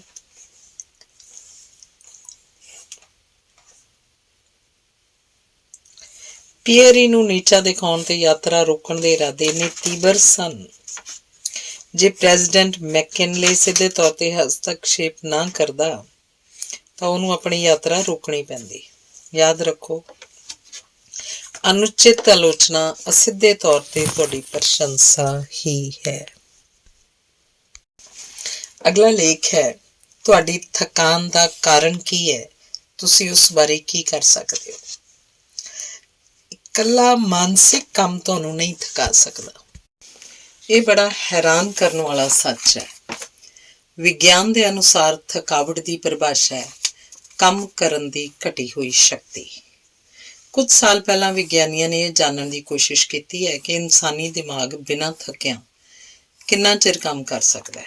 ਵਿਗਿਆਨੀ ਇਹ ਜਾਣ ਕੇ ਹੈਰਾਨ ਹੋਏ ਕਿ ਜਦੋਂ ਦਿਮਾਗ ਕੰਮ ਕਰ ਰਿਹਾ ਹੁੰਦਾ ਜਾਂ ਕਹੀਏ ਐਕਟਿਵ ਹੁੰਦਾ ਹੈ ਤਾਂ ਉਸ ਵਿੱਚ ਜਾਣ ਵਾਲਾ ਖੂਨ ਥਕਾਵਟ ਨਹੀਂ ਦਰਸਾਉਂਦਾ, ਪਰ ਜਦੋਂ ਤੁਸੀਂ ਇੱਕ ਮਜ਼ਦੂਰ ਦੇ ਸਰੀਰ 'ਚੋਂ ਖੂਨ ਲੈਂਦੇ ਹੋ, ਜਦ ਉਹ ਕੰਮ ਕਰ ਰਿਹਾ ਹੁੰਦਾ ਤਾਂ ਉਸਦੇ ਖੂਨ ਵਿੱਚ ਬਹੁਤ ਸਾਰੇ ਥਕਾਵਟ ਪੈਦਾ ਕਰਨ ਵਾਲੇ ਜ਼ਹਿਰੀਲੇ ਪਦਾਰਥ ਹੁੰਦੇ ਹਨ।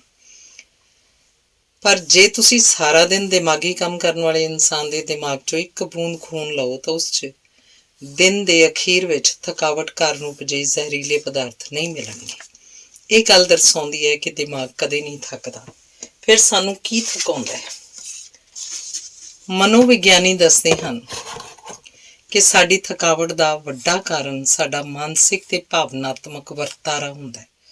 ਬਹੁਤੀ ਵਾਰ ਥਕਾਵਟ ਮਨ ਵਿੱਚੋਂ ਉਪਜਦੀ ਹੈ। ਦੁਨੀਆ ਦੇ ਮੰਨੇ ਹੋਏ ਮਨੋਵਿਗਿਆਨੀ ਡਾਕਟਰ ਏ ਬ੍ਰਿਲ ਕਹਿੰਦੇ ਹਨ, ਬੈਠ ਕੇ ਕੰਮ ਕਰਨ ਵਾਲੇ ਸਿਹਤਮੰਦ ਬੰਦਿਆਂ ਦੀ 100% ਥਕਾਵਟ ਦਾ ਕਾਰਨ ਮਨੋਵਿਗਿਆਨਕ ਯਾਨੀ ਕਿ ਭਾਵਨਾਤਮਕ ਹੁੰਦਾ ਹੈ। ਉਹ ਕਿਹੜੇ ਭਾਵਨਾਤਮਕ ਕਾਰਨ ਹਨ ਜੋ ਬੈਠ ਕੇ ਕੰਮ ਕਰਨ ਵਾਲੇ ਬੰਦਿਆਂ ਨੂੰ ਥਕਾਉਂਦੇ ਹਨ? ਖੁਸ਼ੀ, ਸੰਤੁਸ਼ਟੀ ਨਹੀਂ। ਉਹ ਕਾਰਨ ਹਨ ਨਾ ਪੱਖੀ ਭਾਵਨਾਵਾਂ, ਅੱਕੇਵਾਂ, ਗੂਝ, ਨਿਰਰਥਕਤਾ, ਕਾਲ, ਚਿੰਤਾ, ਵਿਆਕੁਲਤਾ, ਬੇਕਦਰੀ, ਇਹ ਭਾਵਨਾਵਾਂ ਕੇਵਲ ਬੈਠ ਕੇ ਕੰਮ ਕਰਨ ਵਾਲਿਆਂ ਨੂੰ ਹੀ ਨਹੀਂ, ਸਭ ਨੂੰ ਤੋੜ ਦਿੰਦੀਆਂ ਹਨ। ਇਨਸਾਨ ਦੇ ਕੰਮ ਕਰਨ ਦੀ ਯੋਗਤਾ ਘਟ ਜਾਂਦੀ ਹੈ। ਉਹਨੂੰ ਸਿਰ ਦਰਦ ਤੇ ਜ਼ੁਕਾਮ ਵਰਗੀਆਂ ਅਲਾਮਤਾਂ ਦੂਜਿਆਂ ਨਾਲੋਂ ਵੱਧ ਘੇਰਦੀਆਂ ਹਨ। ਬੰਦਾ ਥੱਕ ਜਾਂਦਾ ਹੈ ਕਿਉਂਕਿ ਨਾ ਪੱਖੀ ਭਾਵਨਾਵਾਂ ਸਰੀਰ 'ਚ ਸਨਾਊ ਤਣਾਓ ਪੈਦਾ ਕਰਦੀਆਂ ਹਨ। ਮਿਹਨਤ ਦਾ ਕੰਮ ਕਦੇ ਵੀ ਇਹੋ ਜਿਹੀ ਥਕਾਵਟ ਨਹੀਂ ਪੈਦਾ ਕਰਦਾ ਜਿਹੜੀ ਰਾਤ ਦੀ ਭਰਪੂਰ ਨੀਂਦ ਨਾਲ ਠੀਕ ਨਾ ਹੋ ਸਕੇ। ਚਿੰਤਾ, ਟੈਨਸ਼ਨ ਤੇ ਭਾਵਨਾਤਮਕ ਬੇਚੈਨੀ ਥਕਾਵਟ ਦੇ ਸਭ ਤੋਂ ਵੱਡੇ ਕਾਰਨ ਹਨ, ਪਰ ਅਕਸਰ ਥਕਾਵਟ ਦਾ ਜ਼ਿੰਮੇਵਾਰ ਮਾਨਸਿਕ ਤੇ ਸਰੀਰਕ ਕੰਮ ਨੂੰ ਦੱਸਿਆ ਜਾਂਦਾ ਹੈ। ਯਾਦ ਰੱਖੋ, ਇੱਕ ਤਣੀ ਹੋਈ ਮਾਸਪੇਸ਼ੀ ਕੰਮ ਕਰ ਰਹੀ ਮਾਸਪੇਸ਼ੀ ਹੈ ਜਿਹੜੀ ਥਕਾਵਟ ਪੈਦਾ ਕਰੇਗੀ ਹੀ। ਹੁਣੇ ਤੁਸੀਂ ਜਿੱਥੇ ਹੋ ਰੁਕ ਜਾਓ ਤੇ ਦੇਖੋ, ਤੁਸੀਂ ਇਹ ਪੰਕਤੀਆਂ ਪੜ੍ਹ ਰਹੇ ਹੋ। ਕੀ ਤੁਹਾਡਾ ਭਰਵੱਟਿਆਂ 'ਚ ਵਲ ਪਏ ਹੋਏ ਹਨ? ਕੀ ਤੁਹਾਡੀਆਂ ਅੱਖਾਂ ਦੇ ਵਿਚਕਾਰ ਦਬਾਅ ਮਹਿਸੂਸ ਹੋ ਰਿਹਾ? ਕੀ ਤੁਸੀਂ ਕੁਰਸੀ ਤੇ ਆਰਾਮ ਨਾਲ ਬੈਠੇ ਹੋ ਜਾਂ ਕੁੱਬ ਕੱਢ ਕੇ ਬੈਠੇ ਹੋ? ਕੀ ਤੁਹਾਡੇ ਚਿਹਰੇ ਦੀਆਂ ਮਾਸਪੇਸ਼ੀਆਂ ਕੱਸੀਆਂ ਹੋਈਆਂ ਹਨ? ਜਦੋਂ ਤੱਕ ਤੁਹਾਡਾ ਸਾਰਾ ਸਰੀਰ ਕੱਪੜੇ ਦੀ ਗੁੱਡੀ ਵਾਂਗ ਢਿੱਲਾ ਨਹੀਂ, ਤੁਸੀਂ ਇਸ ਵਕਤ ਸਨਾਊ ਤੇ ਮਾਸਪੇਸ਼ੀਆਂ ਦਾ ਤਣਾਅ ਪੈਦਾ ਕਰ ਰਹੇ ਹੋ ਜਿਹੜਾ ਤੁਹਾਨੂੰ ਥਕਾ ਦੇਵੇਗਾ। ਆਪਣੇ ਸਰੀਰ ਨੂੰ ਢਿੱਲਾ ਛੱਡ ਦਿਓ, ਰਿਲੈਕਸ ਹੋ ਕੇ ਕੰਮ ਕਰੋ। ਤੁਹਾਨੂੰ ਸਰੀਰ 'ਚੋਂ ਥਕਾਵਟ ਨਿਕਲਦੀ ਮਹਿਸੂਸ ਹੋਏਗੀ।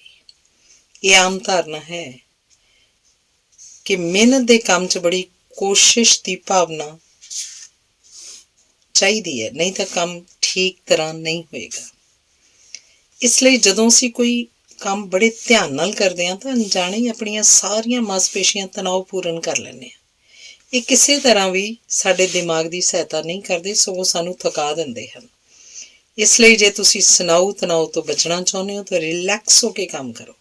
ਬੇਸ਼ੱਕ ਇੰਝ ਕਰਨਾ ਸੌਖਾ ਨਹੀਂ ਹੋਏਗਾ ਕਿਉਂਕਿ ਤੁਹਾਨੂੰ ਤਣਾਅ 'ਚ ਕੰਮ ਕਰਨ ਦੀ ਆਦਤ ਪੈ ਗਈ ਹੈ। ਇਹਨੂੰ ਤੋੜਨਾ ਪਏਗਾ।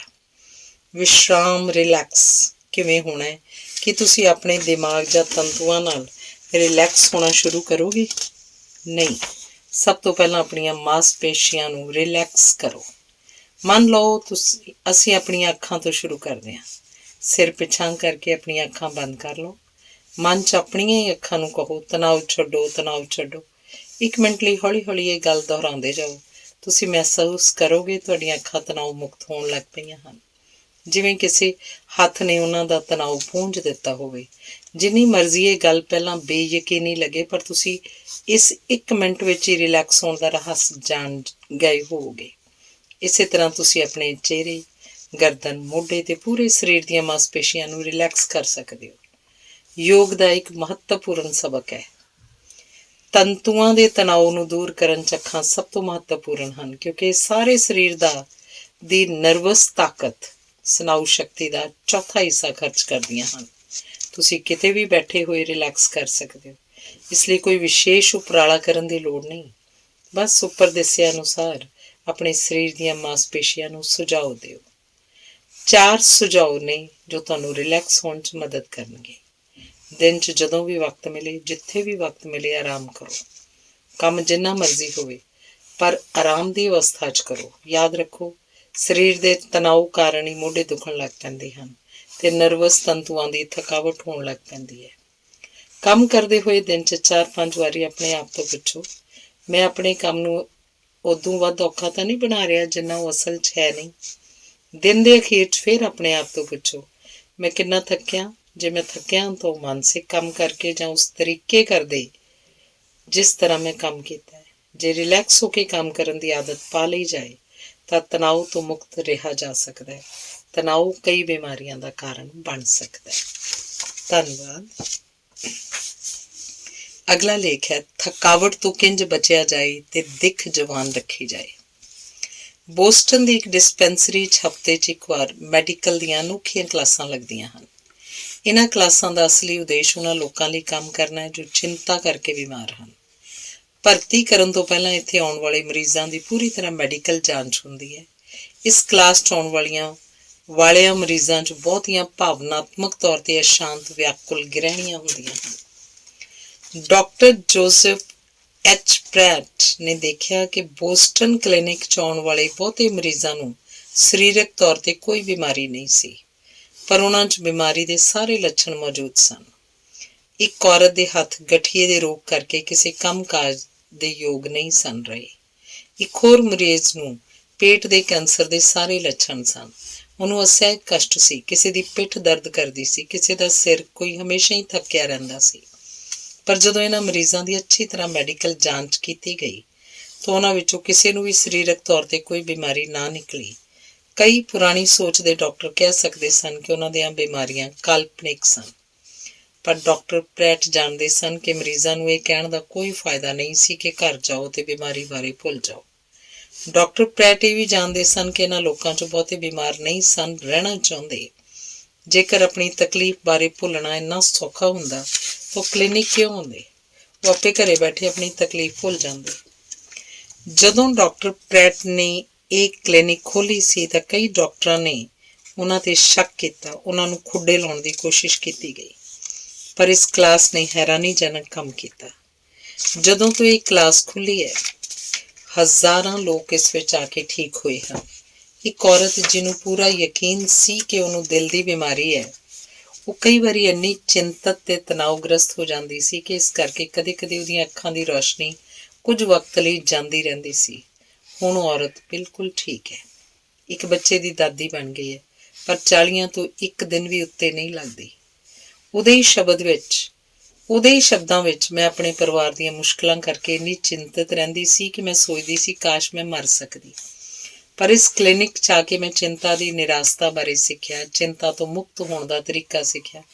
ਹੁਣ ਮੈਂ ਨਿਸ਼ਚਿੰਤ, ਸਿਹਤਮੰਦ, ਖੁਸ਼ੀਆਂ ਭਰਿਆ ਜੀਵਨ ਜਿਉ ਰਹੀ ਹਾਂ। ਇਸ ਕਲਾਸ ਦੀ ਮੈਡੀਕਲ ਐਡਵਾਈਜ਼ਰ ਡਾਕਟਰ ਰੋਜ਼ ਹਿਲਫਰਡਿੰਗ ਦੇ ਕਥਨ ਅਨੁਸਾਰ ਆਪਣੀ ਚਿੰਤਾ ਨੂੰ ਘਟਾਉਣ ਦਾ ਸਭ ਤੋਂ ਬਿਹਤਰ ਇਲਾਜ ਹੈ ਕਿਸੇ ਐਸੇ ਇਨਸਾਨ ਨਾਲ ਜਿਸ 'ਤੇ ਤੁਸੀਂ ਯਕੀਨ ਕਰ ਸਕੋ ਆਪਣੀ ਚਿੰਤਾ ਬਾਰੇ ਗੱਲ ਕਰਨਾ। ਜਦੋਂ ਮਰੀਜ਼ ਇੱਥੇ ਆਉਂਦੇ ਨੇ, ਉਹ ਆਪਣੀਆਂ ਚਿੰਤਾਵਾਂ ਬਾਰੇ ਵਿਸਥਾਰ ਨਾਲ ਗੱਲ ਕਰ ਸਕਦੇ ਨੇ, ਉਦੋਂ ਤੱਕ ਜਦੋਂ ਤੱਕ ਚਿੰਤਾ ਦਾ ਬੋਝ ਉਹਨਾਂ ਦੇ ਮਨ ਤੋਂ ਉਤਰ ਨਾ ਜਾਏ। ਆਪਣੀ ਚਿੰਤਾ 'ਤੇ ਇਕੱਲਿਆਂ ਬੈਠ ਕੇ ਝੂਰਨਾ, ਉਹਨੂੰ ਆਪਣੇ ਤੱਕ ਹੀ ਰੱਖਣਾ ਬਹੁਤ ਜ਼ਿਆਦਾ ਮਾਨਸਿਕ ਤਣਾਅ ਪੈਦਾ ਕਰਦਾ ਹੈ। ਸਾਨੂੰ ਆਪਣੇ ਫਿਕਰ ਦੂਜਿਆਂ ਨਾਲ ਸਾਂਝੇ ਕਰਨੇ ਚਾਹੀਦੇ ਹਨ। ਸਾਨੂੰ ਇਹ ਮਹਿਸੂਸ ਹੋਣਾ ਚਾਹੀਦਾ ਹੈ ਕਿ ਦੁਨੀਆ ਵਿੱਚ ਕੋਈ ਤਾਂ ਹੈ ਜੋ ਸਾਡੀ ਗੱਲ ਸੁਣ ਕੇ ਸਮਝ ਸਕਦਾ ਹੈ। ਇੱਕ ਔਰਤ ਜਦੋਂ ਪਹਿਲੀ ਵਾਰ ਇਸ ਕਲੀਨਿਕ 'ਚ ਆਈ ਤਾਂ ਉਹ ਤਣੇ ਹੋਏ ਸਪਰਿੰਗ ਵਾਂਗ ਸੀ, ਪਰ ਹੌਲੀ-ਹੌਲੀ ਜਿਸ ਤਰ੍ਹਾਂ ਬੋਲਦੀ ਗਈ, ਉਹ ਸ਼ਾਂਤ ਹੋਣ ਲੱਗ ਪਈ। ਇੰਟਰਵਿਊ ਦੇ ਅੰਤ ਤੱਕ ਉਹ ਮੁਸਕਰਾ ਰਹੀ ਸੀ। ਕਿ ਉਹਦੀ ਸਮੱਸਿਆ ਸੁਲਝ ਗਈ ਸੀ? ਨਹੀਂ, ਇਹ ਇੰਨਾ ਆਸਾਨ ਨਹੀਂ ਸੀ। ਜਿਸ ਚੀਜ਼ ਨੇ ਉਸ 'ਚ ਬਦਲਾਅ ਲਿਆਂਦਾ ਉਹ ਸੀ ਕਿਸੇ ਨਾਲ ਗੱਲ ਕਰਨਾ। ਥੋੜ੍ਹੀ ਜਿਹੀ ਸਲਾਹ, ਥੋੜ੍ਹੀ ਜਿਹੀ ਹਮਦਰਦੀ। ਅਸਲ 'ਚ ਜਿਸ ਗੱਲ ਨੇ ਉਸ ਔਰਤ 'ਚ ਬਦਲਾਅ ਲਿਆਂਦਾ ਸੀ, ਉਹ ਸੀ ਸ਼ਬਦਾਂ ਦੀ ਠੀਕ ਕਰਨ ਦੀ ਬੇਸ਼ੁਮਾਰ ਸ਼ਕਤੀ, ਹੀਲਿੰਗ ਪਾਵਰ। ਮਨੋਵਿਸ਼ਲੇਸ਼ਣ ਕੁਝ ਹੱਦ ਤੱਕ ਸ਼ਬਦਾਂ ਦੀ ਇਸ ਠੀਕ ਕਰਨ ਦੀ ਸ਼ਕਤੀ 'ਤੇ ਨਿਰਭਰ ਕਰਦਾ ਹੈ। ਫਰੂਇਡ ਦੇ ਜ਼ਮਾਨੇ ਤੋਂ ਹੀ ਮਨੋਵਿਗਿਆਨੀ ਇਹ ਜਾਣਦੇ ਹਨ ਕਿ ਮਰੀਜ਼ ਅੰਦਰੂਨੀ ਤੌਖਲਿਆਂ ਤੋਂ ਰਾਹਤ ਪਾ ਸਕਦਾ ਹੈ ਜੇ ਉਹਨਾਂ ਬਾਰੇ ਗੱਲ ਕਰ ਸਕੇ। ਇੰਜ ਕਿਉਂ ਹੈ? ਸ਼ਾਇਦ ਬੋਲ ਲੈਣ ਨਾਲ ਸਾਨੂੰ ਆਪਣੀਆਂ ਮੁਸ਼ਕਲਾਂ 'ਤੇ ਅੱਛੀ ਅੰਤਰ ਦ੍ਰਿਸ਼ਟੀ ਮਿਲਦੀ ਹੈ, ਸਹੀ ਦ੍ਰਿਸ਼ਟੀਕੋਣ ਮਿਲਦਾ ਹੈ। ਅਸੀਂ ਸਾਰੇ ਜਾਣਦੇ ਹਾਂ ਕਿ ਆਪਣੀ ਗੱਲ ਕਹਿ ਦੇਣ ਨਾਲ ਮਨ ਦਾ ਬੋਝ ਹਲਕਾ ਹੋ ਜਾਂਦਾ ਹੈ, ਇੱਕ ਤਰ੍ਹਾਂ ਦਾ ਸਕੂਨ ਮਿਲ ਜਾਂਦਾ ਹੈ। ਇਸ ਲਈ ਬੋਸਟਨ ਡਿਸਪੈਂਸਰੀ ਕਲਾਸ ਵਿੱਚ ਮਨ ਦੀ ਗੱਲ ਕਹਿ ਦੇਣਾ ਇਲਾਜ ਦਾ ਮਹੱਤਵਪੂਰਨ ਅੰਗ ਹੈ। ਇਸ ਤੋਂ ਬਿਨਾਂ ਉੱਥੇ ਕੁਝ ਹੋਰ ਸੁਝਾਅ ਦਿੱਤੇ ਜਾਂਦੇ ਹਨ। ਪਹਿਲਾ, ਇੱਕ ਕਾਪੀ ਰੱਖੋ ਜਿਸ ਵਿੱਚ ਪ੍ਰੇਰਨਾ ਦੇਣ ਵਾਲੀਆਂ ਪ੍ਰਾਰਥਨਾ, ਕਵਿਤਾ, ਕੋਟੇਸ਼ਨ ਲਿਖ ਲਓ ਜਿਹੜੇ ਤੁਹਾਨੂੰ ਉਤਸ਼ਾਹਿਤ ਕਰ ਸਕਣ। ਦੂਸਰਾ, ਦੂਜਿਆਂ ਦੀਆਂ ਗਲਤੀਆਂ ਨਾ ਕੱਢੋ, ਨਾ ਉਹਨਾਂ 'ਤੇ ਬਹੁਤੀ ਦੇਰ ਝੂਰੋ। ਤੀਸਰਾ, ਆਪਣੇ ਤੋਂ ਇਲਾਵਾ ਦੂਜੇ ਲੋਕਾਂ 'ਚ ਦਿਲਚਸਪੀ ਲਓ, ਆਪਣੇ ਦਾਇਰੇ 'ਚੋਂ ਬਾਹਰ ਨਿਕਲੋ। ਚੌਥਾ, ਅਗਲੇ ਦਿਨ ਕੀ ਕੰਮ ਕਰਨਾ ਉਹਦੀ ਇੱਕ ਤਰਤੀਬ ਬਣਾਓ। ਪੰਜਵਾਂ, ਅਖੀਰ ਵਿੱਚ ਜਿਹੜੀ ਸਭ ਤੋਂ ਮਹੱਤਵਪੂਰਨ ਗੱਲ ਹੈ ਉਹ ਹੈ ਤਣਾਅ ਤੇ ਥਕਾਵਟ ਤੋਂ ਬਚੋ। ਨਿਸ਼ਚਿੰਤ ਹੋ ਜਾਓ ਤੇ ਰਿਲੈਕਸ ਹੋ ਜਾਓ। ਪੂਰੀ ਤਰ੍ਹਾਂ ਰਿਲੈਕਸ ਹੋਣ ਵਾਸਤੇ ਯੋਗ ਸਭ ਤੋਂ ਸਸਤਾ ਤੇ ਸੌਖਾ ਸਾਧਨ ਹੈ। ਆਪਣਾ ਮਨਪਸੰਦ ਕੰਮ, ਹੌਬੀ ਤੁਹਾਨੂੰ ਚਿੰਤਾ ਤੇ ਤਣਾਅ ਤੋਂ ਦੂਰ ਰੱਖਦਾ ਹੈ। ਧੰਨਵਾਦ। ਅਗਲਾ ਲੇਖ ਹੈ ਕੰਮ ਕਰਨ ਦੀਆਂ 4 ਚੰਗੀਆਂ ਆਦਤਾਂ ਜੋ ਤੁਹਾਨੂੰ ਥਕਾਵਟ ਤੇ ਚਿੰਤਾ ਤੋਂ ਮੁਕਤ ਹੋਣ 'ਚ ਸਹਾਈ ਹੋ ਸਕਦੀਆਂ ਹਨ। ਕੰਮ ਕਰਨ ਦੀ ਪਹਿਲੀ ਚੰਗੀ ਆਦਤ। ਜੇ ਤੁਹਾਡਾ ਕੰਮ ਦਫ਼ਤਰੀ ਹੈ ਤਾਂ ਆਪਣੀ ਮੇਜ਼ ਤੋਂ ਸਾਰੇ ਫਾਲਤੂ ਕਾਗਜ਼ ਚੁੱਕ ਦਿਓ। ਉਹੀ ਰੱਖੋ ਜਿਨ੍ਹਾਂ ਬਾਰੇ ਇਸੇ ਵੇਲੇ ਸੋਚਣਾ ਜ਼ਰੂਰੀ ਹੈ, ਤੁਹਾਨੂੰ ਕੰਮ ਕਰਨਾ ਸੌਖਾ ਹੋ ਜਾਏਗਾ। ਵਿਵਸਥਾ ਸਵਰਗ ਦਾ ਪਹਿਲਾ ਨਿਯਮ ਹੈ।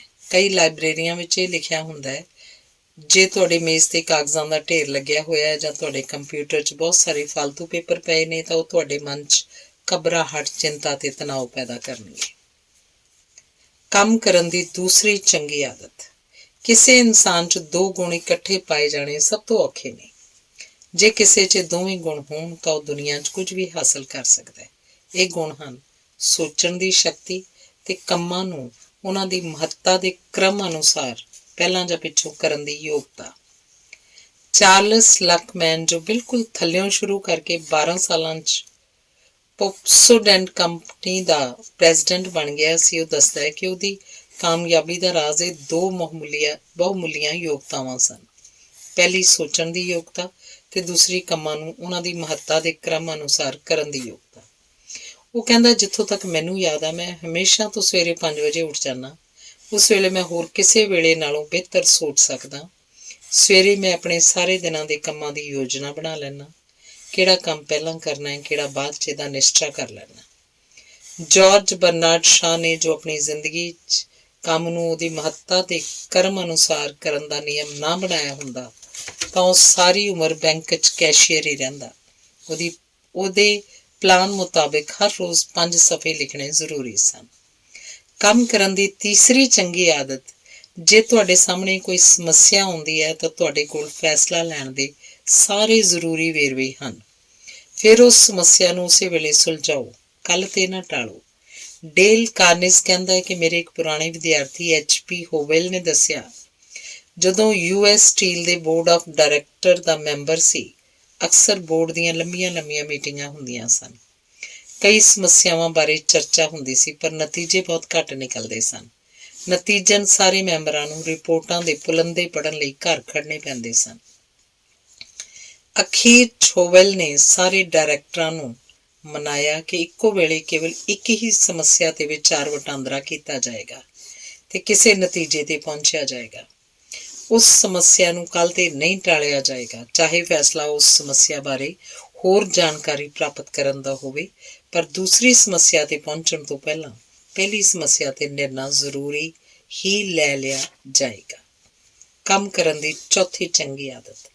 ਜਿਹੜੇ ਪ੍ਰਬੰਧਕ, ਬਿਜ਼ਨਸਮੈਨ, ਕੰਮਕਾਜੀ ਬੰਦੇ ਦੂਜਿਆਂ ਨੂੰ ਜ਼ਿੰਮੇਦਾਰੀ ਦੇਣਾ ਨਹੀਂ ਸਿੱਖਦੇ, ਹਰ ਕੰਮ ਆਪਣੇ ਆਪ ਹੀ ਕਰਨਾ ਚਾਹੁੰਦੇ ਹਨ, ਉਹ ਵਕਤ ਤੋਂ ਪਹਿਲਾਂ ਆਪਣੀ ਕਬਰ ਪੁੱਟਣ ਦੀ ਤਿਆਰੀ ਕਰ ਲੈਂਦੇ ਹਨ, ਕਿਉਂਕਿ ਬਹੁਤੇ ਵੇਰਵਿਆਂ ਦੇ ਕਾਰਨ ਘਬਰਾਹਟ ਉਹਨਾਂ ਤੇ ਹਾਵੀ ਹੋ ਜਾਂਦੀ ਹੈ।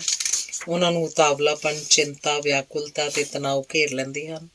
ਬੇਸ਼ੱਕ ਜ਼ਿੰਮੇਵਾਰੀ ਸੋਚ ਸਮਝ ਕੇ ਸੌਂਪਣੀ ਚਾਹੀਦੀ ਹੈ, ਗਲਤ ਬੰਦਿਆਂ ਨੂੰ ਜ਼ਿੰਮੇਵਾਰੀ ਸੌਂਪਣ ਨਾਲ ਨੁਕਸਾਨ ਹੋ ਸਕਦਾ ਹੈ। ਧੰਨਵਾਦ। ਇਸ ਪੁਸਤਕ ਦਾ ਅਖੀਰਲਾ ਲੇਖ ਹੈ, ਅੱਕੇਵਾਂ, ਥਕਾਵਟ, ਚਿੰਤਾ ਤੇ ਰੰਜਿਸ਼ ਦਾ ਮੁੱਖ ਕਾਰਨ ਹੈ। ਇਸ ਨੂੰ ਕਿਸ ਤਰ੍ਹਾਂ ਦੂਰ ਕੀਤਾ ਜਾਏ।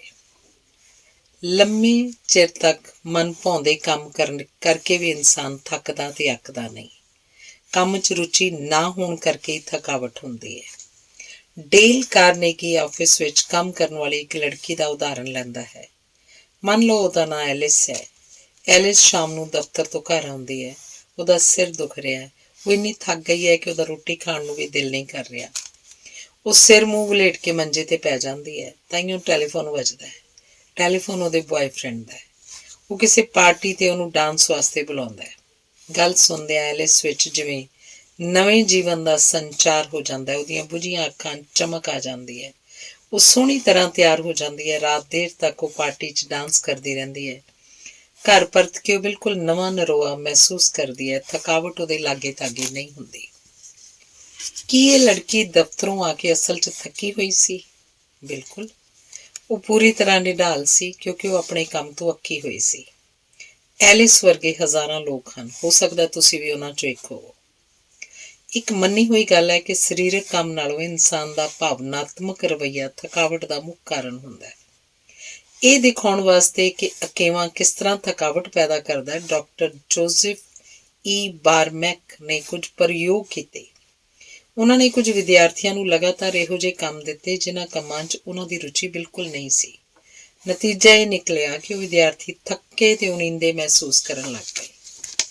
ਕਈਆਂ ਨੇ ਸਿਰ ਪੀੜ ਦੀ ਸ਼ਿਕਾਇਤ ਕੀਤੀ, ਉਹਨਾਂ 'ਚ ਚਿੜਚਿੜਾਪਨ ਆ ਗਿਆ, ਕੁਝ ਕੁ ਦਾ ਤਾਂ ਪੇਟ ਵੀ ਖਰਾਬ ਹੋ ਗਿਆ। ਕੀ ਇਹ ਸਭ ਉਹਨਾਂ ਦੀ ਕੋਰੀ ਕਲਪਨਾ ਦਾ ਨਤੀਜਾ ਸੀ? ਇਹਨਾਂ ਵਿਦਿਆਰਥੀਆਂ ਦੇ ਮੈਟਾਬੋਲਿਜ਼ਮ ਸਰੀਰ ਦੀ ਅੰਦਰਲੀ ਉਹ ਕਿਰਿਆ ਜਿਸ ਨਾਲ ਖੁਰਾਕ ਜਿਉਂਦੇ ਪਦਾਰਥ ਜੀਵਨ ਸ਼ਕਤੀ 'ਚ ਬਦਲ ਜਾਂਦੀ ਹੈ। ਮੈਟਾਬੋਲਿਜ਼ਮ ਦੇ ਟੈਸਟ ਲਏ ਗਏ, ਜਿਨ੍ਹਾਂ 'ਚ ਪਾਇਆ ਗਿਆ ਕਿ ਉਹਨਾਂ ਦੇ ਸਰੀਰ ਦਾ ਬਲੱਡ ਪ੍ਰੈਸ਼ਰ ਤੇ ਆਕਸੀਜਨ ਦੀ ਵਰਤੋਂ ਅਸਲ 'ਚ ਘੱਟ ਹੋ ਗਈ ਸੀ। ਪਰ ਜਿੱਦਾਂ ਹੀ ਉਹਨਾਂ ਨੂੰ ਮਨਪਸੰਦ ਕੰਮ ਮਿਲਿਆ, ਉਹਨਾਂ ਦਾ ਮੈਟਾਬੋਲਿਜ਼ਮ ਠੀਕ ਹੋਣ ਲੱਗ ਪਿਆ। ਇਹਨਾਂ ਟੈਸਟਾਂ ਤੋਂ ਸਿੱਧ ਹੁੰਦਾ ਹੈ ਕਿ ਜਦੋਂ ਬੰਦਾ ਅੱਕ ਜਾਂਦਾ ਹੈ, ਉਕਤਾ ਜਾਂਦਾ ਹੈ, ਉਹਦਾ ਮੈਟਾਬੋਲਿਜ਼ਮ ਰੇਟ ਘਟ ਜਾਂਦਾ ਹੈ ਤੇ ਉਕਤਾਹਟ ਦੂਰ ਹੁੰਦਿਆਂ ਹੀ ਉਹ ਠੀਕ ਹੋਣਾ ਸ਼ੁਰੂ ਹੋ ਜਾਂਦਾ ਹੈ। ਇਹ ਜ਼ਰੂਰੀ ਨਹੀਂ ਕਿ ਹਰ ਇੱਕ ਬੰਦੇ ਨੂੰ ਉਹਦਾ ਮਨਪਸੰਦ ਕੰਮ ਹੀ ਮਿਲੇ, ਪਰ ਜੇ ਤੁਸੀਂ ਅਕੇਵੇਂ ਤੋਂ ਦੂਰ ਰਹਿਣਾ ਚਾਹੁੰਦੇ ਹੋ, ਥਕਾਵਟ ਤੋਂ ਬਚਣਾ ਚਾਹੁੰਦੇ ਹੋ, ਤਾਂ ਤੁਹਾਨੂੰ ਆਪਣੇ ਕੰਮ 'ਚ ਰੁਚੀ ਲੈਣੀ ਪਏਗੀ, ਉਹਨੂੰ ਰੌਚਕ ਦਿਲਚਸਪ ਬਣਾਉਣਾ ਪਏਗਾ, ਕਿਉਂਕਿ ਜੀਵਨ ਉਹ ਹੈ ਜੋ ਸਾਡੇ ਵਿਚਾਰ ਇਹਨੂੰ ਬਣਾਉਂਦੇ ਹਨ। ਸਹੀ ਵਿਚਾਰ ਮਨ 'ਚ ਲਿਆ ਕੇ ਤੁਸੀਂ ਆਪਣੇ ਕੰਮ ਨੂੰ ਰੌਚਕ ਬਣਾ ਸਕਦੇ ਹੋ। ਖੁਸ਼ਕਿਸਮਤ ਹੁੰਦੇ ਹਨ ਉਹ ਇਨਸਾਨ ਜਿਨ੍ਹਾਂ ਕੋਲ ਕੰਮ ਹੁੰਦਾ ਹੈ। ਸੋਚੋ, ਜਿਨ੍ਹਾਂ ਕੋਲ ਕੰਮ ਨਹੀਂ, ਜਿਨ੍ਹਾਂ ਨੂੰ ਇਹ ਚਿੰਤਾ ਹੈ ਕਿ ਬਿੱਲ ਕਿੱਥੋਂ ਦੇਣੇ ਹਨ, ਆਟੇ ਲਈ ਪੈਸੇ ਕਿੱਥੋਂ ਆਉਣੇ ਹਨ। ਇਸ ਲਈ ਤੁਸੀਂ ਜੋ ਵੀ ਕੰਮ ਕਰ ਰਹੇ ਹੋ ਉਹਦੀ ਕਦਰ ਕਰੋ, ਉਹਨੂੰ ਖੁਸ਼ੀ ਨਾਲ ਕਰੋਗੇ ਤਾਂ ਉਹ ਸੌਖਾ ਲੱਗੇਗਾ। ਜੇ ਤੁਹਾਨੂੰ ਆਪਣੇ ਕੰਮ ਵਿੱਚ ਹੀ ਖੁਸ਼ੀ ਨਹੀਂ ਮਿਲਦੀ ਤਾਂ ਫਿਰ ਹੋਰ ਕਿਤੋਂ ਵੀ ਨਹੀਂ ਮਿਲੇਗੀ। ਆਪਣੇ ਆਪ ਨੂੰ ਯਾਦ ਕਰਾਉਂਦੇ ਰਹੋ ਕਿ ਆਪਣੇ ਕੰਮ 'ਚ ਰੁਚੀ ਲੈਣ ਨਾਲ ਤੁਸੀਂ ਚਿੰਤਾਵਾਂ ਤੋਂ ਦੂਰ ਰਹੋਗੇ, ਤੁਹਾਡੀ ਥਕਾਵਟ ਘਟੇਗੀ ਤੇ ਹੋ ਸਕਦਾ ਹੈ ਤੁਹਾਨੂੰ ਤਰੱਕੀ ਵੀ ਮਿਲ ਜਾਏ। ਇਹ ਮੰਨੀ ਹੋਈ ਗੱਲ ਹੈ ਕਿ ਤੁਹਾਡਾ ਭਾਵਨਾਤਮਕ ਰਵੱਈਆ ਸਰੀਰਕ ਕੰਮ ਦੀ ਬਨਿਸਬਤ ਕਿਤੇ ਵੱਧ ਥਕਾਵਟ ਪੈਦਾ ਕਰਦਾ ਹੈ। ਮਨਪਸੰਦ ਤੇ ਦਿਲਚਸਪ ਕੰਮ ਕਰਕੇ ਕਦੇ ਹੀ ਇਨਸਾਨ ਥੱਕਦਾ ਹੈ। ਕੋਲੰਬੀਆ ਦੇ ਡਾਕਟਰ ਐਡਵਰਡ ਥਾਨਡਾਈਕ ਨੇ ਥਕਾਵਟ ਬਾਰੇ ਇੱਕ ਪ੍ਰਯੋਗ ਕੀਤਾ। ਉਹਨਾਂ ਨੇ ਕੁਝ ਜਵਾਨ ਬੰਦਿਆਂ ਨੂੰ ਲਗਭਗ ਇੱਕ ਹਫ਼ਤੇ ਤੱਕ ਉਹਨਾਂ ਦੀ ਦਿਲਚਸਪੀ ਬਣਾਈ ਰੱਖ ਕੇ ਜਾਗਦਿਆਂ ਰੱਖਿਆ। ਫਿਰ ਉਹਨਾਂ ਤੇ ਕਈ ਪ੍ਰਯੋਗ ਕਰਕੇ ਸਿੱਟਾ ਕੱਢਿਆ ਕਿ ਅਕੇਵਾਂ ਬੋਰਡਮ ਹੀ ਘੱਟ ਕੰਮ ਕਰ ਸਕਣ ਜਾਂ ਥਕਾਵਟ ਦਾ ਕਾਰਨ ਹੈ। ਇਸ ਗੱਲ ਤੋਂ ਇਹ ਸਬਕ ਸਿੱਖਿਆ ਜਾ ਸਕਦਾ ਹੈ ਕਿ ਥਕਾਵਟ ਕੰਮ ਕਰਨ ਕਰਕੇ ਨਹੀਂ, ਸਗੋਂ ਚਿੰਤਾ, ਰੰਜਿਸ਼ ਤੇ ਅਕੇਵੇਂ ਕਰਕੇ ਹੁੰਦੀ ਹੈ। ਆਪਣਾ ਮਨੋਬਲ ਵਧਾਓ। ਮਨੋਬਲ ਵਧਾਉਣ ਵਾਲੀਆਂ ਉਕਤੀਆਂ, ਕੋਟੇਸ਼ਨਾਂ ਲਿਖ ਕੇ ਇਹੋ ਜਿਹੀ ਜਗ੍ਹਾ ਰੱਖੋ ਜਿੱਥੋਂ ਹਰ ਰੋਜ਼ ਤੁਹਾਡੀ ਨਜ਼ਰ ਉਹਨਾਂ ਤੇ ਪੈ ਸਕੇ। ਆਪਣੇ ਮਨ ਨੂੰ ਹਰ ਰੋਜ਼ ਉਤਸ਼ਾਹਿਤ ਕਰੋ, ਪ੍ਰੇਰਿਤ ਕਰੋ। ਸਾਡਾ ਜੀਵਨ ਉਹ ਹੈ ਜੋ ਸਾਡੇ ਵਿਚਾਰ ਉਸ ਨੂੰ ਬਣਾਉਂਦੇ ਹਨ। ਮਾਰਕਸ ਆਯੂਰੀਲੀਅਸ ਦੇ 18 ਸਦੀਆਂ ਪਹਿਲਾਂ ਕਹੇ ਇਹ ਸ਼ਬਦ ਅੱਜ ਵੀ ਉਨੇ ਹੀ ਸਾਰਥਕ ਜਿੰਨੇ ਕਿ ਉਦੋਂ ਸੀ। ਇਸ ਲਈ ਆਪਣੇ ਵਿਚਾਰ ਹਿੰਮਤ, ਖੁਸ਼ੀ, ਸ਼ਕਤੀ ਤੇ ਸ਼ਾਂਤੀ ਭਰੇ ਰੱਖੋ। ਜੇ ਤੁਸੀਂ ਸਹੀ ਸੋਚ ਰੱਖਦੇ ਹੋ ਤਾਂ ਤੁਸੀਂ ਕਿਸੇ ਵੀ ਕੰਮ ਨੂੰ ਅਕਾਊ ਬਣਾਉਣ ਤੋਂ ਬਚਾ ਸਕਦੇ ਹੋ, ਕੰਮ ਵਿੱਚ ਰੁਚੀ ਪੈਦਾ ਕਰ ਸਕਦੇ ਹੋ। ਧੰਨਵਾਦ।